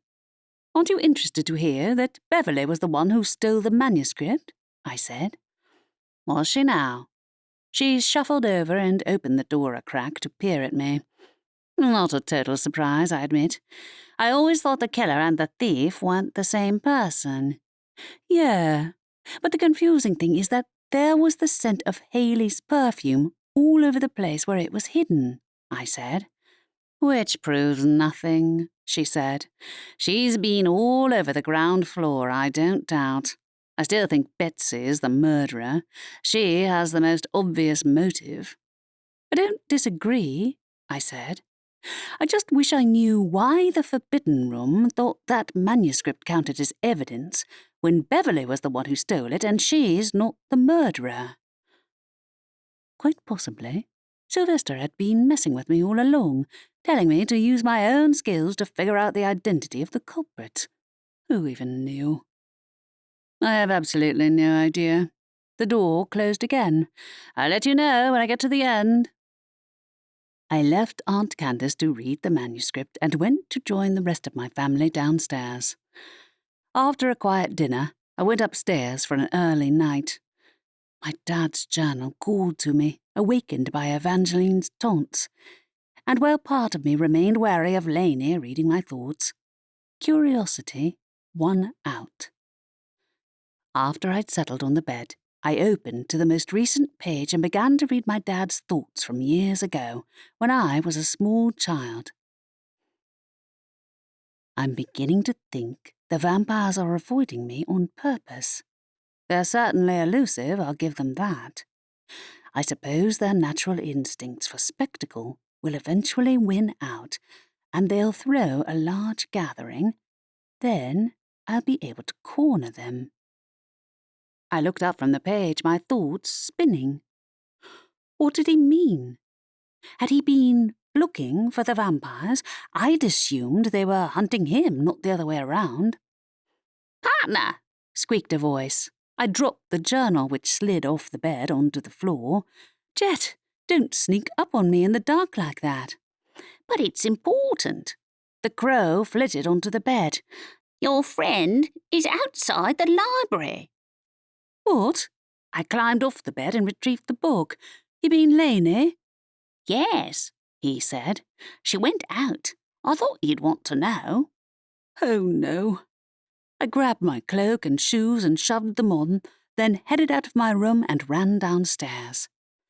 The library was silent, its towering shelves lit by the floating lanterns which appeared each night, but I didn't stop to appreciate the view. When I opened the front door, I spotted Lainey's lithe silhouette disappearing from sight across the town square, faster than any regular human was capable of. She wasn't on her way to sneak into the jail and speak to the suspects, was she? Maybe she'd picked up on my thoughts earlier after all. But she hadn't been out in the open since before she'd been bitten, and other vampires roamed the town at night. I had to get her back to the library before Evangeline reached her first. Chapter 12. I walked after Lainey as fast as I possibly could, but she moved like a living shadow through the night, so fast she might as well have been a mirage. She flitted down the side street alongside the clock tower, and my heart sank when she rounded the corner towards the police station. Why hadn't it occurred to me that her restlessness was reaching its peak, and she was bound to give in to her instincts to go out at night eventually? For all I knew, she was stealthy enough to get away with sneaking into the jail to speak to the prisoners without alerting the guards. But she'd have to face some serious questions if she got caught in there. Then there was no chance Evangeline wouldn't find out and get involved. I swore under my breath when she disappeared into the police station.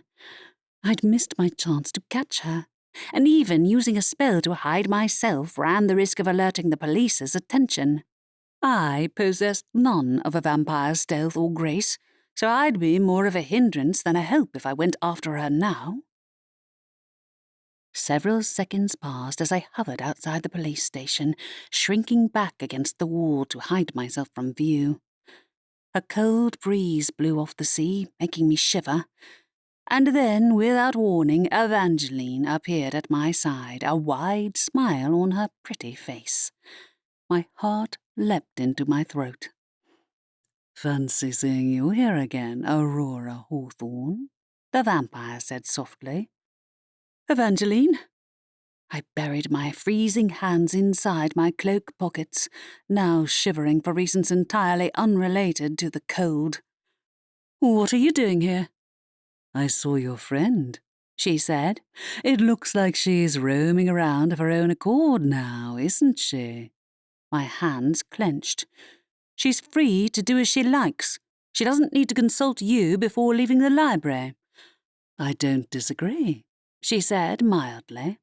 "It's Edwin's permission she needs to ask if she wants to question his prisoners in the dead of night without supervision." Damn. Unfortunately, she was right.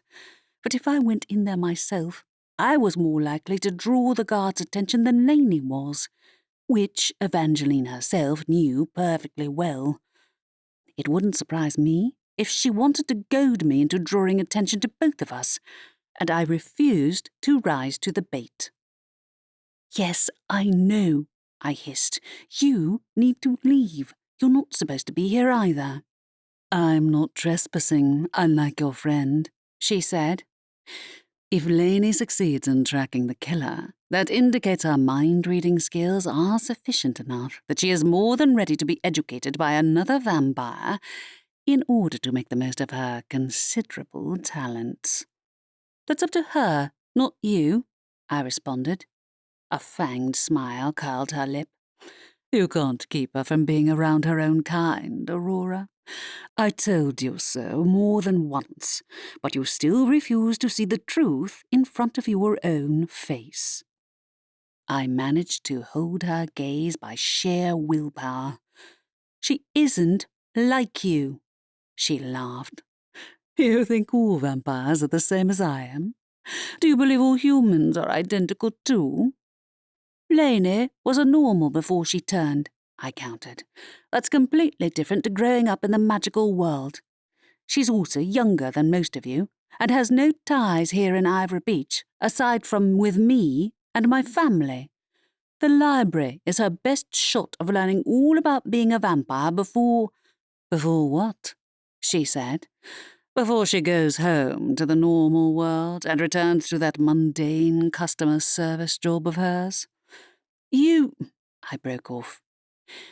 Inside me, anger warred with the instincts telling me I shouldn't be antagonizing her, but she had no right to dictate my best friend's choices. It's none of your business whatsoever. She already told me she has no intention of joining your team, even if she does decide to live here in Ivory Beach. She chose to stay with us in the library instead. You have yet to allow me the chance to speak to her about what living with my fellow vampires would entail, she said. If she hasn't been presented with all the options, how can she be expected to make up her mind? She knows exactly what joining you means, and so did I. Manipulation, cruelty, inhumanity, and a lot more besides. I think not, Aurora, she said. I would prefer not to make an enemy of either of you. But you are lying to yourself when you claim that your friend's loyalty towards you is absolute. She isn't the same person you knew before she became one of us. Someone else claimed to know Laney better than I do, I said. Mortimer Vale. It didn't end well for him. Her smile made the hairs stand up on my arms, and for an instant I wondered if I'd have to use the fire dust I kept in my bag to warn her off after all. No, she said, it didn't. I suspect that he and his friends little expected to get themselves into such a conundrum when they went after your father's journal. But with them out of the way, there's nothing to stop you from getting the information you need. Yet from what I've observed, you continue to delay making progress on reading the journal. One might even say you are stalling. Are you concerned your friend will pluck the answers from your mind? My heart sank to hear my fears confirmed. It seemed her goal of getting her hands on the journal itself had indeed shifted to reading that information from my thoughts instead. Or Laney's. Before I could respond, however, a yell rang out from inside the jail. Vampire! Yelled Betsy's voice, loud and clear. A moment later, Laney sprinted through the doors in a blur, flying past Evangeline and me without even seeing us. Wait! I hurried after her and caught her up alongside the clock tower. Laney, stop! Rory? She skidded to a halt and spun around in a blur. What are you doing? Following you. I bent double, catching my breath. Betsy saw you, didn't she? I heard her yelling. She was overreacting, said Laney. She could tell I wasn't going to do her any harm from the other side of the cell door, but I startled her by mistake. Come on, I said. We need to go back to the library. It's not safe out here. Rory, I'm not human, remember? She strode forward confidently. I'm fine. If anyone else woke up and alerted the police, they won't catch me. They might catch me, I pointed out. They might also conclude you're the person who broke in anyway, if Betsy gives an accurate description of you. Then you don't want to know what I read from her thoughts, she said. Laney, I tried to keep my tone calm, but my heart was racing, and I was sure Evangeline was still hiding out of sight nearby. Please. It wasn't her, said Laney. She's not the killer. I saw into her thoughts loud and clear. I gaped at her, momentarily forgetting my panic. Betsy isn't the killer at all? What about Haley and the others? I didn't get close enough to read Haley's thoughts before Betsy started screaming, she said. I can go back in later. Not without permission, I insisted. You must know how risky this is. We both stopped dead in our tracks as Evangeline stepped out in front of us, her long curly hair blowing gently in the breeze off the seafront. Hello, Laney, Evangeline said in her soft, melodic voice. Evangeline, she responded. Her tone was neutral, almost bored, but the hairs on my arm stood on end as Evangeline turned her fanged smile on Laney. I shot the vampire's leader a warning look which she entirely ignored. "Don't you even think about it," I thought, as clearly as I could manage. Evangeline didn't even acknowledge my pointed stare or the thoughts I projected at her, keeping her attention on Lainey. "I hear you're adapting admirably to your transformation into a vampire." "Who'd you hear that from?" she said. "Oh, it's obvious from the way you're roaming the town at night," she said. "I have to say, it's a delight to see.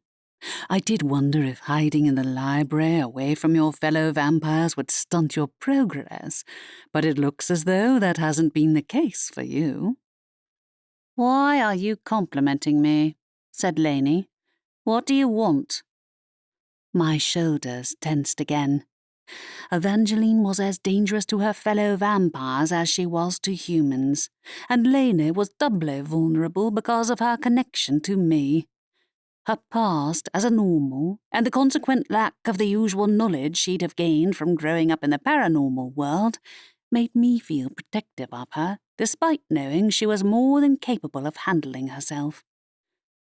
"As leader of the town's vampires, it's my job to keep an eye on fledglings like you," Evangeline said in silky tones.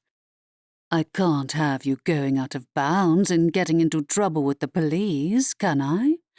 It wouldn't look good for the rest of us if you were to get caught reading prisoners' minds when you hadn't been given permission to be in there." "You don't have a clue what's been going on in the library in the last week," Lainey said to her. "If you were in my position, you'd have done the same. Besides, I didn't know I had to ask your permission before going anywhere." "I think you're misinformed on how connected I am to the activities taking place in this town," she said. "Don't believe everything you hear about me and my fellow vampires. We take good care of each other, and we look out for our own." Lainey made a skeptical noise. "I'm more under the impression you're only interested in me because you want to exploit me for your own convenience." "Have you seen any evidence of that?" she inquired. Lainey didn't answer for a long moment. Admittedly, Evangeline took great care to pretend to be civil on the surface, but I hadn't actually told Lainey about the mess with Dominic and the journal, which had first given me the suspicion that she was more scheming than she let on. Maybe I should have, but there'd never been a good time, and I hadn't wanted to give Evangeline any more ammunition against my best friend. "I know you're in charge of all the vampires in town," Lainey finally said, "but Mortimer Vale is my sire, or whatever you call it. He's the one who created me. But that sure as hell doesn't mean he gets to decide what I do. So why should you get to do the same?" "I am not Mortimer Vale," said Evangeline. "I will offer you a choice, but I would love to have the opportunity to explain to you the advantages of living with your fellow vampires, or at the very least, taking lessons from us. No manipulation will be involved." "Uh-huh," said Lainey. "I won't take your word for it on that. I know you've been hassling Rory about that journal ever since you found out it existed." Despite the dread gnawing at me, I silently cheered for Lainey. She wouldn't give an inch, not even against the leader of the vampires.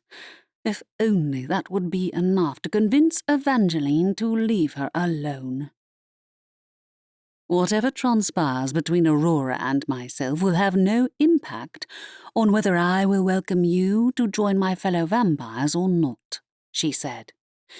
It is my position to help out any of my kin in Ivory Beach, regardless of their circumstances, including yourself. I will be able to help you find the best way to use your considerable talents without human limitations. "Do you normally offer to teach newbie vampires?" Lainey asked. "Yes," she said, "I do. You might not believe me, But there are so few of us compared to other paranormals, and we're a unique species with a number of talents which are woefully misunderstood by the magical world as a whole. Yes, even including your friends and family." I didn't miss the way her gaze flickered in my direction as she spoke, as though insinuating that Lainey couldn't trust me or my family to have her best interests at heart. "I don't think vampires in general are misunderstood," said Lainey. "I think living in a creepy old church and sneaking up on people might explain why other paranormals are wary around you in particular." "Go, Lainey." Evangeline's smile had long since disappeared, as though it had sunk in that she was losing the argument. So she played her last hand.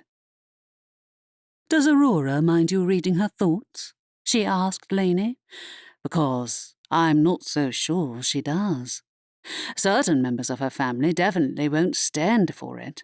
In fact, I'm guessing you're having trouble getting Aurora's cousin, for one, to be civil to you, and that will only get worse with time."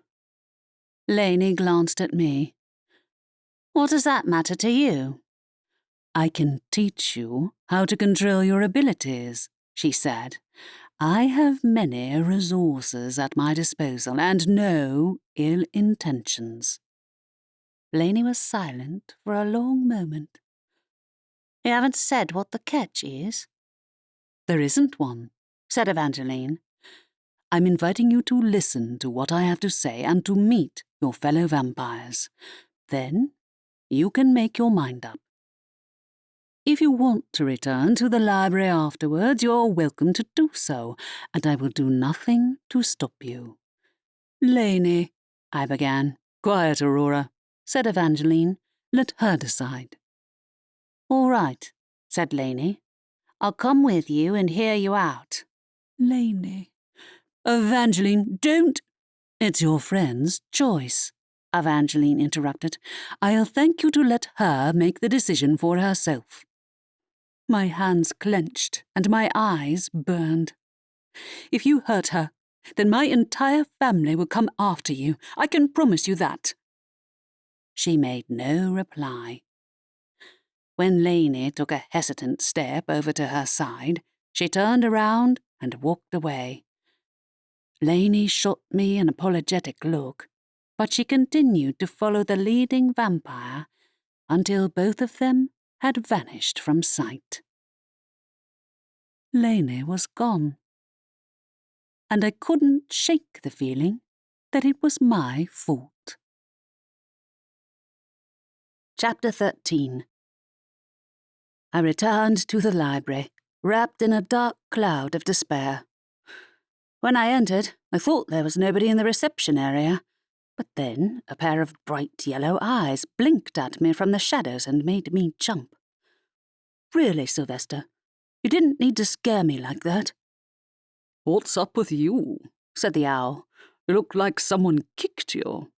Where's that friend of yours?" My eyes stung with tears. "Gone. She went with Evangeline to stay with the vampires for a bit." I didn't particularly want to talk about her choice with Sylvester, who was second only to Cass in his dislike of Lainey, and had made no secret of his disapproval of her staying in the library over the last few weeks. "Oh," said the owl. "Interesting. I have to admit, I didn't think she'd say yes." I blinked.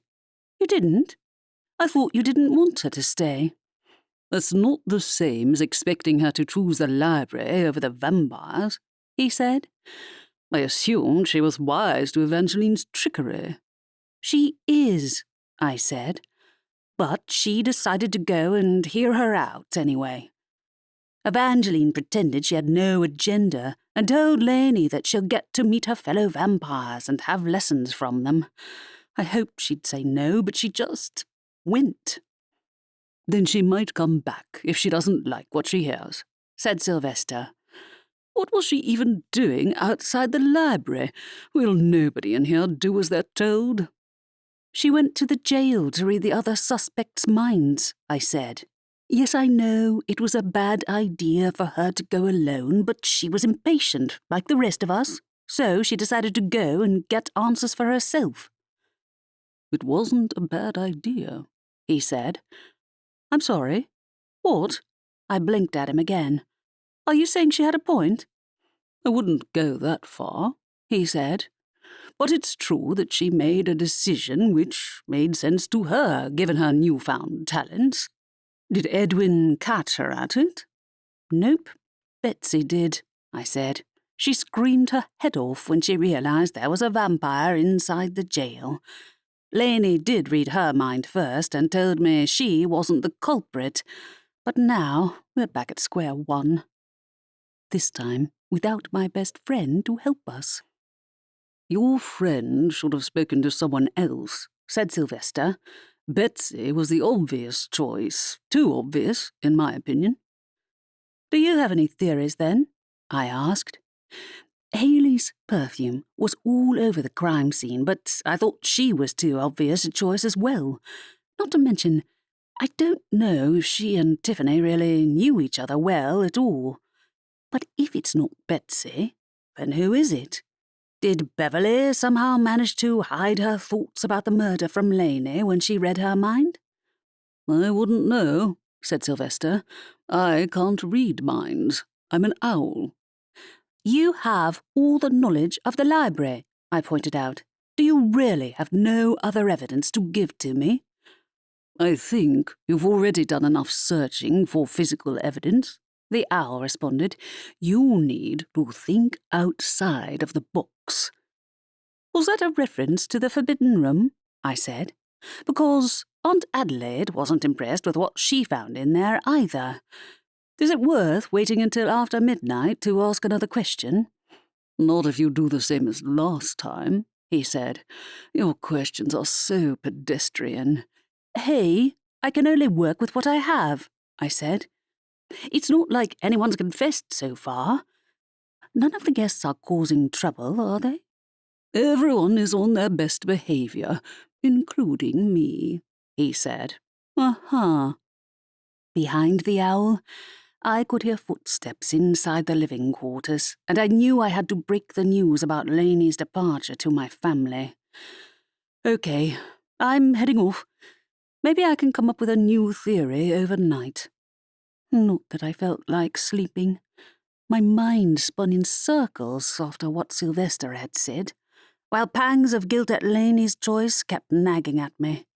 Luckily, I found Estelle in the kitchen making hot chocolate. Hey, Rory, she said. Want some of this? Please. I walked over to her. It finally happened. Evangeline got to Lainey. How? Asked Estelle.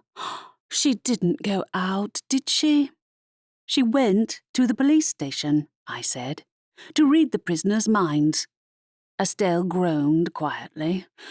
I know she's a vampire and she's stealthier than the rest of us, but I assumed she wouldn't take the risk.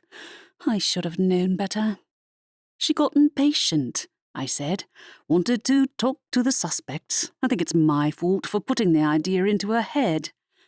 Did she get anywhere with the prisoners then? She asked. She found out Betsy Blake isn't the killer, I said. But Betsy saw her and raised the alarm. On top of that, Evangeline ambushed her outside and talked her into going with her to join the other vampires. And now, I'm not sure she'll come back. Oh, Rory. Estelle wrapped me in a hug. She hasn't ditched you. She's probably just curious about the other vampires. She hasn't been outside the library for weeks. True. But now really isn't the best time, I said. Also, Evangeline basically accused us of portraying her as an evil manipulator and said that she could prove to Lainey that she's a nice person after all. I think she's been waiting for the chance to try indoctrinating Lainey for a while, but I never expected it to work. Estelle handed me my mug of hot chocolate, and we walked into the living room. She's definitely crafty, said Estelle. How'd she manage to sway Lainey into going with her, then? What did she promise? She said she'd introduce her to all the other vampires. I sat down and sipped at my drink, the delicious warmth soothing my nerves a little. She also promised she'd teach her to control her mind-reading powers, and she got in a dig against me while she was at it, because Lainey read my mind earlier and it freaked me out a little. "Oh," she said. "She wasn't in control, right?" "She said it was an accident," I said, and I believed her. "But I'm worried Evangeline will take advantage of our friendship to read things about me from Lainey's mind. I know it's selfish, but—" "It isn't," she said. "You have a good reason to worry about Evangeline peeking into your thoughts. Especially now I'm reading my dad's journal," I added. "If Lainey reads anything about the journal from my thoughts, Evangeline all but told me she'll be ready and waiting to read her mind. She pretty much admitted outright that the reason she gave up on the idea of getting her hands on the journal is because now she has Lainey instead." "Ugh," Estelle pulled a face. "I think Lainey is strong, though. Maybe she wants to learn to control her mind-reading talents precisely so that she can stop Evangeline from taking advantage." "I guess she might be," I relented. "But she also seemed interested in meeting the other vampires as well." "Then might she have wanted to do some spying of her own?" Estelle suggested. "She must be curious about the others, and she hasn't met any vampires except for Evangeline. And Mortimer Vale and his friends," I added. "I know, maybe she's just curious. She can take care of herself, but Evangeline... It's obvious she has another agenda here." "I'm sure she does," said Estelle. "I think you can trust Lainey to make the right choice, though." Did I? I trusted her as a friend without question, but she was known for being impulsive, and that trait hadn't been dampened by her transformation into a vampire.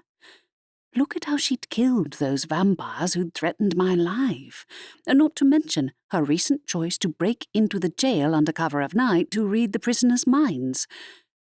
On the flip side of that, I had little doubt that if she suspected the other vampires had a less than stellar opinion of me, or were plotting against my family, she'd be out of there in a heartbeat.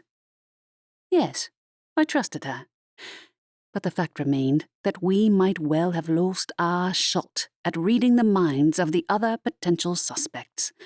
And if Evangeline got her claws in Lainey, it'd be that much harder for her to escape. I guess. I took another sip of my hot chocolate. This is not good timing. On top of Betsy turning out to be innocent, I mean. If word got out about a vampire being seen sneaking around the jail, it might make it harder to get the truth from the real culprit, too. Beverly seemingly hadn't suspected Lainey of reading her thoughts, but she wasn't the murderer either.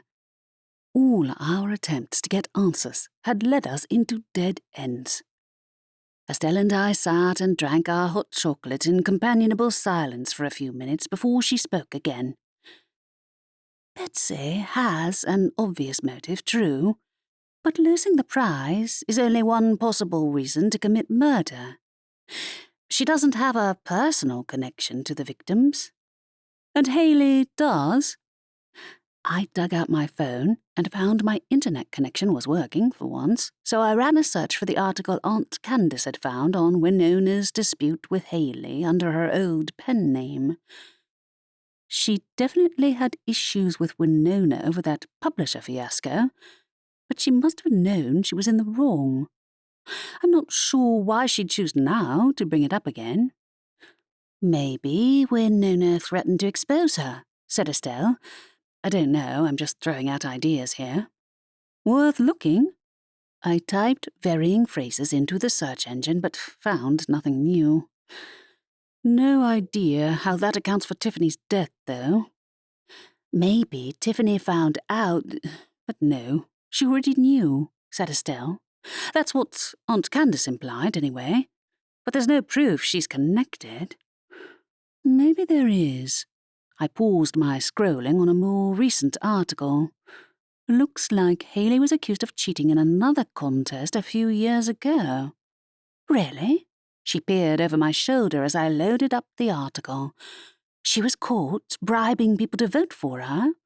Apparently, I said. Maybe that's what this was about, not the publisher fiasco. Good point. Estelle lifted her gaze from my phone screen. It's more recent, but still.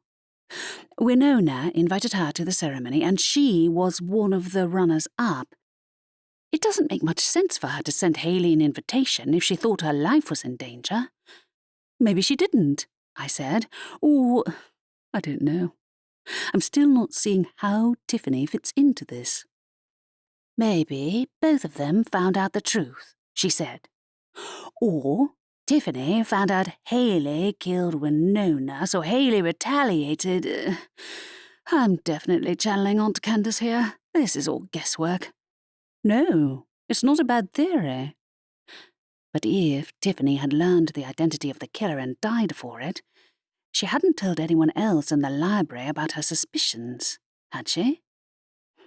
Estelle shook her head. Without evidence, we can't prove anything. Sylvester seemed to think the evidence didn't matter, I said. The physical evidence, that is. Did he? She said. Think outside the box, I murmured, thinking of the manuscript. Did Aunt Candace ever offer an update on Winona's unfinished manuscript? She was busy reading it the last time I spoke to her. Knowing her, she'll pull an all-nighter and show up tomorrow morning with a bunch of theories, said Estelle. As for whether they'd be relevant, though, I'm not sure we can count on it. I rubbed my forehead. I don't know. The Forbidden Room gave the manuscript to me as evidence, but it wasn't specific on how it linked to the killer. Sleep on it, she suggested. That's what I'm doing. The answer might come to you when you least expect it. I hope so. The case weighed heavily on my mind, but harder to forget was the fact that I might have lost my chance to keep Lainey from being seduced into the vampire's contingent. Evangeline had said her choice was inevitable, and that she'd always choose the vampires first because she was one, but that didn't mean her choice was a foregone conclusion. She could make up her own mind, and I had to believe it was possible for her to get out of Evangeline's clutches, whichever choice she made. For now, I had a mystery to solve. Chapter 14. I woke early the following morning, in a much better mood than yesterday.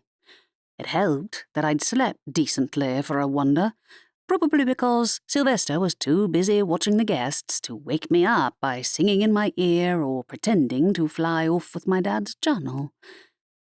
After I'd got dressed, I put the journal into my bag and went downstairs, finding that Lainey still wasn't back. I hadn't expected her to be, but my heart sank all the same to think of her trapped in that creepy old church with Evangeline and the others, listening to their attempts to lure her away from me. Strong-willed as she was a novice compared to the other vampires, and they all knew it. In the kitchen, I found Estelle and Aunt Adelaide had made breakfast, and helped myself to a plate full of toast. "Are you okay, Rory?" said Aunt Adelaide sympathetically. "I told her about Lainey," said Estelle. My throat closed up. "Yeah. I guess she didn't come back, right?" "No," said Estelle, "but it's only been a night, that's all. Not to mention the guests are still here. I don't blame her for staying away until they're gone." "Guess it'll take some time to meet all the other vampires," I allowed, picking up a mug of coffee. But Evangeline is persistent. Now she has her, she won't let her go easily. And if Lainey feels like she needs to stay there to get some proper lessons, she might make that choice anyway. "I'm sure she'll make the right decision," said Aunt Adelaide, "once she's gained all the information she wants to from Evangeline." You think she's using this as an opportunity to satisfy her own curiosity, rather than actually joining the other vampires? I asked. Absolutely, said Estelle. It's understandable, said Aunt Adelaide. If I were her, I might do the same. I guess, I said. It felt like Evangeline kept wearing her down by talking about how we were all keeping her away from the vampires on purpose, and that she really belongs with them, not with us. It hit a sore spot, because I was keeping her away from the other vampires. I thought she trusted me. But you said she did stand up for you against Evangeline, said Estelle. Yeah, she did, I said. She stood her ground the whole time. It was pretty impressive. But what got her was the fact that Evangeline offered to teach her to read minds, to control her talents. I think she was doing well enough on her own, said Aunt Adelaide. I looked down. The problem is, she lost control and read my thoughts a couple of times, and now Evangeline wants to use that link to get at the information on the journal. She openly admitted it. Of course she does, said Aunt Adelaide with a scowl on her face. I have no doubts your friend is well aware of that, though, Rory. She won't let herself be manipulated. I hoped she was right. On top of that, she couldn't get anything from reading Betsy's thoughts, except that she's not the killer, which disproves Aunt Candace's theory of her being out for revenge. She didn't have the chance to read Haley's mind before she had to run out of the jail, because Betsy saw her and raised the alarm. And now I doubt she'll be allowed back in. Evangeline wouldn't allow it even if Edwin would. Edwin is already questioning the others, I'm sure, said Aunt Adelaide. He'll be at the library in an hour to talk to the suspects who are still here. He also mentioned there being rumours of a vampire in the jail yesterday when I spoke to him on the phone earlier. I didn't realise your friend had been there at the time, so I didn't know that was who he was talking about. I groaned. Great. Betsy's off the suspect list, which leaves Haley. Also Beverly. I did need to talk to them again, but not without a plan. With Lainey gone, I'd lost my mind-reading advantage as well. What had Sylvester said, though? Think outside the box, outside of the physical evidence.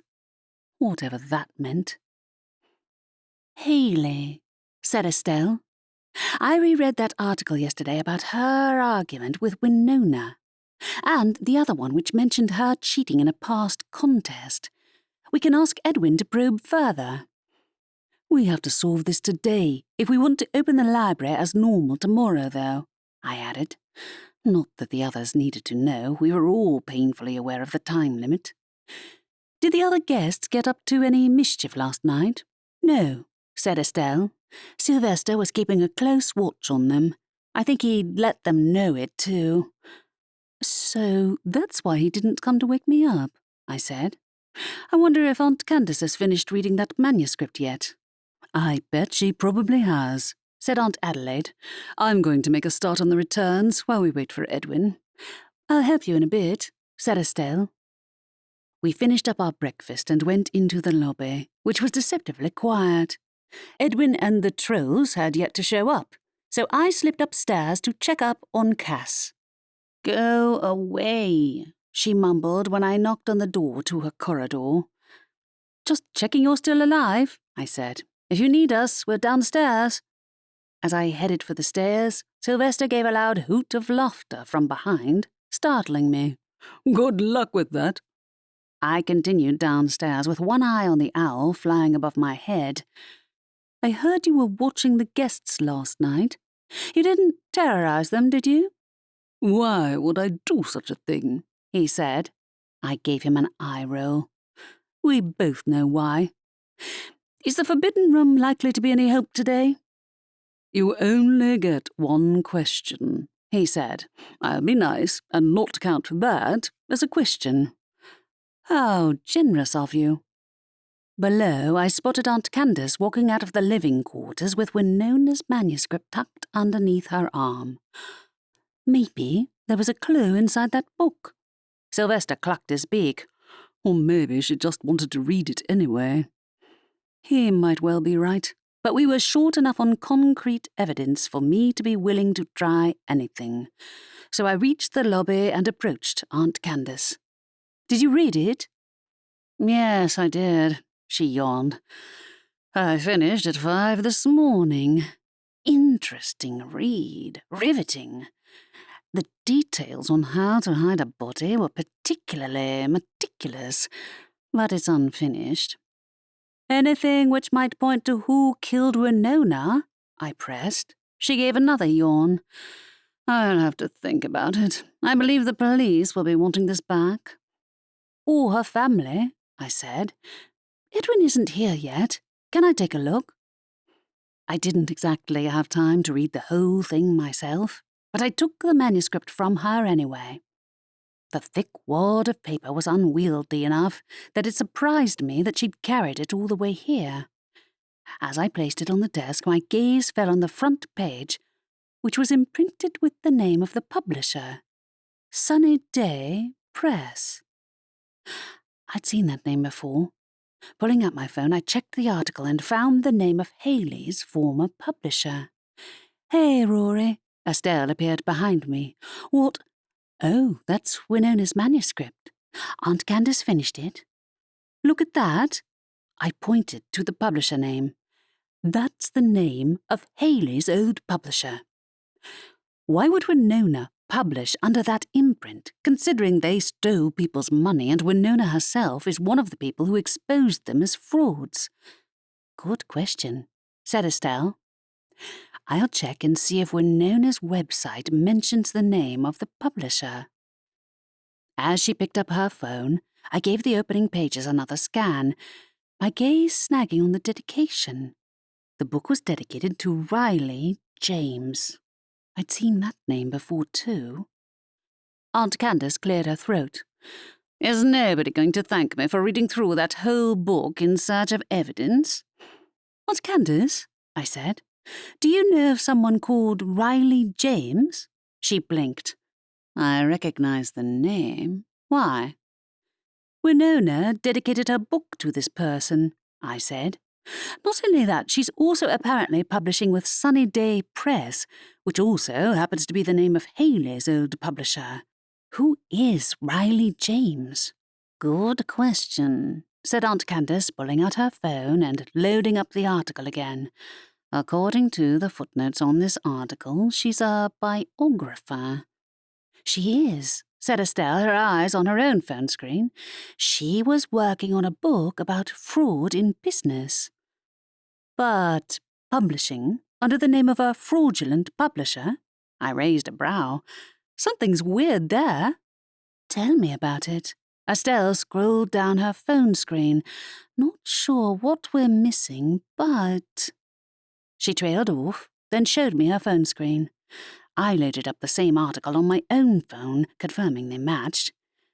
As it turned out, Haley and Winona had once been business partners when they'd set up Sunny Day Press together, back when both of them had been using different names. That changes everything. "Damn," said Estelle quietly. "They covered this up well." No kidding.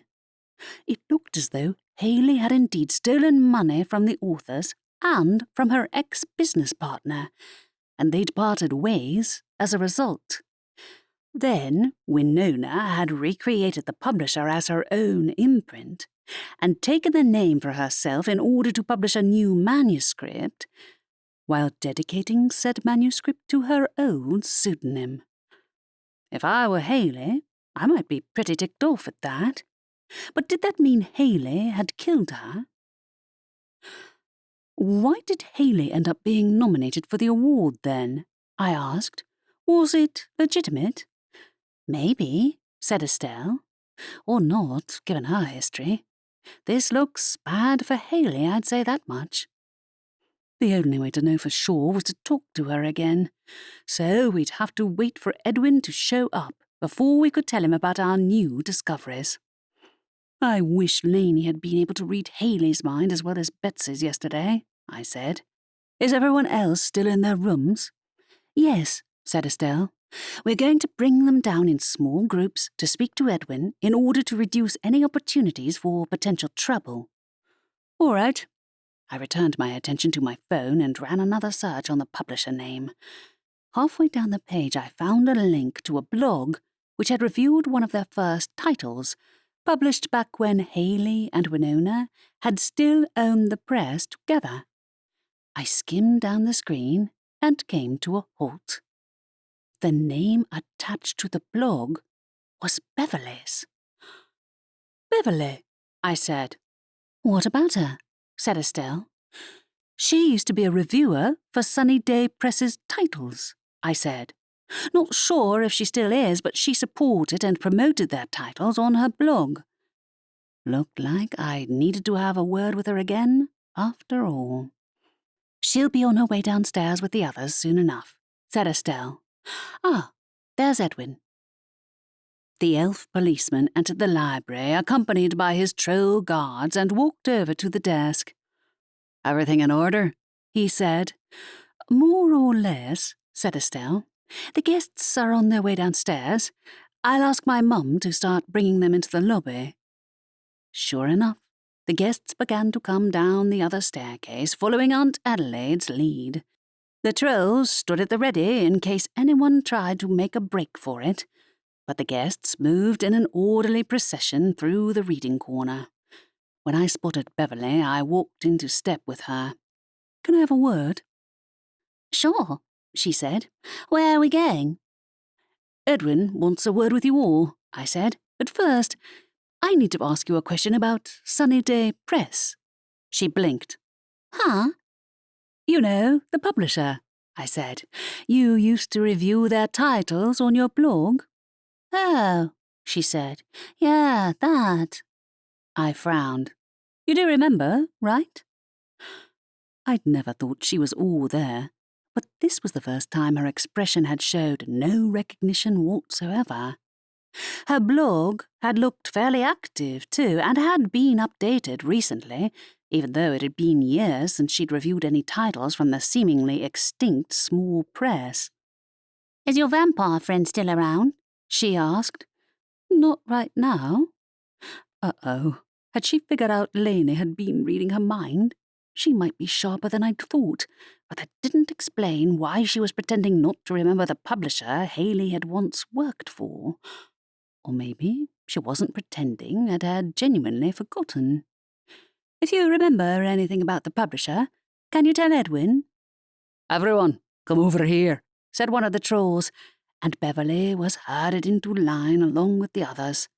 I extricated myself from their group to watch them leave, more perplexed than ever. Aunt Adelaide led the guests out of the library, with the trolls marching on either side of them, while I approached Edwin at the rear of their group. Did anyone in the jail give you trouble last night? No, but Betsy kicked up a fuss about an alleged break-in, he said. She was insistent that she saw a vampire. We searched the whole jail and never found one, so I assume she was raving in the hopes of gaining sympathy. Nothing for it. That was Lainey. She had a hunch about the killer's identity and she wanted to read her mind, but Betsy spotted her. Listen, your friend, he said in disbelieving tones. You're telling me she broke onto our property? She's with Evangeline now. We left the library and began to follow the others across the square. She made a mistake in going into the jail, but she can read minds, and I think she might be able to use that ability to get a lead on the killer. Haley is definitely hiding something. What? He said, looking at me as though he thought I was deranged. You can't expect me to bring a vampire into the jail after she broke in without my permission.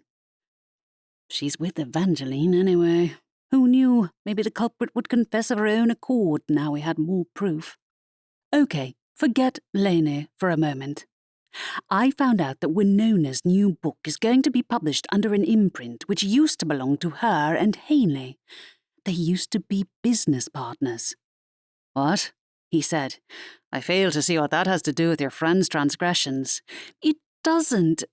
Maybe I should have led with that first, but I couldn't escape the feeling that my chances to get proper answers were sliding through my fingertips like grains of sand. Haley and Winona were business partners who used to run a publisher together before Haley committed fraud and ended up in trouble for it. I think that might be why Winona was killed." The library door flew open behind us, and Aunt Candace sprinted into view, hopping down the steps and across the square. "That scoundrel." "Who?" I waited for her to catch up with us, wondering what on earth she was raving about. It must be important if she'd left the library. Aunt Candace dug in the pocket of her cloak. "I found something interesting from Tiffany's correspondence." I frowned. "Tiffany is dead?" "I know she is," she said, "but she left her phone unlocked, and I found an interesting string of messages from after the ceremony." "Wait, you stole her phone?" I said. "That's evidence," said Edwin. "I'm going to have to ask you to hand it in, Candace Hawthorne." "Look." Aunt Candace insistently thrust the phone into my face. "Winona was about to expose some pretty major secrets about certain people." "Whose secrets?" I tried to give the messages a scan, but it was hard to focus with Aunt Candace's hand shaking with excitement. "Haley's?" "Not just hers." Aunt Candace's voice brimmed with triumph. "Look at the name on the email." "Riley James," I read. Of course. It was an alias Winona was using years ago when she exposed Haley's fraud of their old publisher. Guess she must have kept using the name after all. But the messages Tiffany had been exchanging with Winona were more recent than that. The contest. Haley was bribing people to vote for her. "Exactly," said Aunt Candace. "Tiffany caught on to her when she found her emailing the same people." "Give me that phone," Edwin spluttered. "What are you doing?" Aunt Adelaide had noticed the ruckus, and she backtracked to join us, leaving the trolls to escort the guests the rest of the way to the police station. "Whatever that is, Candace, I'm guessing you're not supposed to have it." "It's Tiffany's phone," I explained. "She and Winona were exchanging correspondence about Haley before the contest. They knew she was trying to manipulate the votes." "She did," said Aunt Adelaide. "Haley hasn't confessed to anything, right?" "We need to talk to Haley and show her the proof so she can't deny being involved," I said. "Edwin, can we talk to her?" He pinched the bridge of his nose. "She's next on the list to be questioned anyway, but I can't allow you to bring that vampire friend of yours with you." "Lainey isn't around," I said, "but we don't need to be able to read Haley's thoughts. Just bring up the publisher and this article. She won't be able to deny it." With a resigned expression, Edwin beckoned us to follow him.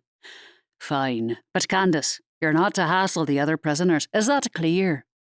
"I'll watch her," said Aunt Adelaide. "Really, Candace, when did you take her phone?"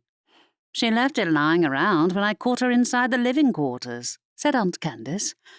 "What? It's her own fault for wandering out of bounds to begin with." I left them to their arguments, quickening my pace until I caught up to the others outside the police station. There, the three of us waited in the reception area, while Edwin and the trolls escorted the newcomers to the holding cells. Aunt Adelaide and Aunt Candace continued to bicker until the two trolls led Haley out through the door and into the interrogation room at the side. Edwin stood in the doorway and cleared his throat. "Let's get this done. Candace, Aurora, you can come in, but keep your distance and don't start any trouble. That clear?" Aunt Candace and I both entered the room behind the elf. Haley sat in a hard-backed metal chair in front of a table, her hands cuffed and her expression resigned. "What are you doing here?" she asked me.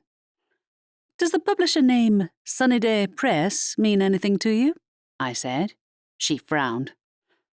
"What of it?" "Rhonda Mallory," said Aunt Candace. "She was your old alter ego when you ran that publisher. Don't deny it. You and Winona used to be business partners, didn't you?" Her face paled. "I don't know what you're insinuating, but we put the matter behind us." "Or so you wanted everyone to think," I said. "Winona took over the publisher, and I'm guessing you weren't much of a fan of that, were you?" "She was welcome to do whatever she liked," she said. "Except expose you for bribing people to vote for you," said Aunt Candace. "Tiffany, too." She sat still, her jaw set, while I pulled out the article on my phone and scrolled down to find her name listed among the people running the publisher. Not just her name, but there were several other listed staff members. I didn't recognize the names, but they might be aliases too. "How'd you smuggle in the poison?" I asked her. "That's the part I'd like to know the answer to, considering Winona's the one who brought the wine." No answer came from Haley, who remained stubbornly silent. When I read over the names of the other staff members, an idea struck me. I ran an internet search on their names and immediately came up with a familiar picture. Alana Flower, or whatever her real name was, had been one of the staff members at the press, too. There was more than one person involved in this scheme. "Alana was in on this too," I said to her. "Wasn't she?" Haley said nothing. "Alana?" said Aunt Candace. "She's in the holding cells, isn't she? Let me speak to her." "Wait."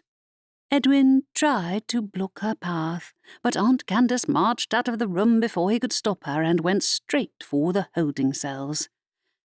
I hastened to follow her, tracking her down in front of the cell where Alana sat in a slumped position, her expression slightly dazed as though she had no idea where she was. "Oh, hello," she said. "Something wrong?" "Yes," said Aunt Candace. "Something is definitely wrong. Did you work at Sunnyday Press a few years ago?" "Did I what?" she said. "We have the proof right here." I held up my phone. "You and Haley were both staff members at Sunnyday Press before it shut down. Did you know Winona had started to publish under that imprint again?" "Winona?" she echoed. "No, but I cut all ties with her a long time ago." "Except when you ended up in the running for her prize," I added. "You and Haley were both runners-up, in fact. Did you know she was accused of bribing people to vote for her?" "No, I didn't," she said. "That's an awful thing to say." Her voice sounded strange. I glanced at Aunt Candace, and alarm flickered inside me when she pulled out her wand. As she pointed it at Alana, a flash of light engulfed the other witch. A second later, Beverly appeared in her place. "What the—" I broke off. "Beverly, is that you?" "If I had to guess, they swapped places using a disguise charm," said Aunt Candace in self-satisfied tones. "Beverly has been helping them from the start." Whoa. I looked between them, my heart sinking in my chest. "Where is Alana, the real one?" "It's too late now," Beverly said. "She's probably flying up north by now." "Flying? You helped her escape?" "No." She looked down at her hands. "She escaped by herself. Is your vampire friend going to read my mind?" "What does that have to do with anything?" I said. "I didn't kill anyone." She tripped over the words. "So, if she reads my mind, I'm innocent, you know I am." "Beverly, you've committed a crime too," said Edwin. "Where is Alana?" "Gone. If she'd taken flight, how were any of us supposed to catch her? I couldn't ride a broomstick yet, while my biblio-witch magic didn't work well away from the library. Yet if she got far enough away, she'd be able to take on a new pen name and hide within another magical community without ever being found out. The image of a vampire speed came to mind, and a sense of steely resolve filled me. If we didn't catch Alana, we'd never bring her to justice, unless we had help from someone who could catch her, no matter how far she ran. I needed Lainey's help, even if it meant antagonizing Evangeline again. Chapter 15. Aunt Candace and I walked back out into the reception area, followed by a perplexed Edwin. Alana is the killer. Are you sure Beverly was telling the truth? No, since we can't read her mind. One person could, of course, but that wasn't the important thing here. Alana left town and told Beverly to take her place, using a spell to disguise herself so we'd think she was Alana. She used to work at Haley's publisher, while Beverly was a reviewer for them. They're all in this together. You need to work on your security spells, added Aunt Candace. Fancy not noticing they swapped places. You didn't notice it first either, I reminded her. But why did they swap places? Edwin said. I think she and Beverly initially swapped places, so if I brought Lainey in here to read their minds, Alana would seem to be innocent, I explained. And she's already read Beverly's mind once already. I assume that means Alana committed the murder, but she must have had a lot of faith in Beverly not to give the game away. That, or Alana had every intention of disappearing as soon as she left town.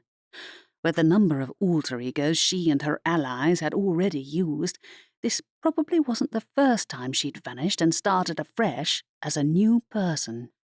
Hang on, said Edwin. Alana is the one who poisoned Winona and Tiffany? Am I hearing this right? Haley and Alana conspired to commit murder together, I said. I'm guessing it was Alana who actually did it. Haley must have thought she was a good enough actress not to let anything slip. I bet they hadn't accounted for a vampire being present in the library when they'd concocted their scheme, but in every other part of their plan, they'd succeeded. They'd smuggled in the poison and disposed of the evidence while avoiding detection. Edwin's shoulders slumped. Can you explain why Haley was given an award, then? She claims it proves she can't be the killer. Haley bribed people into voting for her in the contest, I said. I don't know why Winona gave her the award anyway. Maybe she didn't yet have proof. She didn't, said Aunt Candace. The messages I saw on Tiffany's phone prove that. But she and Tiffany have suspected Haley of being up to her old antics for a long time. It's possible they wanted to use this event to catch her in the act. She's a slippery one.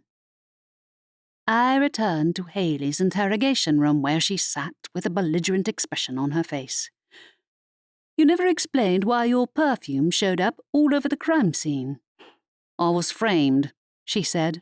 Forgive me if I don't believe a word you say, said Aunt Candace, entering the room behind me. Where's Alana taken off to, then? I have no idea, but I doubt you'll catch her, said Haley. She's probably miles away by now. Perhaps, but with his swift reaper speed, Xavier might be able to catch up to her, assuming he could get away from his boss. I shot him a message, but the odds of him being able to sneak away from the Grim Reaper and leave town were lower than the odds of Lainey escaping Evangeline. If anyone could chase Alana down, it was Lainey, and this situation surely counted as urgent enough for Evangeline to make an exception, right? Besides, it wasn't like she had Lainey under her wing forever. She was just teaching her a few tricks, nothing more. If I were you, I'd go back to the library, said Edwin. You too, Candace. Come on, I told her. I have an idea. This I'd like to hear. Aunt Candace walked with me outside the police station. If it involves flying on one of Cass's creatures, though, I'll have to decline. No, I'm going to ask Lainey to chase Alana, I said. I bet she can catch up to her. Of course she can, she said. You'd better hope the vampires listen to you, Rory. Can you tell Estelle and Aunt Adelaide about what happened back there with Beverly and Alana? I asked.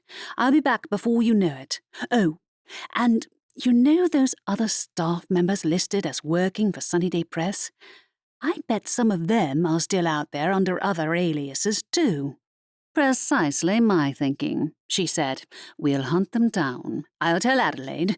You work your powers of persuasion on Evangeline. I didn't feel very persuasive. But when Xavier's response came through telling me the Grim Reaper had seen through his attempts to sneak out and find me, I knew it would be my last chance. I walked to the church where the vampires spent their time, my nerves building with each step. While most of them slept during the day, I had little doubt Evangeline would be expecting me to return and beg on Lainey's behalf. Here's hoping she was in a generous mood.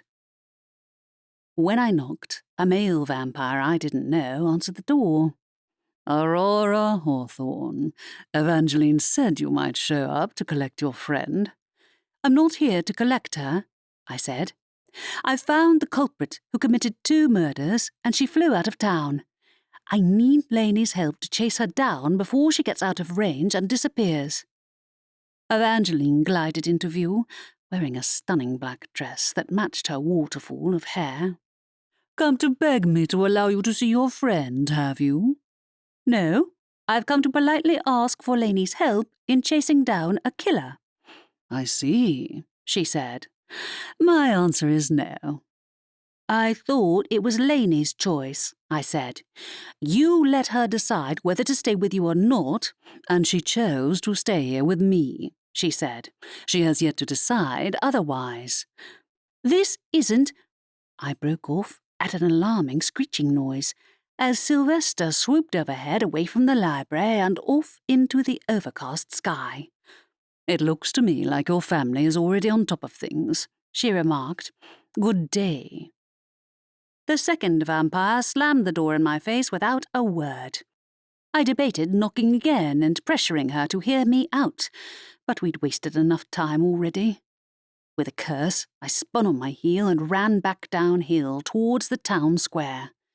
When I opened the door to the library, I heard Cass shouting at full volume from the direction of the stairs, while Estelle stood near the desk.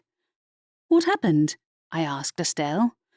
Someone took the wraith, she replied. What? I stared at her. How? I have no idea, she said. Cass is furious, though. Lainey didn't leave the door open again, did she? She can't have. She wasn't even here. Was this part of Beverly and Haley's plan? Or had Alana come back after all?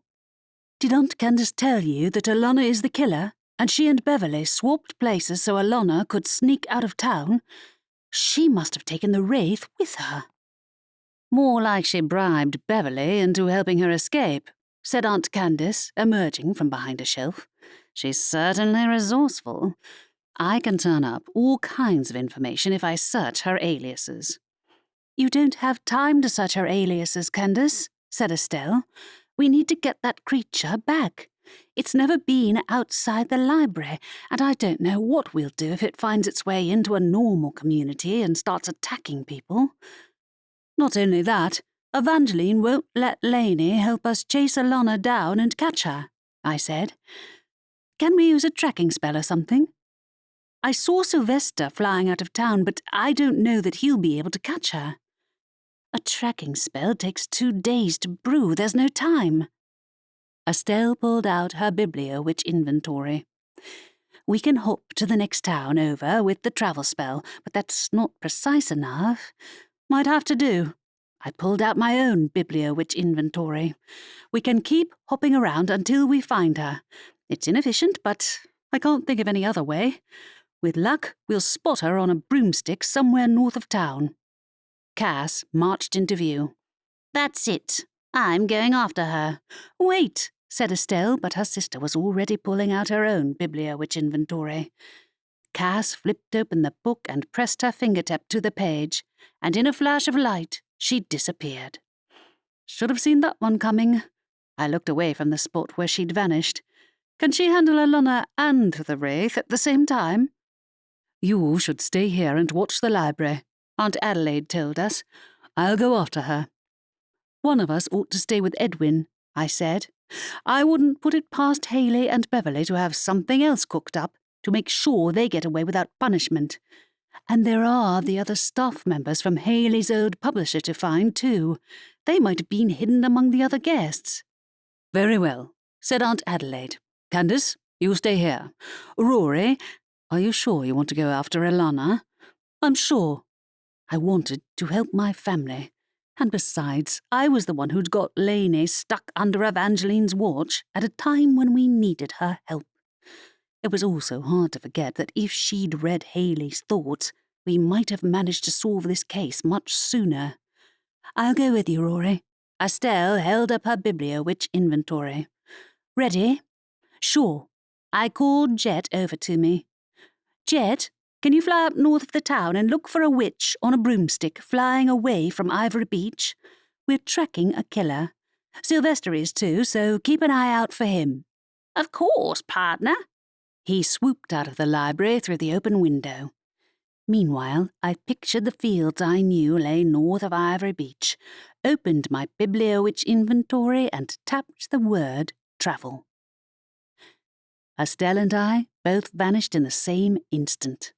In another, the library was replaced by open fields. A nice view, but I didn't recognize my surroundings at all, and Estelle was nowhere nearby.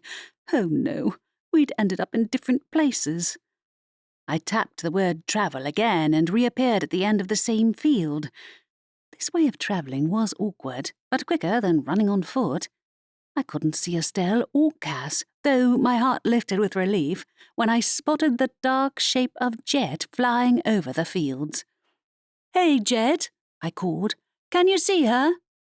Over there, partner, he squeaked, his voice a faint shrillness on the breeze.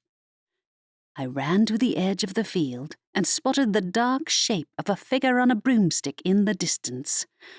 Knocking Alana off her broom might cause too much damage before she could confess, but unless she landed, we'd have a job and a half getting her behind bars where she belonged. We had to find a way to slow her down. I spotted Estelle some way off in the field ahead of me and ran to catch her up. Where's Cass? I breathed. Chasing the Wraith, she responded, her wand in her hand. She hasn't found it yet, but she wants to get it back to the library before anything else. That's her priority. Should have known. That left the two of us to handle Alana. I pointed my wand at a distant figure and attempted a freeze-frame spell, which missed. Estelle's spell missed too, and we ran closer, trying to catch up to her from underneath. A flash of light came from behind us, and another red-haired figure appeared in the middle of the field, her wand in her hand and her cloak billowing behind her. Get back here, yelled Aunt Candace. This is for Tiffany. What is she doing? I said to Estelle. She must have come for revenge for her ex-co-writer's sake. As we gawped at her, Aunt Candace overtook Estelle and me and fired off a spell. At once, Alana's broom shot in the wrong direction and began to spin. Alana screamed, hanging off the broom by her fingertips, and then her grip broke and she tumbled head over heels towards the ground. Before she landed, however, Alana waved her wand and slowed her descent, landing on her feet. When she faced us, her hair was windswept and her eyes wild. "What do you people want with me?" she demanded. "You murdered 2 people," I said to her. "You killed Tiffany because she was going to expose how you poisoned Winona, which you did to stop her from investigating how Haley bribed people to vote for her in the award. The pair of you both worked for the same publisher before it was shut down for fraud. Is that right?" "You're lying," she said. "You can't prove it." We have the proof, and so do the police, Aunt Candace said. Beverly is already in custody, and so is Haley. I don't think it was very nice of you to leave them to take the blame, but this isn't the first time you've used murder to get your way, is it? I found some interesting stories about your deceased ex-husband, for one, spurred by what I read in Winona's manuscript. Whoa.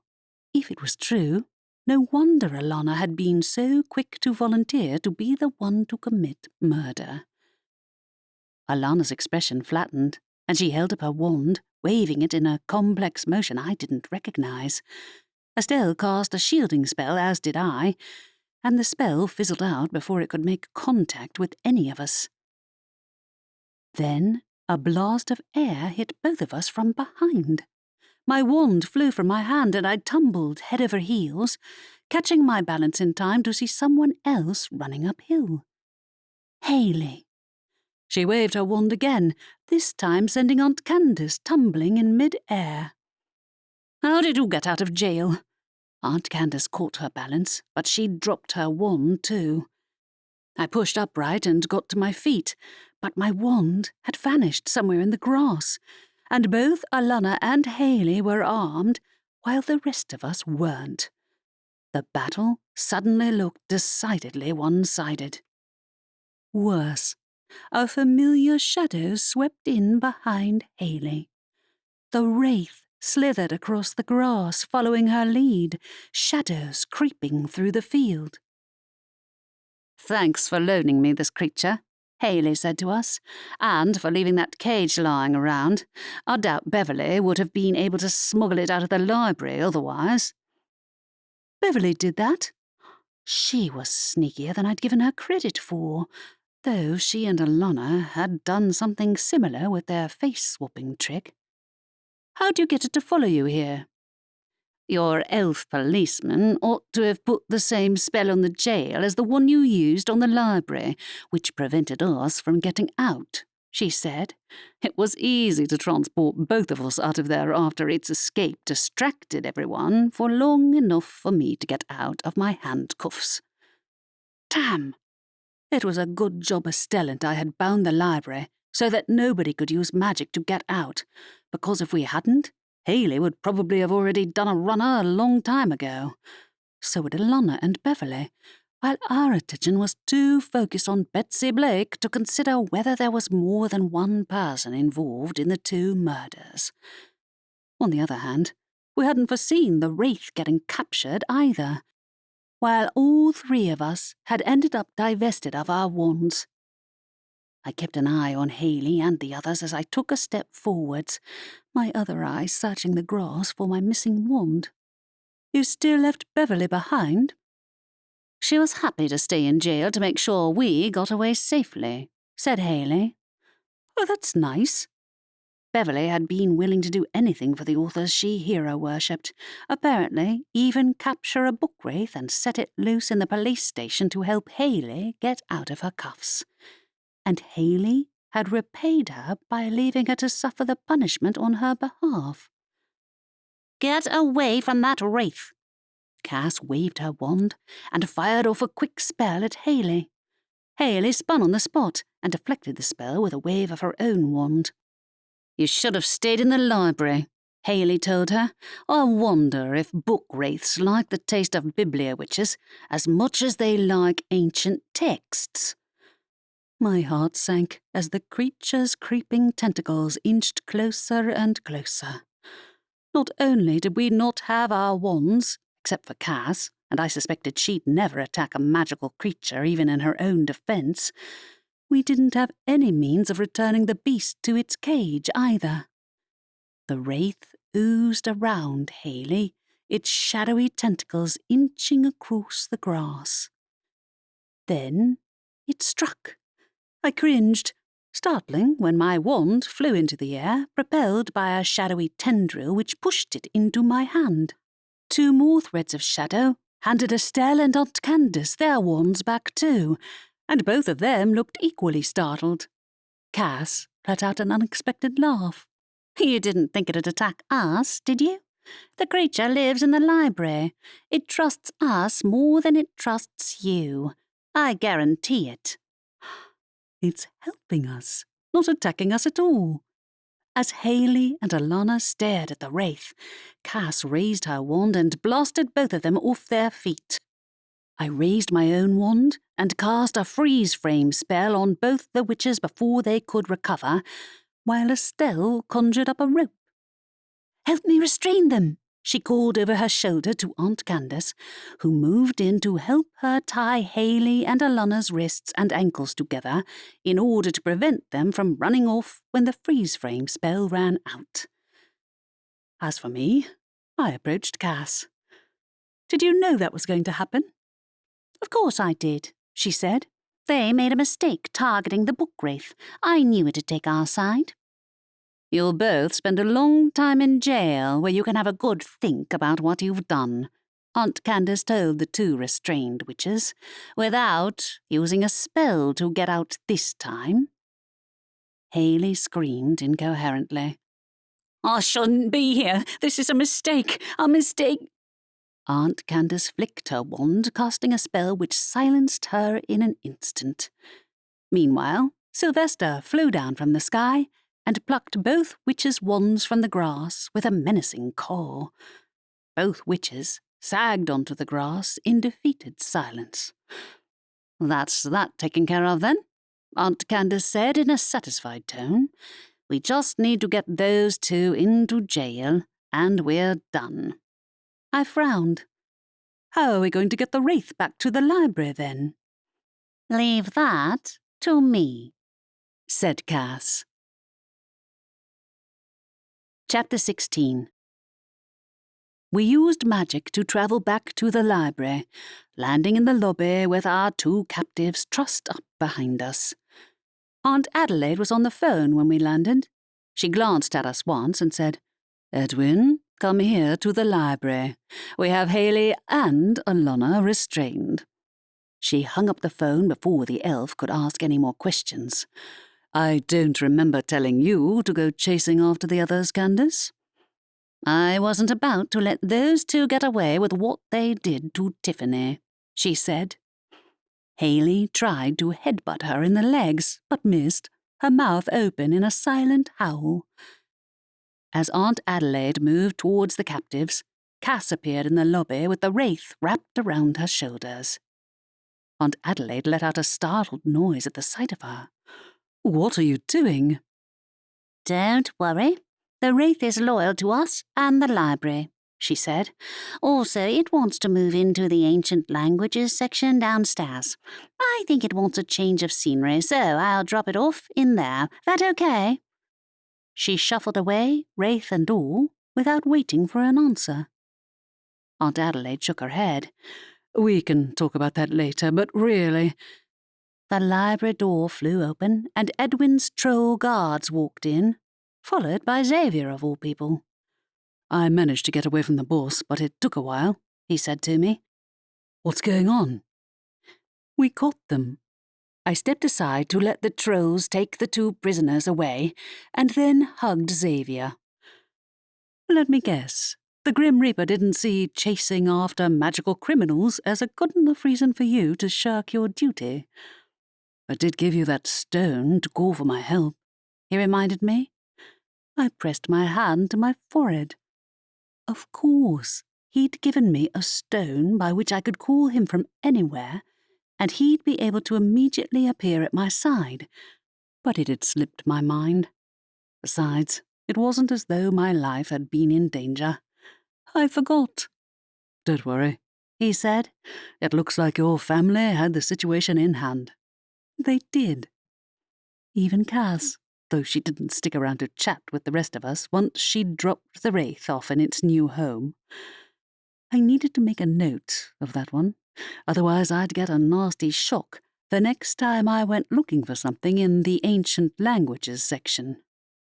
With the guests finally gone, we set about returning the library to its former state, while I filled Xavier in on everything he'd missed, including Alana and Beverly's face-swapping spell and Haley's scheming. He let out a low whistle when I brought up how Beverly had captured the Wraith. Good job Cass was there. The situation might have gone badly if the Wraith hadn't ended up acting on your side. Cass seemed confident. It's too attached to the library to turn against us, I said. Doesn't mean I'm not sceptical about her turning it loose downstairs, mind. I know it likes feeding on ancient languages, but I know I'm going to forget it's in there and get scared half to death when it next shows up. Maybe stick a warning sign on the door so you don't get taken off guard, he suggested. Sylvester will probably remove it if I do. The owl himself was nowhere to be seen. There wasn't much he could have done to retrieve our runaway criminals or the Wraith, but no doubt his pride would have taken a hit. It wouldn't have killed him to be a little more specific with the book of questions, but even the Forbidden Room had its limits. It wasn't like any of us had known there was more than one criminal hidden among our guests. I wouldn't lie. It was nice to have our quiet library back again. Relatively quiet, anyway. The book wraith would cause some hair-raising encounters if it decided to stay on the ground floor, but compared to the guests which had been here all weekend, that would be simple enough to deal with. According to Edwin, Haley, Alana, and Beverly were set to go on trial the following day. While the others had been released from custody, a fair few of them had opted to stay in town to see Winona and Tiffany's killers get the justice they deserved, or use the trials as novel inspiration, one or the other. They are going to elect a new committee to the Merry Mysteries Prize and run another contest so that nobody can cheat this time, Aunt Candace said the following morning. Maybe I'll win this time. Are you sure you want to get involved, considering what happened to the winners of the last one? Said Aunt Adelaide. I think it'll keep life interesting. She grabbed a piece of toast. I'm working on a book based on this, too. Already? Said Estelle. Yes, I thought it was best to get on with it while it's fresh in my mind. Aunt Candace drained her coffee. Sure the others aren't planning the exact same, I said. Even if they are, I have a unique perspective, said Aunt Candace. Betsy will wait until I'm done before copying me, I don't doubt. Some things never change, Estelle murmured. I grinned. Our family was well and truly back to normal. That just left one worry on my mind. Lainey.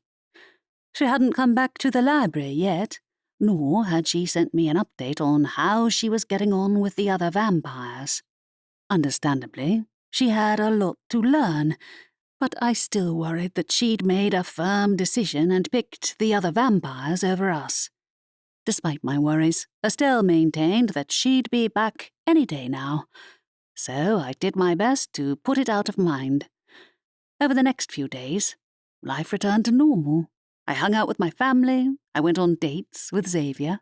The murderers' trials came and went, and while I'd wondered if Evangeline would choose to show up and taunt me again about Lainey's useful mind-reading skills, neither of them showed their faces at all. 3 days after the trial, I sat working on the front desk, and when Lainey strode in with swift and silent vampire steps, I dropped my pen. Lainey! Hey, Rory. She gave a wan smile. Are you okay? I asked. Of course I am, she said.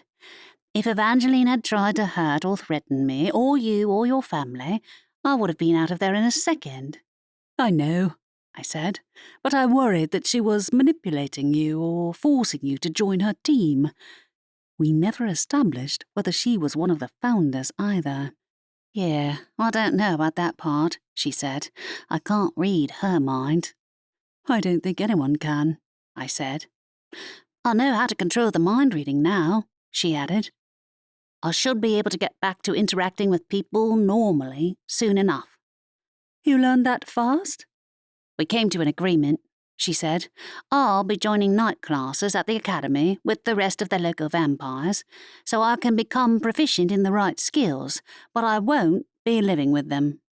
Where will you live, then? I asked. I don't know, she said. If I had money, I'd get my own place, but I don't feel like accepting charity from the vampires. I don't trust them. You aren't going to go back home? I said. I mean, I know you can't leave the magical world, and you're welcome to stay in the library, but... Surprise flickered across her face. Your family doesn't mind. Of course you can stay in the library, I said. That was never in doubt, even if we do attract trouble. I thought I was the cause of all the trouble, she said. I mean, with the wraith and the mind-reading and everything. Believe me, you're the least troublesome out of the lot of us, I said, earning a grin. Look at Cass and Aunt Candace, not to mention our familiars, and that's not counting the people who visit the library. I guess, she said. Are you sure? You can move back in whenever you like, I said. Believe me, it's fine with us. But the mind-reading, she said. Your dad's journal. Evangeline wants it, and I can't stop her from reading my mind. I know, I said, but I've spent long enough worrying about what's in the journal. I want to know the truth. And if Evangeline finds out as well, then at least she won't be able to taunt me any longer. Whatever my dad had wanted to keep secret, I could only deal with it when I knew what I was up against. Then, if the founders wanted to come after me, at least I'd be prepared.